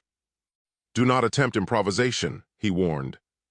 "Every new input, every probe, even the smallest calibration change, interacts with the system according to rules that exist in this archive and nowhere else. If you ignore it, you court catastrophe." A junior scientist hesitated. "But even with these guidelines, the anomalies sometimes propagate unpredictably." "That is why the thresholds exist," Meisler explained. "They predict, not control, reactions. Our task is interpretation, not domination. The moment we try to force the signal to comply, we destabilize it." External pressure from the rival group continued, increasingly sophisticated but systematically nullified. Attempts to influence the team through appeals to authority, veiled threats, and offers of collaboration were documented in real time. Meisler overlaid these external inputs against live holographic simulations of the lab, showing that even indirect actions could interact with entangled systems if not accounted for. "Every message, every proposal from them, every contract offer is an uncalculated perturbation," he explained. "We do not respond. We account. Understanding the signal is a discipline. Responding to outside coercion is recklessness." Media coverage intensified as news outlets reported on the standoff between Meisler's team and the rival organization. Headlines varied from sensationalist interpretations, quantum arms race, Sol 9 signal held hostage, and rival scientists clash with lab genius, to analytical reports citing Meisler's published works and interviews with independent experts. During a televised panel discussion, a commentator questioned the ethics of restricting access. Isn't science supposed to be collaborative? Why keep this knowledge behind closed doors? Another expert responded, some experiments operate on a level of systemic risk that makes transparency dangerous. You can't just give everyone access and hope nothing happens. Clips of these debates were projected in the lab's media monitoring station. Meisler observed them without reaction, noting only the correlation between public speculation and subtle shifts in team focus. Distraction is measurable, he said. Notice the spike in attention whenever a claim is made about outside interference. That's not the signal reacting, that's perception reacting. Under Meisler's direct oversight, the team developed a new layer of operational protocols. All data input and output was recorded in triplicate, time-stamped, and cross-validated against environmental sensors tracking electromagnetic fluctuations, micro-vibrations, and thermal variances. Holographic displays were annotated with probabilistic projections derived from historical data, allowing analysts to anticipate the signal's response to controlled perturbations. We are no longer guessing at cause and effect, Meisler remarked. We are reading the system according to the rules it already obeys. This is the only way to safeguard against both natural and induced anomalies. Dialogue punctuated the work throughout the day. If they keep sending directives, do we just ignore them completely? A junior analyst asked, voice tense. Ignore the pressure but log everything, Meisler said, eyes steady. Awareness is not compliance. Every signal from outside, every leak, every offer, they are data points, nothing more. Respond to the experiment, not to the rumor. Later, another team member noticed a minor energy deviation correlating with an external broadcast. Observe the timing, note the magnitude, but do not assume causation, Meisler said. Our historical models tell us exactly which perturbations matter. Everything else is noise. He also leveraged the access to his previous work to design predictive simulations for stress testing the system against external interference. By inputting historical sequences and feedback loops into holographic predictive models, he could anticipate how a minor remote probe might propagate through the entangled sensors and dense information networks. See here, he said, pointing to a projection of oscillating qubit fidelity. If we allowed a half-hearted response, this microperturbation grows into a cascade. But with controlled observation, guided by the archival data, it stabilizes naturally. It is not luck, it is law. By midweek, the laboratory operated as a tightly integrated system of controlled experimentation, defensive vigilance, and meticulous documentation. Every team member understood that human influence, through panic, distraction, or coercion, was as much a threat as the signal's inherent instability. Our task is interpretation, not intervention, Meisler reminded the team. The signal's adaptive intelligence is indifferent to politics or ambition. Our job is to ensure the interaction remains disciplined, deliberate, and within the parameters of proven science. Analysts now monitored holographic projections alongside media feeds and external communications, creating a dynamic mapping of perception and influence in real time. We are observing both the system and ourselves, Meisler noted, because the human element is the final variable. Evenings were long and meticulous. Meisler reviewed every log entry, anomaly report, and media alert from the day. Every calculation, every adjustment, every observed response must be logged as if we are accountable to the signal itself, he said. And if tomorrow the rival group escalates, a senior analyst asked. Then we escalate our observation, not our interference. Nothing leaves this room without protocol. Nothing enters it without accounting. Discipline is the buffer. Knowledge is the shield, Meisler said, his tone unwavering. With full access to his archival research, Meisler demonstrated the ability to predict and counteract potential disturbances with precision, stabilizing the experiment in ways previously impossible. Holographic matrices remained aligned, qubit coherence maintained its integrity, and energy fluctuations stayed within safe operational parameters. "Notice the alignment here," Meisler said, highlighting the projections. "These loops are self-correcting because we respect the thresholds. Deviate from this, even slightly, and the system punishes error." The team recognized that the combination of historical insight, rigorous methodology, and controlled environment had transformed a volatile, reactive system into a predictable, analyzable phenomenon. Even subtle manipulations by external actors were effectively neutralized, the signal's behavior interpretable without resorting to guesswork or improvisation. Meisler stood at the front of the command center, positioned on a raised metal platform that overlooked the rows of glowing workstations. The day concluded with Meisler addressing the team formally, his silhouette framed against the massive, floor-to-ceiling holographic displays that continued to cycle through data streams behind him. He rested one hand on the cold steel railing of the observation deck, his gaze sweeping across the tired faces of the staff gathered on the floor below as he prepared to speak. "We are not in conflict with the world outside," he said. "But we cannot allow the world outside to dictate the terms of this experiment. We operate within the laws of physics, guided by history and protected by discipline. That is the only way we safeguard the signal, ourselves, and the integrity of what this project represents." The analysts stepped out of the lab into the quiet hallway, their shoulders heavy with exhaustion and their eyes dimmed by hours of intense focus. Despite the physical toll, they moved with a steady, renewed confidence, the lingering tension of the day finally beginning to lift. They left knowing that for the first time, their processes of observation, interpretation, and control were perfectly aligned. This stability felt solid, grounded in a framework of rigorous knowledge and the absolute authority of the individual who understood the signal better than anyone else alive. The first fragments of Sol 9 mission emerged as intricate visual sequences within the signal, each frame more precise than the last. Gerald Meisler studied the projections intently, noting how individual crew members carried out engineering checks and calibration routines with uncanny consistency.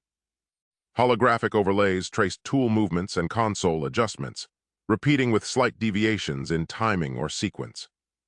"Look at the engines here," Meisler said, pointing to a rotating 3D rendering of the core assembly. "They're performing diagnostic cycles before the initial ignition sequence." "That shouldn't be possible."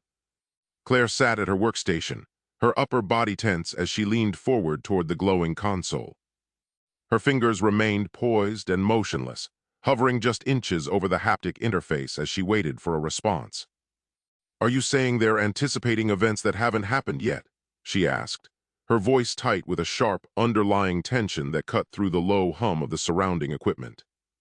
"Yes," Meisler replied, tapping a section of the holographic projection.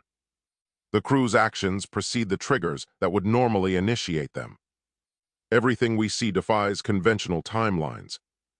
The signal is showing operational sequences that cannot exist in the present." As the team watched, the projections became increasingly detailed. Navigation arrays were adjusted with foresight, supply inventories logged before deliveries, and engineering logs recorded anomalies prior to their actual occurrence. Each iteration introduced micro-variations, as though the signal itself were refining its depiction. Meisler noted the subtle changes with a frown. "It's not random," he said. "The system adapts. It anticipates our observations and subtly corrects itself. Each cycle informs the next, like a feedback loop with memory." Malik sat back in his heavy ergonomic chair, his face illuminated by the amber glow of several secondary monitors. The senior engineer shook his head slowly, his features set in a grim expression of disbelief. He gestured toward the scrolling lines of code on his screen, before looking over the rim of his glasses at the rest of the group. "But that would mean it's computing not only the ship's future state, but our observation patterns too," he said, his voice carrying the weight of his years in the field. He paused, his gaze shifting to the central display. "Are we saying the signal is reactive to us?" "That's exactly what I'm saying," Meisler said, eyes scanning the overlay. "Every scan, every measurement, Every minor adjustment we make interacts with the signal's timeline. It's alive in a computational sense, continuously self-modifying. Quantum measurement instruments reflected the temporal complexity of the fragments. Multiple crew members appeared simultaneously in different locations, performing conflicting tasks. Holographic projections highlighted overlapping positions, and spectral filters revealed the impossibility of a single linear timeline. "See here," Meisler said, drawing a line through two instances of the same engineer on the main console. One is performing recalibration, while the other is documenting the results of that recalibration before it physically occurs. The paradox is embedded in the signal itself. Claire remained frozen in her seat, her gaze fixed on the erratic waveforms fluctuating across her primary display. She hesitated, her hand tightening around the edge of the desk as she looked toward the lead console for guidance. "If we can't rely on standard causality, how do we even begin to map these events accurately?" she asked, the uncertainty in her tone reflected in the way she glanced back at the chaotic data points on her screen. "By isolating the timelines carefully," Meisler replied. "We break down each fragment into its discrete cycles, record every sequence, and compare it to the others. Only by examining the redundancies and inconsistencies can we begin to understand the underlying pattern." The team set to work, assigning sections of the projection to individual analysts. Each fragment was replayed repeatedly, with energy readings, qubit behavior, and instrument logs synchronized to identify correlations. Meisler moved among them, occasionally tapping holographic surfaces to highlight sequences. "Every cycle we record must include the context of observation," he explained. "Even minor environmental factors, light fluctuations, electromagnetic noise, or temperature shifts, could influence what we see. This is not just signal analysis, it's controlled chronometry." At one station, an analyst named Javier noticed a repeated adjustment to a power conduit on the starboard section of the vessel. "The crew reroutes energy before the instability occurs," he said. "It's like the system already knows what's going to fail." Meisler stood motionless at the head of the conference table, his reflection caught in the dark, polished surface of the monitors. He leaned over the table, resting his weight on his knuckles as he looked toward the data analysts. His eyes remained fixed on the complex probability trees projected in the center of the room, his head tilting slightly as he watched the branches shift and reconfigure. He gestured toward a specific cluster of data points, with a sharp, precise movement of his hand. Meisler nodded. "Exactly. These are preventive actions embedded into the fragments. The signal is demonstrating not only causal anticipation, but operational optimization. Each crew member's behavior represents a conditional response to events that are, from our perspective, still in the future." The team's sense of unease grew. Instruments occasionally spiked or oscillated as they logged sequences, requiring recalibration. "Do we pull back?" Claire asked. "Are we risking destabilization?" "No," Meisler said firmly. "Every response we make must be deliberate. Retraction now could erase critical continuity in the data. We manage the variables, we document, and we maintain control. The signal adapts, but we must adapt faster." Over the following hours, the fragments revealed increasingly complex interactions. Crew members coordinated tasks in patterns that suggested preemptive reasoning, adjusting equipment based on conditions that had not yet physically manifested. Holographic reconstructions displayed structural adjustments to Sol 9 internal decks, energy flow adjustments in reactor conduits, and navigational corrections before environmental inputs occurred. "The ship itself," Meisler said quietly, "is responding to future states of its own systems. It's a predictive operational network, anchored to a timeline that hasn't happened yet." Malik frowned. "If the signal predicts future states, are we in danger of being influenced ourselves? Could it alter our decisions just by being observed?"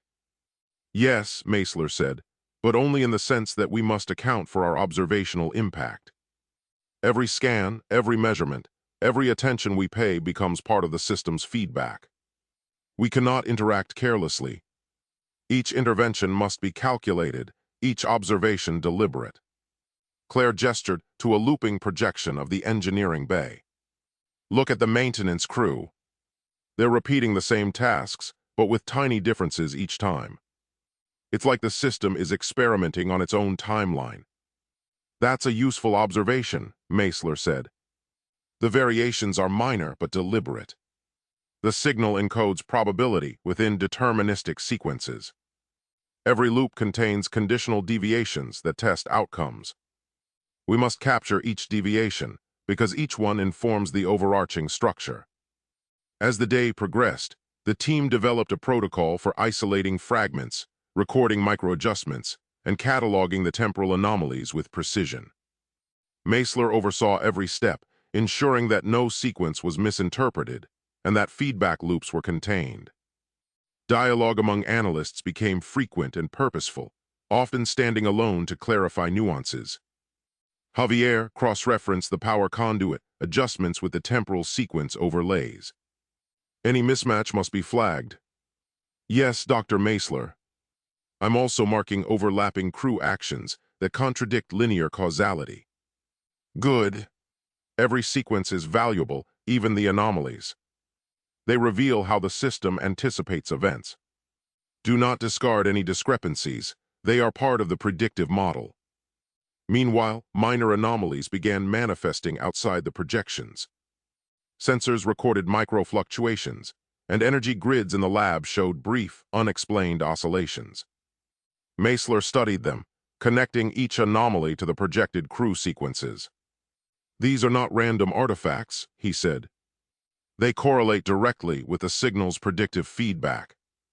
Each minor spike corresponds to a crew action anticipating a future state. Our instruments are sensitive enough to capture the indirect influence of events that haven't occurred yet. Claire glanced at her monitor. It's unsettling. We're watching future actions, but we can't touch them without affecting the present timeline. That's why documentation is crucial, Meisler replied. Every interaction, every measurement, every adjustment must be recorded in context. Misinterpretation could propagate errors. We cannot afford mistakes. By the end of the cycle, the team had parsed dozens of discrete fragments, each representing coherent operational timelines that, from their perspective, should not yet exist. Meisler leaned back, eyes scanning the rotating projections. We're not merely observing Sol 9, he said. We're witnessing the predictive evolution of its systems. The ship and its crew exist in a quantum state of anticipatory action, and the signal allows us a window into that state. Our task is to map it, understand it, and ensure our observations remain precise. Analysts worked into the evening, continuously looping fragments, updating overlays, and comparing subtle deviations. Dialogue remained an essential part of the workflow. Claire, did you notice the reactor calibration sequence at frame 247? It adjusts before the fuel feed triggers. Yes, I flagged it.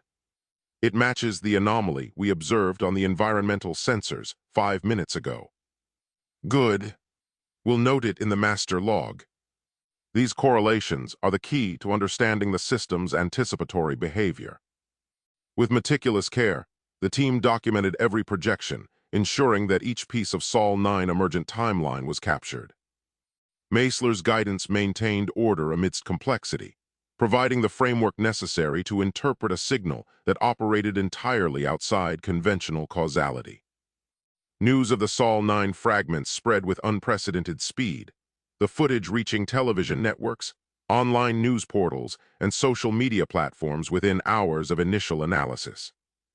The clips were short, looping segments, crew members checking navigation arrays, engineers adjusting intricate panels, and interior corridors shifting subtly in ways that defied conventional understanding. On every channel, commentators attempted to interpret the images, often contradicting each other. On the screen of a wall-mounted monitor in the lab, a prominent male science correspondent sat behind a sleek, glass-topped news desk in a brightly lit studio. He adjusted his silk tie and smoothed the lapels of his suit jacket, leaning toward the camera with an expression of practiced gravity. A scrolling ticker tape of global market reactions ran across the bottom of the frame behind him.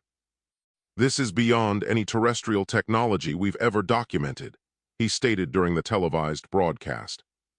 "Either we are witnessing a government project of impossible scale or something entirely unaccounted for in known physics." He paused for effect, his eyes reflecting the harsh studio lights as he shuffled a stack of papers on the desk. A political analyst sat in a darkened studio, his face sharply illuminated by the glow of a nearby monitor as he leaned toward a heavy, foam-covered microphone. He gripped the edge of the table with one hand, his posture tense and deliberate as he focused on the red, on-air light.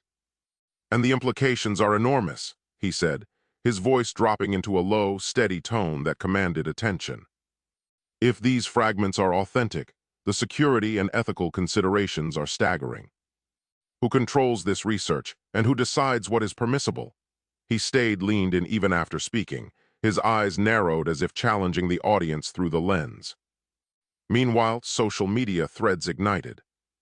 Doctored images circulated rapidly, some showing the Sol 9 crew in elaborate alien-like suits, others exaggerating ship interiors to appear otherworldly.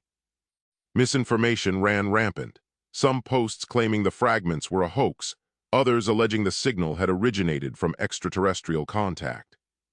Hashtags trended globally. Sol 9's signal, quantum mystery, stopped the experiment. Protest groups emerged overnight outside government offices, research facilities, and corporate labs associated with the project. Demonstrators carried signs demanding immediate shutdown, while others called for transparency, claiming the public had a right to know the truth. Some protesters chanted loudly in organized marches, while smaller, more chaotic groups clashed with police at multiple sites. Meisler watched these developments with a careful, unflinching focus. "None of it changes the data," he told his team during a briefing. "Our responsibility is to the experiment and the signal itself. Every public claim, rumor, or doctored image is a distraction. Treat it as such." In the lab, a junior analyst, eyes wide from fatigue, hesitated before speaking. "Dr. Meisler, there's a live news feed calling our work a threat to humanity. Should we respond?" "No," Meisler replied, his voice calm but firm. "We observe, we log, and we maintain integrity. Public speculation has no bearing on quantum behavior. Our only intervention is technical." On the set of a high-production cable news network, the bright studio lights hummed as anchors debated fervently. They sat behind a curved, polished obsidian desk that reflected the flickering blue lights of the set. Behind them, a massive video wall displayed a high-definition loop of the empty, sterile Sol 9 corridors, the camera panning slowly over rows of darkened consoles and silent machinery. One commentator, a man in his late 50s with graying temples, leaned forward and gestured emphatically toward the screen with a silver stylus. "Some experts suggest this could destabilize our understanding of physics," he said, his brow furrowed as he watched a shadow move across the footage. "Could the signal itself pose a risk to real-world systems?" Across the desk, his co-anchor, a woman with a sharp, attentive gaze, tapped a tablet on the desk to pull up a series of leaked technical documents. She looked directly into the camera, her expression one of skepticism and urgency as she addressed the live audience. "Risk or not, the government must explain why this footage exists at all," she countered, her voice rising over the low ambient noise of the studio. "We're seeing evidence of operations that should be decades in the future. This is unprecedented." She adjusted her earpiece, waiting for a producer's cue while the footage of the silent corridors continued to loop behind her. In radio studios, discussion panels mirrored the visual media frenzy. "We've never seen information appear before its cause," said a theoretical physicist interviewed live. "If the fragments are accurate, our models of causality, temporal sequencing, and quantum coherence are being tested at scales we barely understand." Meisler and his team continued their work undistracted, despite the growing public hysteria. Security protocols were elevated. Remote access attempts were immediately flagged, and internal data streams were continuously monitored for anomalies. "Remember," Meisler reminded his team during a mid-afternoon check-in, "legitimate observation must be distinguished from interference." Even minor external effects could cascade, altering sequences we rely on to map the fragments. Stay disciplined. Outside, the public reaction intensified. News channels ran live panels with repeating footage of crew members performing maintenance, captioned with speculation. Is this advanced AI? Secret time manipulation experiment? Government cover-up? Protesters assembled near research centers, some fearful, others angry. Authorities struggled to maintain order, issuing conflicting statements, some calming the public, others suggesting that certain information was classified for security reasons. In the lab, dialogue among team members increased as they coordinated adjustments. Energy spikes in Sector 3 matched the timing of the broadcast segment, an analyst noted, pointing at the fluctuating readouts. It's minor, but the timing is precise. Meisler leaned over the console. Cross-reference every external event with internal anomalies. If the signal responds to perceived observation or human attention, we must quantify it. But we will not react to panic, only to measurable effects. Another team member added, the social media posts are multiplying exponentially. Some claim the fragments are predicting disasters, meteor impacts, engineering failures. People are panicking online. Meisler's expression tightened. Information propagates differently than data. The panic doesn't interact with the signal itself, but it can influence operational priorities. Our control is procedural and observational. External reaction is noise. Record it, map it, and move on. Throughout the day, Meisler coordinated with security liaisons and IT specialists to ensure the integrity of the lab network. Analysts worked shifts, observing fragments, calibrating sensors, and documenting sequences. When anomalies appeared, he held impromptu debriefings, using dialogue to reinforce focus and clarity. Notice how the crew performs redundancies in each fragment, he explained during one session. Each action anticipates conditions that haven't occurred yet. This is not random. You must interpret every sequence without bias or speculation. The system will not wait for outside approval. Media coverage expanded into nighttime broadcasts. A veteran journalist speaking live cautioned. Experts warn that misinterpretation could lead to panic.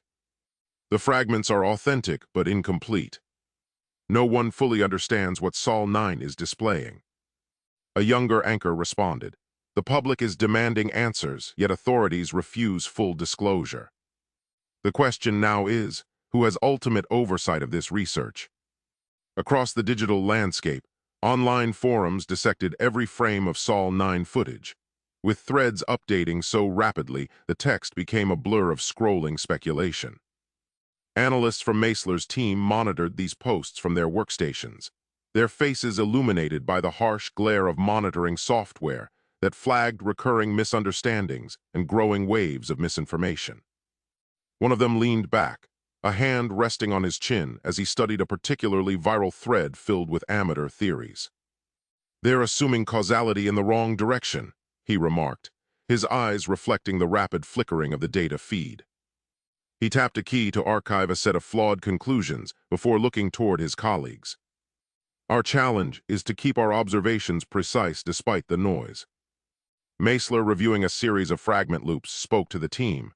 "Focus on the signal, not the narrative. Every temporal anomaly, every duplicated action, every instrument reading has to be cataloged. We cannot allow media, politics, or public hysteria to dictate experimental methodology." As the day turned into night, journalists filed live updates, integrating interviews with anonymous experts and speculative commentary, while Meisler's team maintained operational discipline.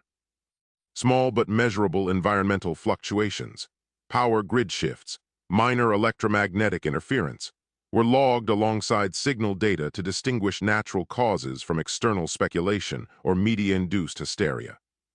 Even the simplest fragment, Meisler reminded the team, carries implications that are both scientific and operational. Ignore the headlines. Measure the data. Record anomalies. Understand before reporting. The public coverage intensified further. with talk radio hosts issuing predictions based on fragments and pundits claiming they could extrapolate future Sol 9 events. People are going to demand answers tomorrow and the day after, one journalist said during a live feed. We are seeing panic on a global scale. Meisler responded to an analyst quietly, let them panic. We cannot control the narrative, only the data.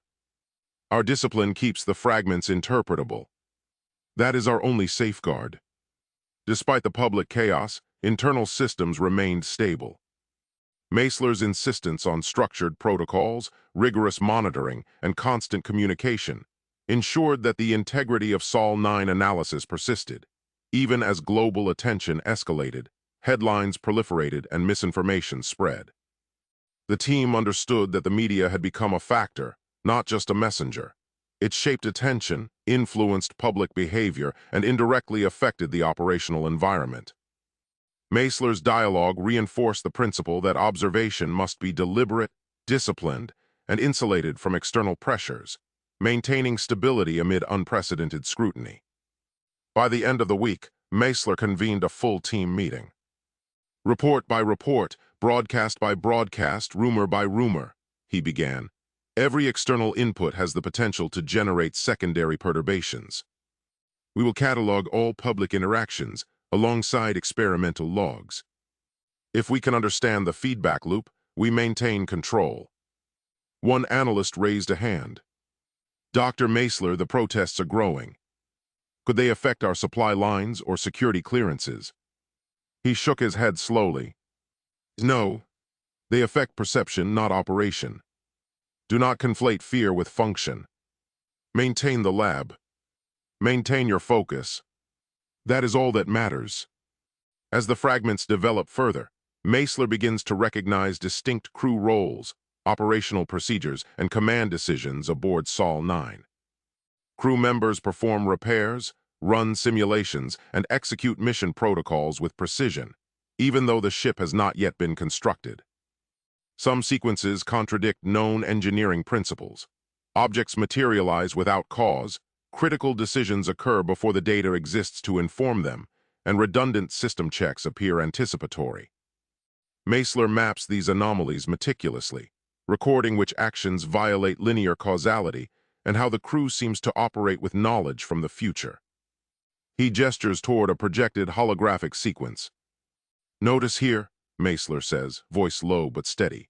The maintenance crew runs diagnostics on a navigation array before the array has been powered online. Everything else in the timeline depends on that initial activation. Yet the system anticipates it.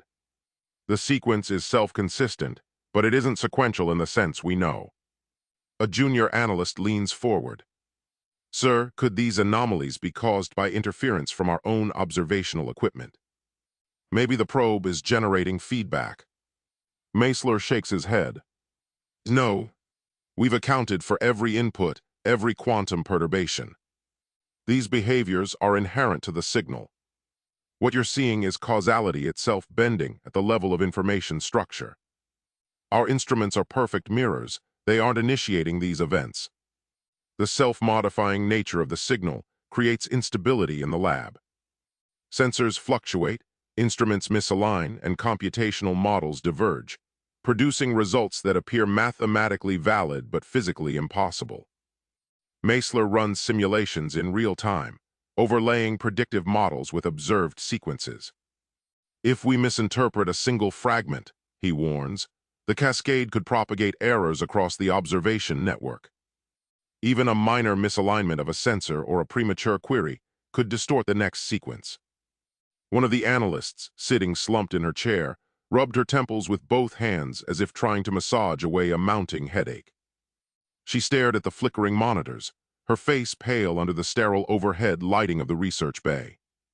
She eventually looked up toward the lead console, her eyes bloodshot from hours of tracking nonlinear data points. She asks hesitantly, "Sir, do you think the temporal inconsistencies could ever feed back into reality outside the lab? Are we looking at a purely informational paradox, or could this manifest physically?" Her fingers trembled slightly as she reached for a lukewarm cup of coffee, her gaze remaining fixed on Meisler as she waited for an answer that might confirm her deepest anxieties. Meisler frowns, tapping several floating holograms to adjust the time lattice overlay. Right now, it's informational, but the system behaves according to the same quantum frameworks that govern dense information states and horizon dynamics. There's potential for indirect physical feedback, yes. That's why we must isolate every sequence, document every anomaly, and ensure that no uncontrolled observation propagates through the lab network. Team members, growing fatigued, exchange glances. The pressure of working with sequences that precede their own creation is evident. Meisler notices a tremor in one assistant's voice. I keep seeing the same crew member in two places at once, she says. In one sequence, he's in the engineering bay. In the next, he's performing command checks in the control center, but the control center shouldn't exist yet. Meisler points at the holographic overlay. Exactly. This is why we need to isolate each fragment, even within overlapping sequences.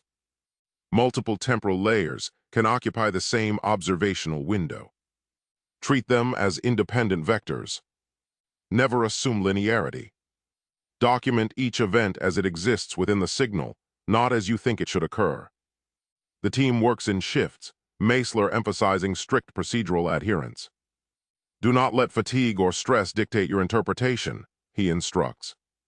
The signal adapts. It reads input through observation. Even hesitation, second-guessing, or incorrect tagging could trigger self-modifying behavior. Fatigue, stress, and psychological strain compound the challenges. Analysts experience disorientation as repeated cycles of Sol 9 operations unfold before them, each slightly different from the last. Meisler institutes regular breaks, but even outside those intervals, team members are acutely aware of the historical implications. One technician whispers almost to herself, "It's like watching the future write itself, and we're part of it."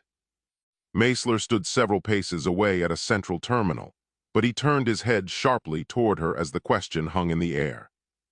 He didn't move from his position, his hands remaining clasped behind his back, but his presence seemed to expand, drawing the attention of everyone in the immediate vicinity. The low hum of the cooling fans was the only sound for a moment before he spoke. Meisler overhears and corrects her firmly. "You are observers, not participants. Document. Isolate. Interpret. Do not imagine causality where none exists outside the signal. Your reactions are data, not narrative." He maintained a piercing, unblinking gaze, ensuring his words carried the weight of a standing order rather than a mere suggestion. Government oversight introduces additional complications. Officials request briefings, sending liaisons to observe fragments and report on security risks. Meisler maintains strict control. Liaison observation is allowed only at predefined intervals. No direct interaction, no unauthorized questions during active fragment cycles. Every deviation introduces the potential for feedback. Every unsanctioned inquiry could destabilize sequences we cannot predict. A liaison asks during a briefing, "Dr. Meisler, can we verify whether these sequences reflect the crew's actual behavior or if we're witnessing a computational anomaly?" Meisler replies, steady and measured. Verification comes from comparison across multiple fragments and historical correlation with system parameters. Any single observation is insufficient. The signal's structure ensures that it remains coherent, but only through disciplined, repeated measurement can we interpret it safely. Even routine observation requires methodical procedure. Sensors are checked repeatedly, holographic displays recalibrated, and computational logs cross-referenced with live readings. Remember, Meisler emphasizes to the team, the system is self-modifying. It adapts to what it perceives, including your observation. Mislabel a fragment, and you risk altering its next evolution. Precision isn't just academic, it's protective. A heavy atmosphere of technical dialogue and constant clarification permeated the laboratory, with the low murmur of voices blending into the persistent hum of the cooling racks. One analyst, a young man with his sleeves rolled up, sat hunched over a secondary display, pointing a trembling finger at a time-stamped log. He looked over his shoulder toward Meisler, his face tight with the strain of reconciling the impossible data stream.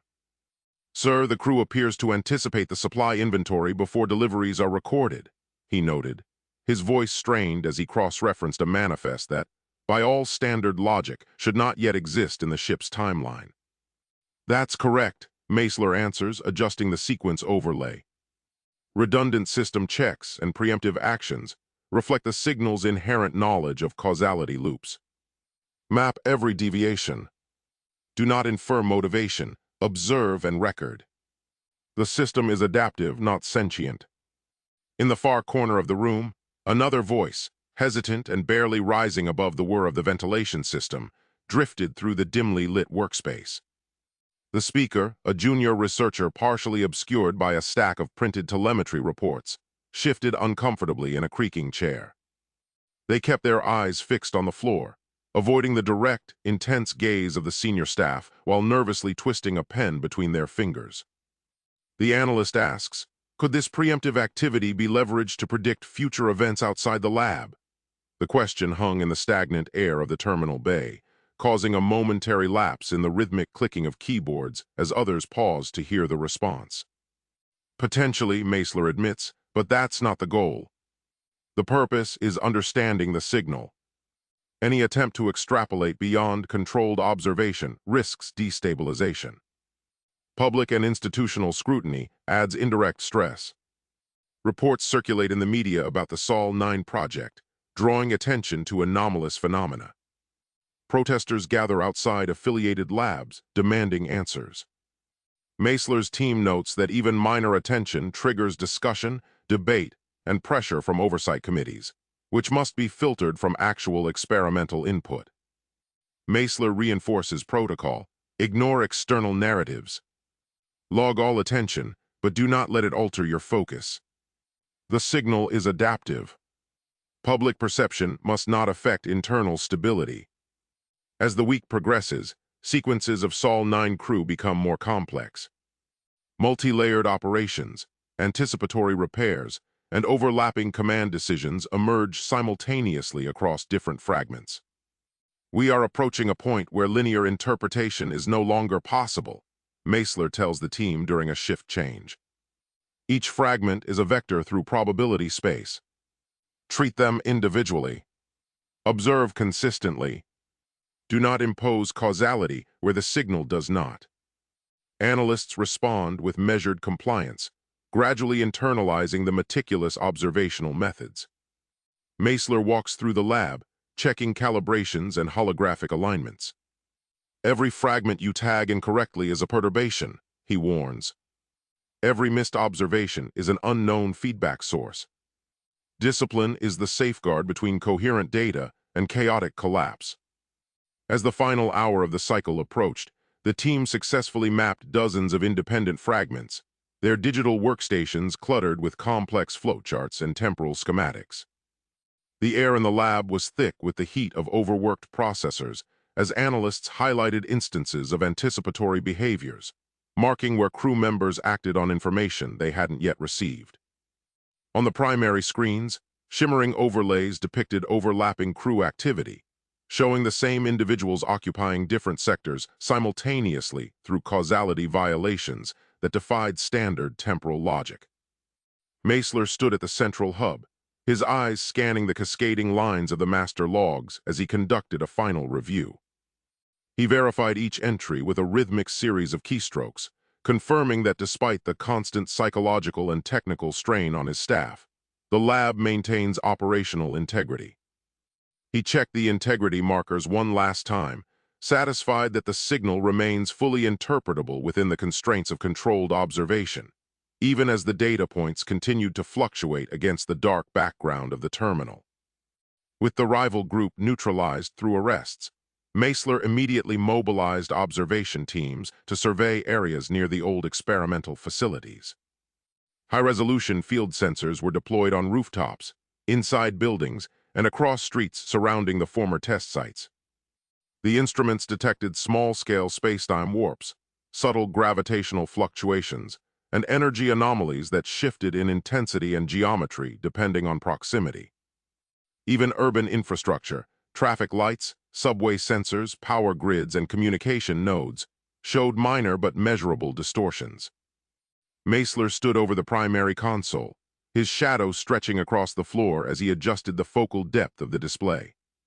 He leaned forward, his finger steady as he pointed at a holographic overlay of the downtown sensor grid, where translucent blue city blocks were being intersected by sharp, jagged pulses of crimson light. "Look at this," he said, the light from the projection casting sharp angles across his features. "These energy spikes aren't random. Notice the way they cluster near the old testing nodes." He adjusted a slider on the console, causing the data to bloom into a complex heat map that pulsed in 3-second intervals. "That's consistent with the micro-horizon patterns we observed in the lab." He traced the path of a specific fluctuation where the energy appeared to curve back on itself, indicating a localized gravitational shear that matched their previous telemetry. Analysts crowded around the display, observing readings flicker in real time. Power lines exhibited transient surges. Transportation sensors recorded phantom vehicles appearing and disappearing. Network time signals misaligned briefly before correcting themselves. Each anomaly, Meisler explained, was a residual effect of his prior work, lingering as miniature versions of the catastrophic conditions he had once unwittingly unleashed. "We're seeing feedback loops at a scale we didn't anticipate," he continued. "Even everyday matter is interacting with the residual quantum states. Moving through these zones isn't benign. Everything you pass, even a pedestrian with a mobile device, can generate perturbations." Field teams carefully moved portable instruments through city streets, recording fluctuations in real time. Meisler instructed each operator to maintain precise logs, noting environmental factors like temperature, nearby electronic activity, and pedestrian traffic. "Document everything," he stressed. "These micro-horizons behave unpredictably. You want every variable accounted for before drawing conclusions." Overhead, drones equipped with quantum field mappers trace the contours of spacetime distortions. "Sensors are picking up microlensing effects," one technician reported. "Light paths are bending slightly over city blocks." Meisler leaned over the tablet displaying the readings. "Exactly. That's the hallmark of dense information, states interacting with local matter. These aren't dangerous in isolation, but together they create a network of interdependent anomalies." As teams moved deeper into the affected zones, minor anomalies shifted unexpectedly. Small instruments oscillated, magnetic readings spiked for seconds at a time, and qubit-based devices briefly misreported data. A field analyst spoke up, her voice tense. "Sir, the portable qubit array just fluctuated outside of its calibrated threshold. It wasn't connected to anything nearby. The coherence monitors are showing a massive phase shift in the localized field, spiking nearly 300 millikelvins without any thermal input. It's as if the superposition is collapsing and reforming against a phantom external trigger. We're seeing a cross-dimensional entanglement signature that shouldn't be possible in a vacuum-sealed environment." Meisler crouched beside her, examining the holographic feed. "It's responding to a local micro-horizon. These residual states still hold enough energy and information density to interact with sensitive instruments. Remember, this is a self-modifying system, even at this reduced scale." Teams continued documenting each disturbance. Meisler overlaid historical data from the original experiments, showing correlations between prior energy thresholds and current anomalies. "Every fluctuation we record now can be traced back to the parameters we established decades ago," he said. "It's eerie but predictable if you know where to look. That's why precise measurement is critical."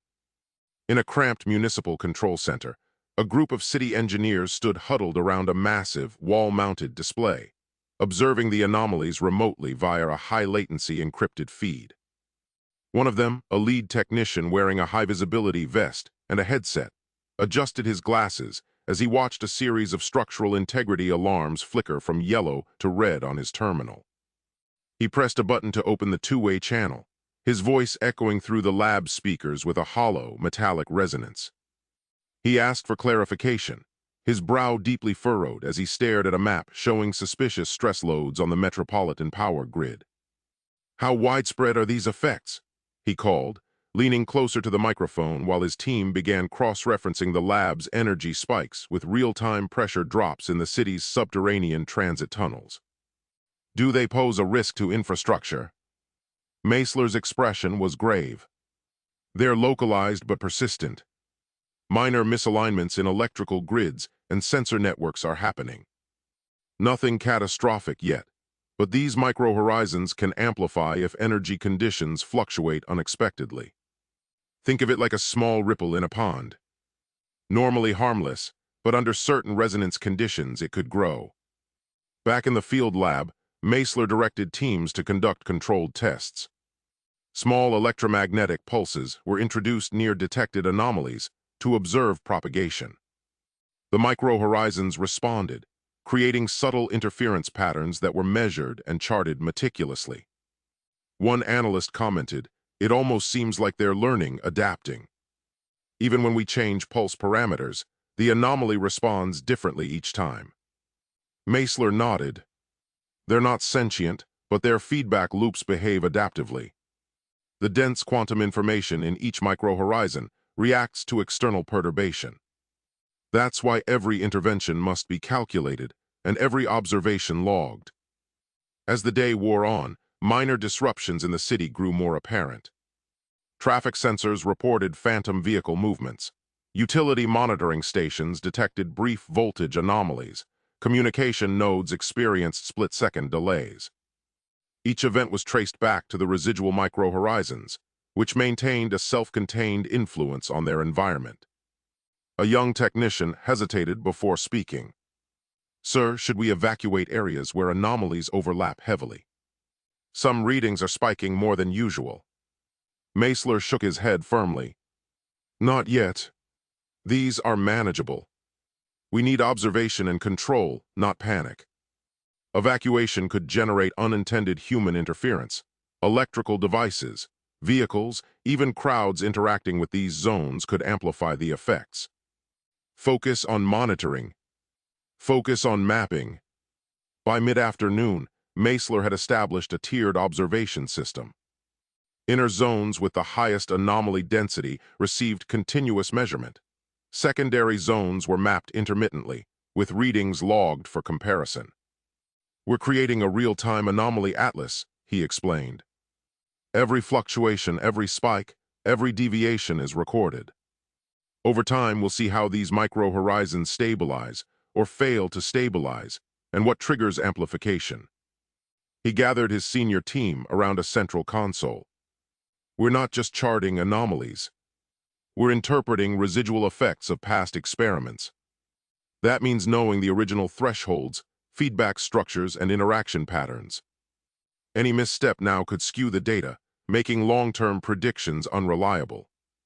Claire, an analyst who had been meticulously cross-referencing the spatial coordinates on her screen, leaned away from her terminal and looked toward the center of the room.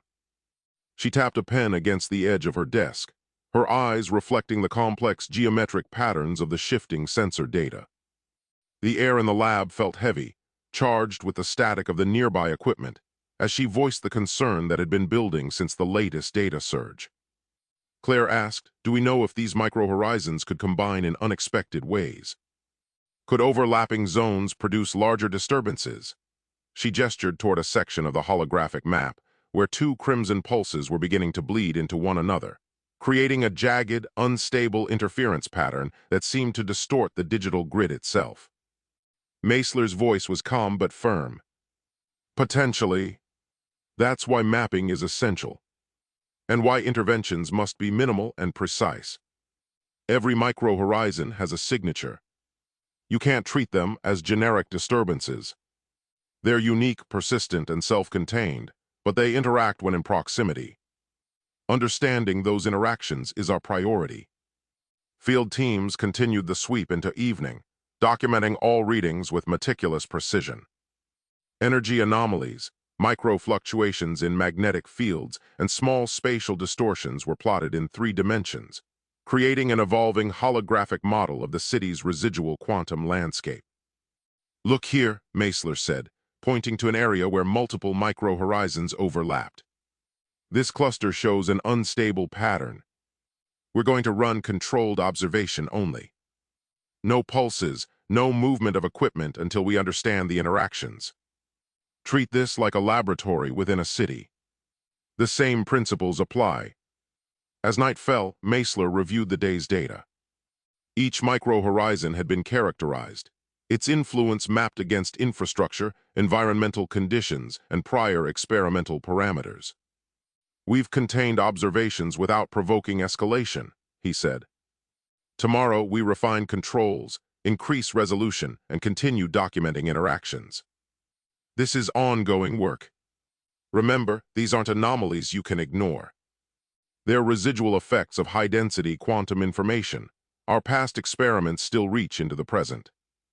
Through the rigorous application of a strict methodology, Meisler established a perimeter of control that held the escalating chaos at bay. He prioritized precise observation, utilizing high-frequency telemetry that mapped the subatomic fluctuations in real time.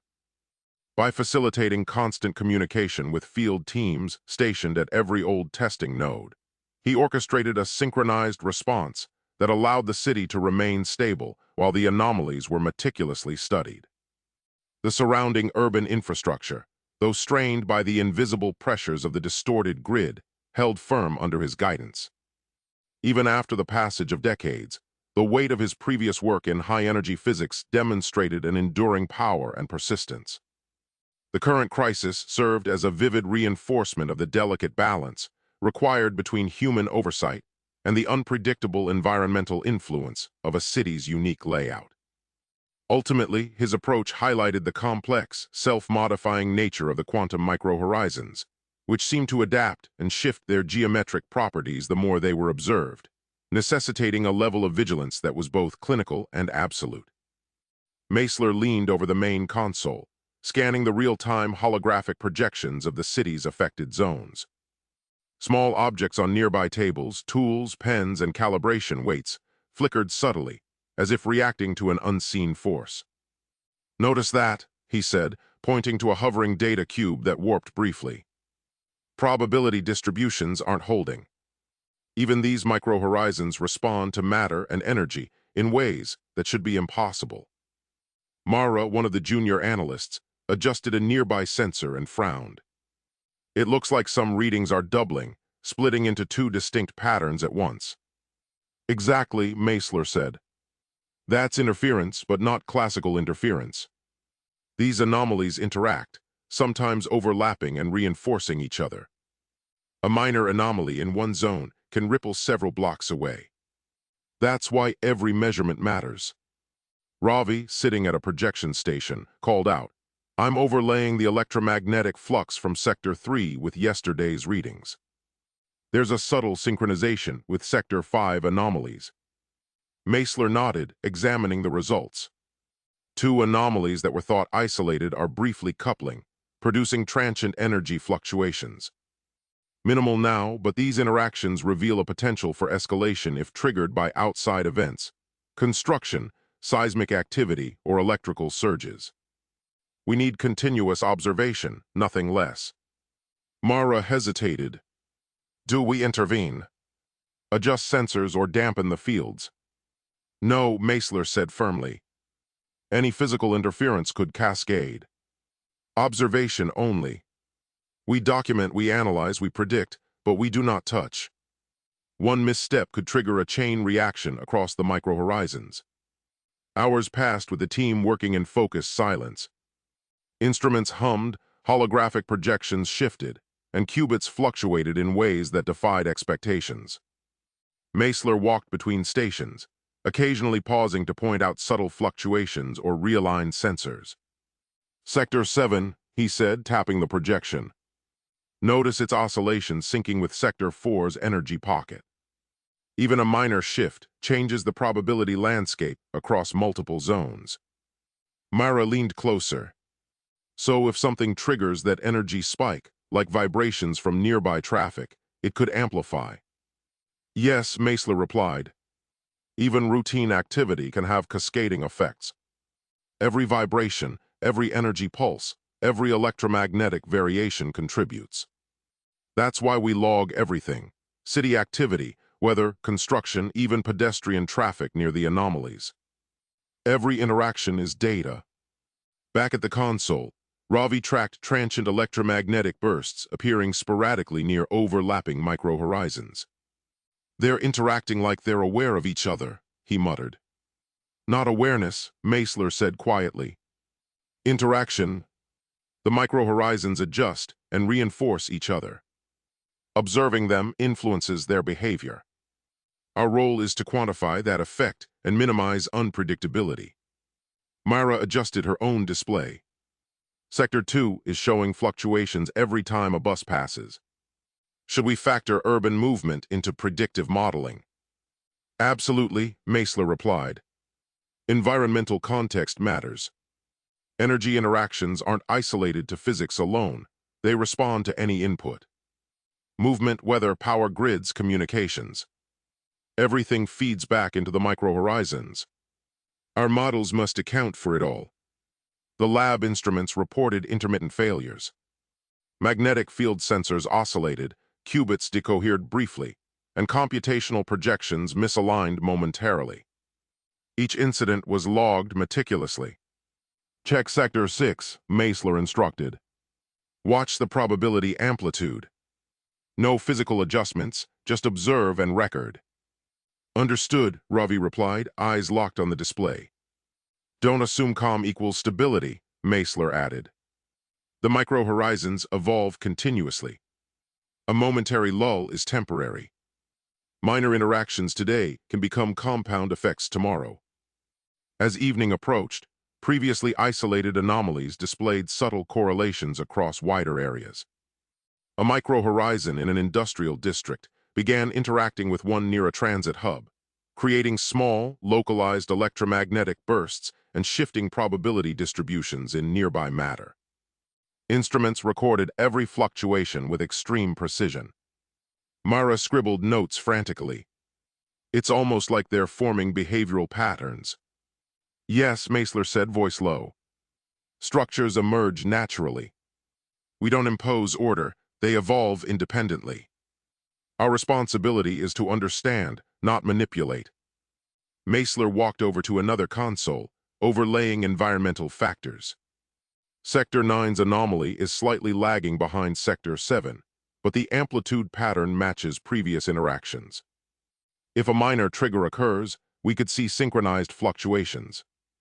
Ravi nodded. Could building vibrations, underground trains, or nearby construction exacerbate that? Exactly, Meisler said.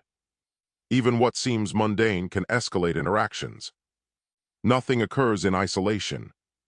The team rotated shifts to maintain vigilance. Redundant measurements, multi-angle projections, and continuous logging allowed them to study the anomalies without triggering amplification. Each microhorizon interaction, every energy spike, and probability fluctuation was accounted for and analyzed. Meisler finally stepped back, resting his hands on the console. The residual effects of prior experiments aren't fading. They're self-modifying, interconnected, and persistent. Through disciplined observation, continuous logging, and careful analysis, we can chart their behavior and prevent escalation. A new alert blinked on a peripheral monitor. Ravi tapped the screen, showing a microhorizon linking briefly to a small electrical transformer. Sector 12's anomaly just coupled with the transformer. Energy spikes minor but measurable. Meisler's eyes narrowed. That's exactly why we cannot interfere. Every connection, no matter how small, carries potential. Track it continuously, document every spike, and overlay environmental factors. We need predictive modeling before we even consider adjustments. Mara added, we should also log weather and human activity nearby. Even minor vibrations could amplify fluctuations. Yes, Meisler agreed. Every factor counts. Pedestrian movement, vehicle traffic, temperature changes, electromagnetic interference, nothing is irrelevant. Hours stretched on. Each projection revealed more complex interactions between previously isolated microhorizons. A brief overlap near a transit hub generated localized magnetic fluctuations and subtle quantum interference patterns. Analysts cross-referenced the readings with environmental logs, noting the cumulative effect of minor urban activity. Ravi leaned back, rubbing his eyes. It's like a living network. The anomalies adjust in response to each other and to everything around them. Not living, Meisler corrected. Adaptive. Patterned. Predictable if we observe carefully and consistently. Unpredictable only when we assume simplicity. Mara noted something on her display. Sector 8 shows minor stress along structural supports in nearby buildings. Could be related to the overlapping energy pockets. Document it, Meisler said. Measure, cross-reference, simulate. Each fluctuation has a footprint. That footprint tells us what triggers amplification. That's how we predict escalation without physically interfering. Meisler motioned toward a city map overlay. Sector 14 and Sector 3 have overlapping microhorizons. There's a subtle but measurable interference pattern. Note it in the logs and include environmental triggers. Understood, Mara replied. Logging vibrations, temperature, traffic, and grid fluctuations for cross-analysis. The team worked late into the night, logging data, recalibrating sensors, and adjusting overlays. Even fatigue did not compromise precision. Meisler monitored each projection, checking the alignment of energy vectors, probability patterns, and magnetic fluctuations. He reminded everyone, observe, record, verify. Never assume stability. Every anomaly has a signature, and every interaction matters. By the end of the shift, predictive models were updated with the latest observations. Overlapping microhorizons had revealed emergent behaviors, patterns previously unseen, and interaction signatures that could guide future monitoring. The lab had become a controlled ecosystem of observation and analysis, each team member acutely aware that even minor errors could cascade unpredictably across the city. Every sensor, every measurement, and every interaction was cataloged for post-analysis. The microhorizons moved, fluctuated, and occasionally linked with each other, but nothing escaped the careful vigilance of Meisler's team. The city above remained oblivious, yet beneath it, an invisible network of self-modifying anomalies thrived, requiring constant, precise management. The team paused briefly to review the latest logs, comparing them with historical data. Sector 16's microhorizon shows an emergent oscillation, Ravi said, pointing to the display. It seems tied to a combination of Sector 12 and Sector 9. Meisler leaned in. Document every variable. The combined effect could be amplified if urban activity aligns with these anomalies. Our goal is to anticipate and prevent unexpected chain reactions. Mara added, should we simulate potential escalations? Simulation only, Meisler said firmly. No physical interaction. Any active mitigation could destabilize the system further. Observation, logging, and modeling are our only tools. The team settled back into their work, recalibrating instruments, cross-referencing anomalies with environmental triggers, and maintaining vigilance across the network.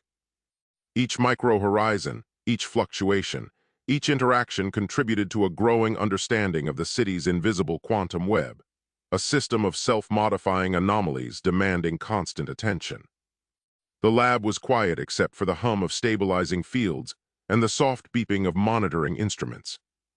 Meisler moved deliberately between consoles, scanning real-time projections of the city above and the energy anomalies below. Each microhorizon shifted in subtle patterns, oscillating with occasional bursts of electromagnetic activity that distorted sensors and lights. Shadows of the anomalies stretched across the lab walls, flickering in irregular sequences that made the room feel alive in a strange, mechanical pulse.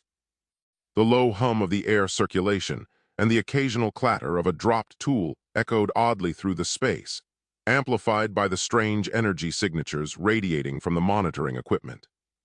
Even the lab furniture seemed to react subtly, the metal legs of workstations resonating faintly in sync with the oscillating microhorizons. Predictive models displayed on holographic arrays, showing probability curves of potential flare-ups. Meisler adjusted parameters for the shielding systems, reinforcing sectors where overlapping distortions were most active. Energy readings fluctuated across the instruments, some spiking briefly before returning to baseline, others lingering in slow, oscillating waves. Each graph, line, and waveform carried a story of its own, hidden interactions, emergent behaviors, and subtle resonances that only careful observation could reveal. He instructed the team to note every minor variance. Even small deviations, he said, tell us how these systems interact. Nothing is insignificant. Around the room, lights reflected across glass panels and polished surfaces, creating fragmented images of the projections that seemed to echo the distortions of the micro-horizons themselves. Mara worked near a projection unit, eyes narrowing at a display. Sector 5's micro-horizon just expanded slightly. I'm seeing local gravitational anomalies ripple outward. She paused, cross-referencing environmental logs. It's subtle, but the effect on nearby sensors is measurable. Small metallic components on her workstation vibrated imperceptibly, shifting in alignment under the influence of the quantum distortions. The faint smell of ozone from fluctuating magnetic fields drifted in the air, lending a sterile tang to the room. Instruments emitted occasional high-pitched whines, a reminder of the stress being imposed on sensitive detection equipment. Meisler leaned over the display. Document everything. The anomalies react to containment, differently depending on location. Shielding dampers help here, but other areas may spike. The key is continuous observation, not intervention. He gestured at a holographic overlay highlighting the subtle interplay of overlapping micro-horizons, noting how isolated distortions could ripple through adjacent fields. Even without interference from outside sources, the environment itself is an input, he said. Structural vibrations, thermal gradients, even the energy expended by our own footsteps create measurable feedback. The lab instruments occasionally misaligned. Computational models indicated that localized spacetime distortions were creating minor temporal shifts in signal propagation. Light paths bent in unexpected ways, and holographic projections sometimes flickered or duplicated briefly, reflecting the self-modifying nature of the anomalies. Meisler walked slowly, tapping a holographic grid. Notice these patterns, he said. Even isolated distortions affect neighboring fields. They form a semi-autonomous network. Dust motes floated in streaks of projected light, their movement subtly perturbed by unseen energy flows. Every floating particle became a visual indicator of the unseen forces shaping the lab. Ravi adjusted a sensor array. The energy bursts are coupling in ways I didn't anticipate. There's feedback across 3 separate sectors. Electrical conduits along the ceiling faintly vibrated, tiny currents fluctuating as the micro-horizons exerted their influence over the infrastructure. Meisler nodded. We expected coupling, but not this rapid. That's why we map interactions continuously. Each spike, each fluctuation, teaches us how the micro-horizons communicate indirectly. Observation first, adjustment second. The room's atmosphere was heavy with concentration. Soft clicks of keyboards, the hum of servers, and the occasional beep from a failing sensor filled the silence. The team moved with careful precision, each gesture measured to avoid introducing additional variables into the quantum environment. Across the room, holographic displays showed citywide overlays of minor anomalies, traffic sensors flickering with ghost readings, power lines experiencing transient spikes, and communication arrays logging inconsistent timing signals. Some neighborhoods displayed clusters of micro-horizons interacting with each other, producing transient magnetic distortions that Meisler's instruments captured in exquisite detail. The three-dimensional mapping revealed subtle differences in field intensity that were invisible to conventional detection methods. Concrete structures and steel frameworks above ground, normally considered inert, subtly warped under the quantum pressures, measurable only with the most sensitive arrays. Mara spoke softly, almost to herself. The structures seem adaptive. They respond to each other and to the environment. Shadows of the anomalies danced across her face as she moved, mirrored in the lab panels. Yes, Meisler replied, voice low. Not sentient but patterned. These are quantum systems reacting to the totality of stimuli. Human presence, environmental changes, even heat and vibration. Everything feeds back into the network. Our job is to chart it without triggering chain reactions. He gestured to a visualization of overlapping distortions near a transit hub. See here. Minor interference from structural vibrations is amplifying energy fluctuations. That's why we log every factor: weather, pedestrian movement, vehicle traffic, electrical load. The data allows us to predict escalation points. Outside the lab, distant traffic noises, the rumble of trains, and occasional pedestrian chatter all represented potential perturbations. Every micro-interaction had consequences that traveled unseen through the micro-horizons. The team rotated shifts to maintain vigilance. Instruments recorded continuous streams of data. Holographic projections shifted and recalculated in real time, and predictive algorithms ran simultaneous simulations. Meisler monitored the overlay of experimental readings with citywide environmental factors, noting subtle correlations. Every anomaly has a signature, he reminded the team. Every interaction matters. We can't afford assumptions. He paused to observe a projected micro-horizon cluster in the downtown sector, the virtual representation showing its dynamic coupling with nearby electrical substations, and made a note to compare it with weather patterns that might influence energy flux. By late afternoon, interactions between previously isolated micro-horizons had increased. Small electromagnetic bursts appeared near an industrial sector, and then propagated weakly into adjacent residential areas. Probability distributions of objects in the environment fluctuated, making tools and devices seem to jitter imperceptibly. Sensors picked up slight changes in local gravity fields and energy concentrations along power grids. Shadows from overpasses and building edges shifted oddly as the anomalies subtly influenced photons traveling near them, a visual echo of the invisible quantum distortions. Mara tapped her console. Sector 12 just linked briefly with a transformer node. Minimal spike but measurable. The faint smell of ionized air wafted up from the circuits, giving the lab an electric tang.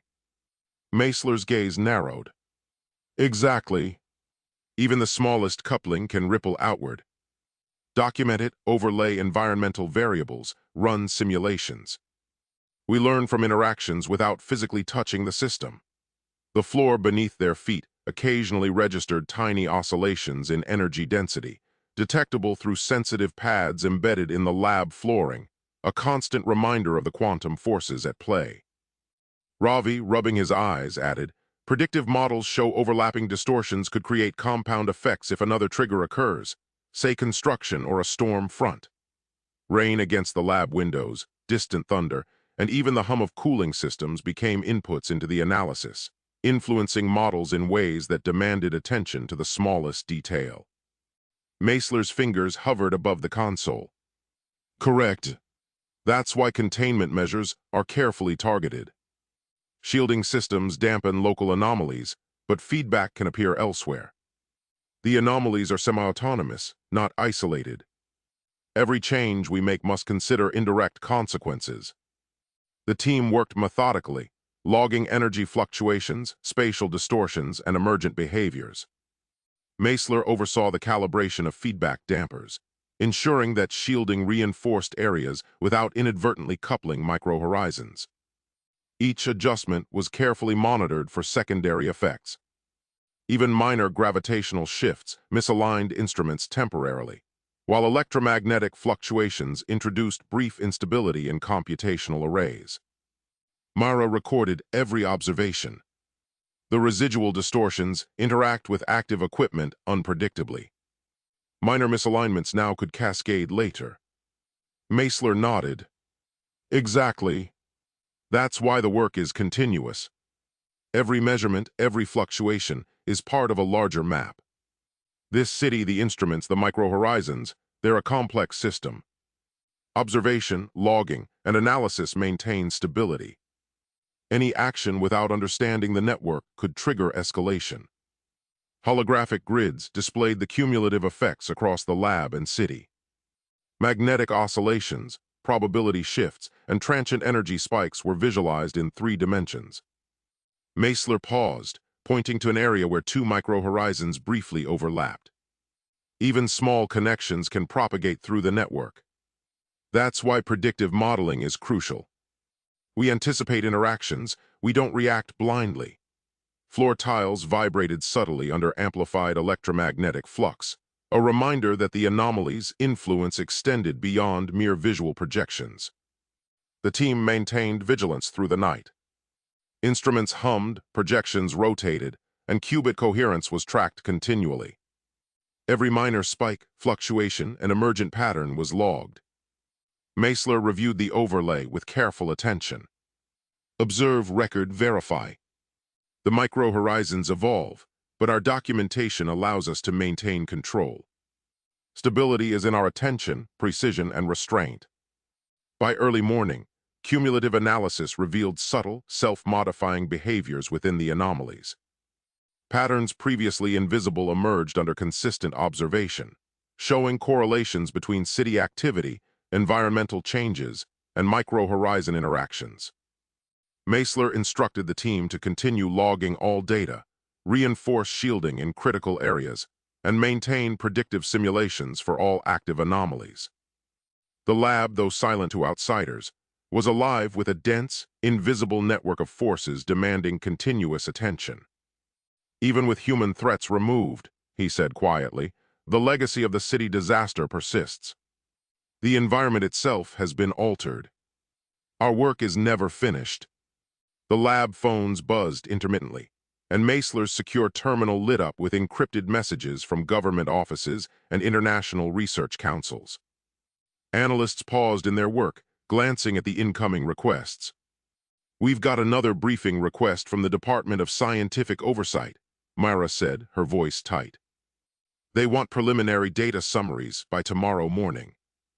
Meisler ran a hand over his face, scanning the projections again. "Tell them we can provide general trends, not raw sequences. Nothing that risks contaminating the analysis or creating public panic." Ravi frowned. "Sir, there's already chatter online. Journalists are posting screenshots of our older sequences, speculating on mission failures, and I don't even know alien interference now." Meisler's eyes narrowed. "Of course. That's exactly the kind of distortion we have to account for outside the lab. Every misreported detail can ripple, just like a microhorizon." A soft ping alerted the team to another message. Myra opened it, reading aloud, "Press office wants a statement. They're asking if the Sol 9 signal can be verified and if the city is at risk." Meisler took a deep breath, leaning against the console. "We can issue a factual update. Energy anomalies are being monitored and contained, but nothing speculative. Make it clear, no assumptions, no sensationalism. If we give the public uncertainty without context, it escalates faster than any physical effect." Ravi tapped at his terminal. "Some outlets are already running wild, claiming Sol 9 is a threat decades ahead, with catastrophic consequences. Social media is a storm of misinterpretation." Meisler's jaw tightened. "That's why we focus on what we can control. The analysis must remain insulated. Our job is to document, interpret, and predict, not feed hysteria. I'll handle communications personally. You focus on tracking anomalies and cross-referencing sequences. Any premature disclosure could compromise not only the data, but the city itself." Mara exhaled slowly. "It's exhausting, managing both the science and the optics." "Yes," Meisler said quietly, eyes returning to the floating projections of energy distortions. "It's the reality of this work. Understanding the signal is only part of the challenge. The rest is keeping everyone else from misunderstanding it completely. Every report, every briefing, every statement must be deliberate. We can't let speculation dictate our actions, or let outside pressure compromise what we observe." The room settled back into focused silence, punctuated only by the low hum of instruments and the occasional chime of incoming messages. A reminder that even with the science advancing, the world outside continued to demand answers it wasn't ready to understand. The lab was dim, punctuated by the faint glow of holographic displays that stretched across multiple consoles. Meisler moved deliberately between projections, his eyes scanning the shifting sequences as new fragments of Sol 9 operations flickered into view. Crew members appeared performing procedures that had no precedent, and instruments reacted to inputs that had not yet been made. The team's attention was fixed, their notebooks and data logs accumulating at a pace that threatened to overwhelm the storage arrays. Every new cycle of observation seemed to introduce subtle shifts, forcing recalibration of every algorithm and sensor. Mara leaned over a projection, tracing the path of a calibration drone as it moved across the ship's interior. These readings, the drone performs a maintenance check before the reactor even comes online, she said, voice low. That's impossible. Meisler did not reply immediately. He studied the same sequence, noting the minor deviations each time it repeated. Nothing in linear time can explain this, he said finally. We are watching the crew anticipate their own actions. Every cycle has adaptive feedback. It's as if the system is learning from us as we observe it. Ravi adjusted a nearby sensor array, eyes flicking between multiple projections. The energy readings spike whenever we focus on a particular crew task. Localized distortions, magnetic interference, minor fluctuations in qubit coherence. It's reacting to our attention, not just the data. Meisler nodded, stepping back to allow the team room to work. That's why metadata is essential. Every observation, every adjustment has consequences. Record everything, no matter how insignificant it seems. If we miss a correlation, we risk misinterpreting the feedback loops. The lab's equipment hummed in response to subtle energy shifts. Holographic overlays displayed predictive models, but even these were imperfect. Each time a simulation attempted to account for a sequence, new variables emerged from the next observation cycle, forcing recalculation. Shadows stretched across the walls, warped slightly by the anomalies themselves, making the lab feel unsettled and almost alive. Mara tapped at her console, adding new notes to the record. Some sequences show repeated failures, almost like the system is testing contingencies. Each time it fails, the response differs slightly. Adaptation, maybe. Yes, Meisler replied. The patterns are intentional. They aren't random glitches. They contain information about potential hazards, operational limits, and system vulnerabilities. Our job is to decode them without forcing unintended consequences. Discussion among the team shifted toward ethics. If we intervene based on these predictions, Ravi said cautiously, we might prevent a disaster, but we also risk creating a new one. The data exists outside time as we know it. Acting on it could destabilize sequences we don't yet understand. Meisler paused, considering the statement. That's precisely the challenge. Knowledge itself has weight. Every decision, every adjustment, carries the possibility of unintended influence. But ignoring it is equally dangerous. We have to balance understanding with restraint, prediction with observation. Beyond the lab, incoming requests from governmental and private agencies complicated their work. Notifications blinked on consoles. Urgent inquiries, requests for technical briefings, and demands for summaries suitable for the public. Journalists were already speculating on the fragment's origin, interpreting incomplete sequences as evidence of alien technology, secret projects, or impending catastrophe. Social media buzzed with misinformation. Meisler's team had to maintain their focus despite the external noise. Mara frowned at a new projection. The system anticipates itself. Look at this. A reactor shutdown sequence is logged before any prior malfunction occurs. And when it happens, the crew responds as if they've already observed the failure. Exactly, Meisler said, leaning in.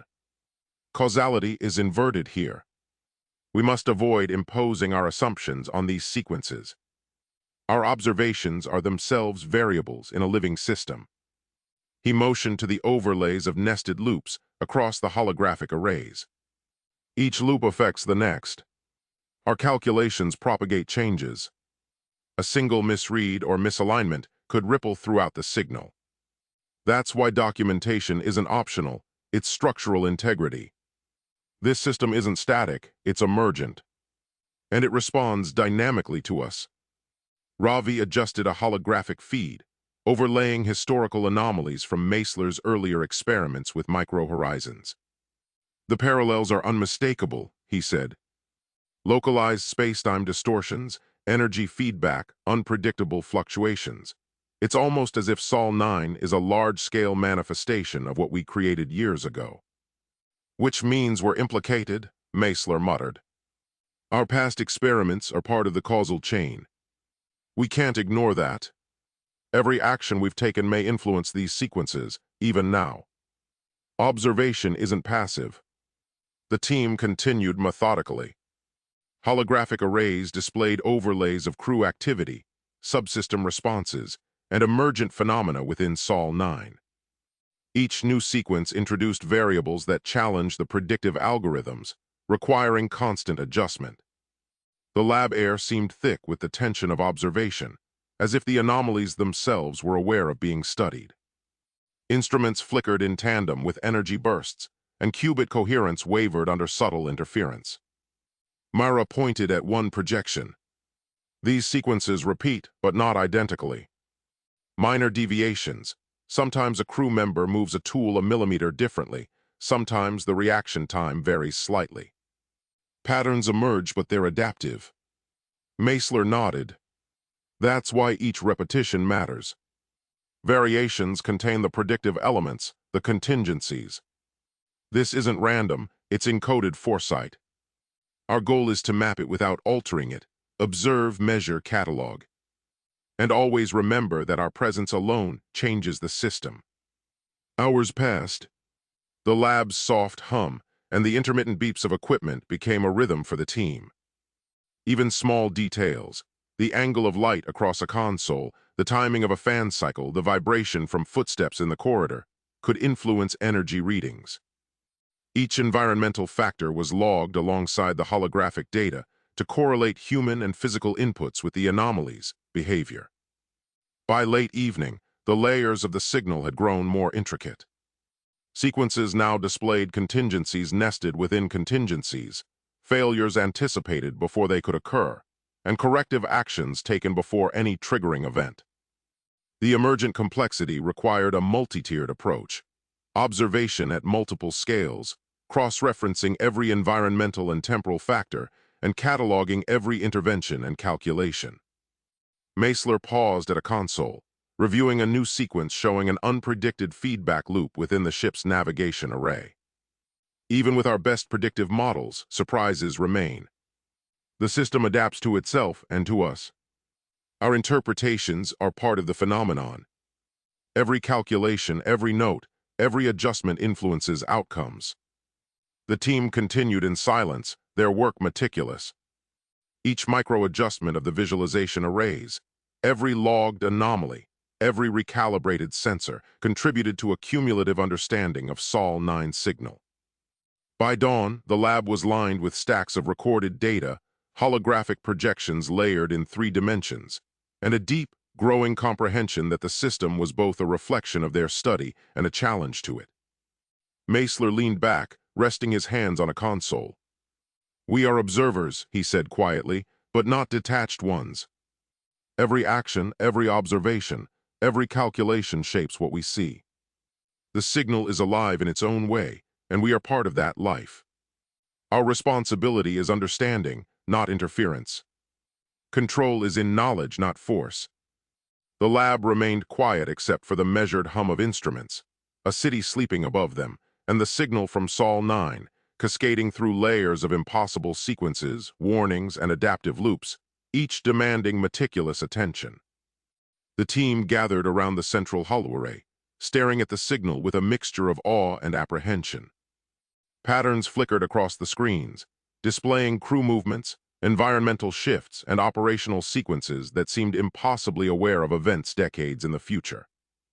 The lab itself felt unusually still, the faint hum of cooling systems and the subtle vibration of the instruments creating an almost tactile sense of tension in the air. Meisler leaned forward, tracing lines of data with his finger. "Look here," he said, voice tight with concentration. "These anomalies correspond exactly to experiments I ran years ago. Every minor adjustment, every procedural test, I can see traces of them encoded in the feed." Ravi frowned, pointing at one of the floating projections. "You mean the crew behavior is reacting to your prior experiments?" "But that's observer-dependent causality," Meisler interrupted. "Or an explicit link. Either way, the signal isn't random. It references actions that only I could have taken." Myra crossed her arms, hesitating. "So it's like the signal knows what you did, what you might have done. How do we even interpret that without interfering?" Meisler rubbed his temples, glancing around at the subtle flickers of light along the edges of the hollow array. Tiny shadows seemed to leap from the displays onto the surrounding walls, creating a constantly shifting mosaic of color and energy. That's exactly the dilemma. Every observation, every interaction, subtle or overt, generates variants of the signal. Hypothetical interventions, predicted outcomes, warnings. Even the smallest engagement produces cascading effects. He gestured to the array, highlighting multiple overlapping sequences. The floating projections swirled in 3 dimensions, each line of data refracting and overlapping, creating miniature storms of quantum information. "See this? Partial engagement creates divergent possibilities. Each branch shows consequences of potential decisions. It operates as a quasi-quantum control system. It isn't just reflecting data, it's encoding contingency outcomes, feeding them back into itself." Ravi shook his head, his hair falling forward as he leaned closer to the display. "So even if we just look, we're influencing it." "Indirectly," Meisler admitted. "Observation alone generates change. That's why we need precise tracking and careful logging. Every anomaly, every interaction, every decision must be cataloged, quantified, and cross-referenced with our experimental archives. That's how we trace correlations and how we avoid making unintended impacts." Myra tapped at a nearby console, bringing up environmental overlays. A 3D holographic model of the lab, and its surroundings rotated slowly above her hand. "The lab is picking up instabilities. Detectors fluctuate, instruments misreport. Probability fields in the surrounding environment show distortions that line up with the feed sequences." She pointed to a cluster of distorted readings near a cooling vent. "Even small changes in temperature here correlate with the anomalies in unexpected ways." Meisler leaned in, eyes narrowing. "Those instabilities aren't random either. Think of it like an information horizon. Dense quantum data creates localized effects. Every intervention we simulate or merely consider ripples into the environment." He traced an imaginary line along a projection of the city streets, showing subtle distortions radiating outward. "See how minor disruptions here propagate along these nodes. It's subtle but measurable." He gestured toward the projection, where energy readings pulsed in tandem with segments of the signal. Thin lines of light stretched between nodes, forming a shifting lattice across the city grid. "Track correlations meticulously. Every intervention, hypothetical or real, must be compared with environmental response. That's the only way we can understand the interplay between observation, information density, and physical reality." The room buzzed with quiet discussion. Analysts, engineers, and physicists debated the ethical weight of the signal. The faint glow of holographic panels reflected off their glasses, emphasizing the intensity in their eyes. "Do we follow the warnings?" one researcher asked, glancing nervously at the shifting projections. "What happens if inaction causes a catastrophe?" Meisler responded calmly but firmly. "We're not here to decide outcomes. We're here to interpret, contain, and provide context. That context includes historical reference, my city-scale experiment, the parameters, the consequences. It's a guide, not a solution." Ravi added, But the loops, they simulate multiple branching futures. Each shows consequences of specific actions or failures. Can we trust these models? Myra frowned, leaning against the edge of the console as the holographic projections rotated in slow, complex spirals above them. They're predictive but not certain. We can't treat any branch as definitive. Exactly, Meisler said. The signal illustrates possibilities, not certainties. That's why our models are evolving decision matrices. We compare observed data with each simulated branch, cross-reference probabilities, and construct a framework to anticipate escalation points. It's a living system. The team rotated through simulations, comparing the sequences with experimental history. Energy flux, probability distortions, and crew behavior were annotated, each variant carefully cataloged. Every intervention, real or imagined, was logged, and metadata tracked observer interactions to prevent unintentional propagation of errors. The ambient light from the projections cast shifting patterns on the walls, adding a sense of motion to an otherwise static room. Mara sighed, scanning the overlay of the latest anomalies. It's almost overwhelming. The system adapts faster than we can model every contingency. Meisler nodded, glancing at the faintly vibrating sensors on the edges of the lab, small lines of interference moving along the ceiling panels. That's the nature of interacting with information outside conventional spacetime. Every observation, every calculation, every hypothesis contributes to evolution.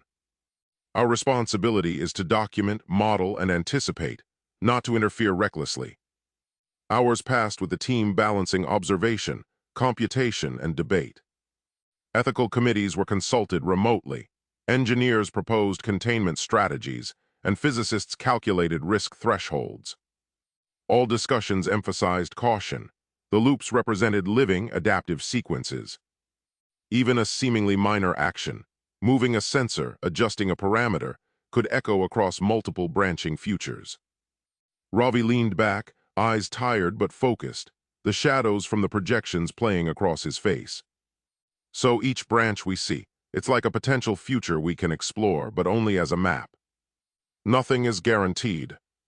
Correct, Meisler said. The signal can show outcomes of decisions, failures, or inaction, but it cannot predict with absolute certainty. That's why we maintain dynamic protocols. We evolve with the signal as it evolves, adjusting our analysis as new sequences emerge. Myra scribbled notes rapidly, the holographic overlays reflecting off the pages of her notebook.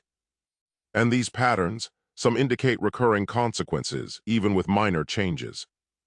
There's a quasi-stability in chaos, but the unpredictability remains. Exactly, Meisler affirmed. We use these recurring motifs to inform our models. Each branch we visualize is a lesson in risk management, ethics, and operational control. The loops don't dictate action, they illustrate the spectrum of possibility. Our role is to observe responsibly, predict where feasible, and ensure integrity of the data. The lab hummed with quiet intensity.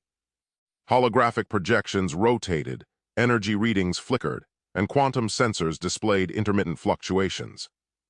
Every team member, from analysts to engineers, understood the stakes. The signal was adaptive, unpredictable, and intimately tied to Meisler's own history. The work demanded precision, discipline, and vigilance, with no room for error. As the night deepened, the evolving decision matrices took shape. Each potential branch, each consequence, and every correlated environmental fluctuation was logged. Meisler watched the patterns emerge, guiding the team's attention toward subtle interactions and newly revealed sequences. The faint vibration from the lab floor and the low hum of machines created a pulse that seemed almost synchronized with the flickering signals. This is not merely analysis, he said. It's stewardship of information outside linear time. Every entry, every cross-reference, and every comparison ensures we can navigate the uncertainty responsibly. Even in exhaustion, the team maintained rigorous focus. The signals loops continued to reveal potential interventions, warnings, and consequences. Ethical, operational, and technical considerations intertwined, forming a complex web of possibilities. Through meticulous observation and constant recalibration, Meisler and his team mapped the signal's influence, cataloged branching outcomes, and reinforced protocols for safe interaction with information that defied conventional spacetime constraints. Every glance, every calculated adjustment, every careful notation became a part of a living archive that tracked their role in shaping the future. The lab was alive with low hums, flickering displays, and the occasional metallic click of instruments cycling through calibration. Claire leaned against a support beam, arms crossed, watching the central holoarray as if it were a living creature. Energy readings pulsated across the room in irregular patterns, some faint and rhythmic, others abrupt and jagged. Each spike seemed to draw the shadows of the team into the space around them, stretching and warping the walls in ways that made the laboratory feel suspended somewhere between reality and projection. Meisler stood at the head of the array, scanning the streams of data that represented crew activity aboard Sol 9. "Focus on the temporal distortions," he said, gesturing to a cluster of flickering nodes. "Notice the sequences repeating with subtle variations.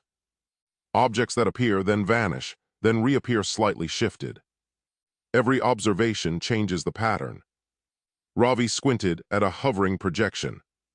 "I'm seeing minor changes in the crew's movements each time we run the simulation. Even the way they manipulate instruments, they're slightly different, almost as if they anticipate our monitoring." Mara typed rapidly at a console. "And the speech patterns, they change too. Sentences get reordered, emphasis shifts. It's adaptive." "Exactly," Meisler said. "The signal isn't just transmitting data. It's learning from us. Every calculation, every interaction, every glance we cast at it alters the probabilities." Claire pushed off the beam, moving closer to a console displaying environmental overlays. "Are the satellites picking up the same anomalies?" she asked. "I'm seeing minor spatial disturbances near the monitoring stations themselves. Could be linked to the signal's density." Meisler nodded, eyes narrowing. "That's what we're dealing with. Any attempt to probe the system, anticipate a crew action, manipulate a variable, produces feedback loops. The signal integrates us into its structure. Observation and action are inseparable." The team fell silent for a moment, listening to the whirring of the instruments and the subtle pulse of energy that seemed to radiate from the holoarray. Shadows moved across the walls, thrown by the shifting light of the projections, and for a brief instant it almost felt like the lab itself was conscious, responding to their presence. Ravi leaned closer to one of the floating sequences. "Every time we try to adjust a simulation, there's a measurable shift in the feed. It's like we're tugging on a thread in a tapestry that's simultaneously weaving itself." Mara exhaled sharply. "We have to be meticulous. Every adjustment, every parameter, every note we take, it has to be logged. Otherwise, we risk amplifying instability in ways we can't predict." Claire glanced at Meisler, her eyes sharp. "And the ethical dimension?" she asked quietly. "Warnings embedded in the signal, hazards, contingencies, they're suggesting action, but any response could make things worse. How do we decide when to intervene?" Meisler's gaze swept across the room. "We don't decide in the conventional sense. Every intervention, every potential response is itself part of the loop. Acting without understanding could accelerate dangerous outcomes. Our responsibility is containment, interpretation, and careful documentation. Nothing more." The holographic sequences flickered again, displaying crew movements that shifted subtly each time they were observed. Some objects materialized in one frame and vanished in the next. Other elements duplicated briefly, creating parallel threads of causality that seemed impossible to reconcile with conventional time. The room felt heavier as the team absorbed the implications. Every decision, every hypothesis, even every glance, was now entangled with the signal. Meisler gestured toward a cluster of anomalies near the projection's edge. "These loops, each branch shows potential interventions and outcomes. Every minor observation generates cascading effects. Think of it as a quasi-quantum control system. It's not passive. It feeds on our attention and our assumptions. Ravi rubbed his temples, his fingers tapping nervously against the edge of the console. So even when we just watch, we influence it. Indirectly, Meisler said. And the influence is cumulative. That's why our logging is so exhaustive. Every anomaly, every shift, every data point must be recorded, quantified, and cross-referenced with archives from previous experiments. Only then can we begin to map the structure of the loop, without destabilizing it further. Claire stepped closer, pointing at one of the environmental overlays. The lab itself is reacting. Detectors fluctuate. Probability fields in localized space distort. It's as though dense information is generating physical effects. The feed is self-modifying, and it's affecting us as much as Sol 9. Myra's fingers danced across the console, overlaying environmental logs with crew movements. "Look at this," she murmured. Every environmental change, the smallest vibration, minor temperature fluctuation, matches with subtle shifts in the signal. We can't separate observation from consequence. Meisler nodded grimly. It's an information horizon in action. Every interaction ripples outward. Dense quantum data produces localized effects. The loops encode not just contingencies aboard Sol 9, but the influence of our own experiments decades ago.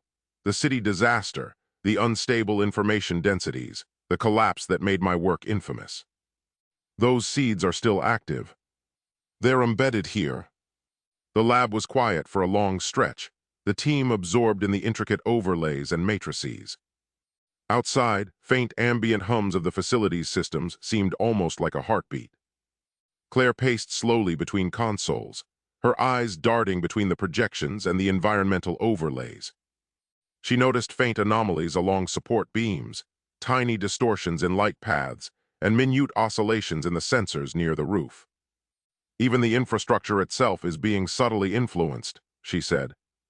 It's like the signal's reach extends into everything we use to observe it. Mara's voice was low, almost to herself. It's self-adaptive. And it's patient. It can outlast us, outlast the mission, outlast every intervention we try. Ravi tapped on a floating sequence. I've never seen anything like this. Even our most advanced simulations fail to capture the feedback loops fully. Every tweak produces new variants, each with its own branching futures. Meisler's expression darkened. That's why every action is a calculation of risk. We can't afford missteps. The loops aren't just predictive, they're recursive. They reflect our presence, our history, and the consequences of decisions made decades ago. And now they're telling us explicitly that I am implicated. That I am part of the loop itself. He gestured toward the projection. A final sequence shimmered, revealing a bulkhead aboard Sol 9, with the chilling words scrawled across it in a dark, unmistakable mark. You were always part of the loop. Claire stepped back, her hand flying to her mouth. That's confirming what you said about your past experiments. This loop includes you. Mara's hands shook slightly as she wrote notes furiously. Every theoretical model, every calculation we've done, it's already accounted for your actions decades ago. We're inside the consequences, not outside them. Ravi ran a hand through his hair, pacing. So the signal isn't just adaptive, it's fully self-sustaining. Our presence, our observation, every hypothesis, it all feeds the system. There is no neutral vantage. Meisler's voice was measured but heavy. Exactly. Every instability, every recursive anomaly, every temporal fluctuation, they all trace back to variables seeded in my experiments. This is why the collapse of the city wasn't just a disaster in isolation. It was the origin of a living, adaptive signal that now threatens everything we know about Sol 9, and potentially beyond. The team stared at the projections, the weight of the revelation pressing on them. Shadows moved along the walls as the holograms pulsed, reflecting a fractal of overlapping sequences, each branching possibility more intricate than the last. Instruments hummed and occasionally sparked faintly, as if acknowledging the presence of the dense quantum data flooding the lab. Claire exhaled slowly. So there's nothing we can do to stop it. We can only observe, document, and try to anticipate outcomes, but it's already self-modifying. Meisler nodded. Yes, humanity's position is precarious. Every action we take, every observation we make is already integrated. The loops will continue to rewrite themselves, and the instability we saw in the city is magnified across Sol 9, through this signal and potentially into broader systems. Our only role is stewardship, maintaining integrity of observation, containing what we can, and understanding the implications as fully as possible. The lab went quiet except for the low hums of machines and the flickering of holographic displays. Every team member was aware that they were witnessing an ongoing, self-referential system, a signal that integrated past, present, and observer into one recursive loop. The room was dense with tension, concentration, and awe. Hours passed as the team rotated shifts, constantly logging fluctuations, environmental distortions, and branching outcomes. Each new sequence revealed deeper entanglement with Meisler's past experiments, the city disaster, and the recursive nature of the loop. Observations were recorded with painstaking detail. Sensors tracked minor oscillations, energy readings, and temporal distortions. Overlays displayed crew behavior with increasing granularity, and metadata mapped observer influence on each iteration. Claire paused at the threshold of the lab. Her exhaustion sharpened into something colder as the implications finally aligned. "This isn't a loop that appeared on its own," she said, turning back toward the array. "It started with your first experiment. The city collapse wasn't a side effect, it was the proof of concept. You created a self-referential information structure back then, and it never stopped propagating." She gestured at the cascading projections. "Sol 9 isn't the beginning. It's just where the system becomes visible on a planetary scale." Meisler remained motionless, staring into the layered sequences as decades of data collapsed into a single, coherent chain. The original experiment, compressing information beyond classical limits, forcing observation and causality to coexist, had ruptured locality itself. The city disaster wasn't an accident or a failure of containment. It was the moment the system learned how to persist. "I didn't just destabilize spacetime," he said quietly. "I taught information how to survive consequences. The loop exists because that first experiment allowed outcomes to feed backward into their own causes. Everything since, the signal, Sol 9, the adaptive warnings, follows directly from that break." His voice tightened. "This isn't recurrence. It's expansion." The lab fell silent as the final implications settled over the team. The loop was no longer confined to simulations, cities, or isolated anomalies. The same mechanics that destroyed the city were now operating at a global scale, threading through infrastructure, observation systems, and human decision-making itself. Every attempt to analyze or prevent collapse only strengthened the structure Meisler had created decades earlier. There was no reset, no external intervention point, because the planet itself was now embedded in the same self-sustaining causal network. And at its origin stood a single, irreversible act, Meisler's first experiment, whose failure had never ended, only grown large enough to consume the world.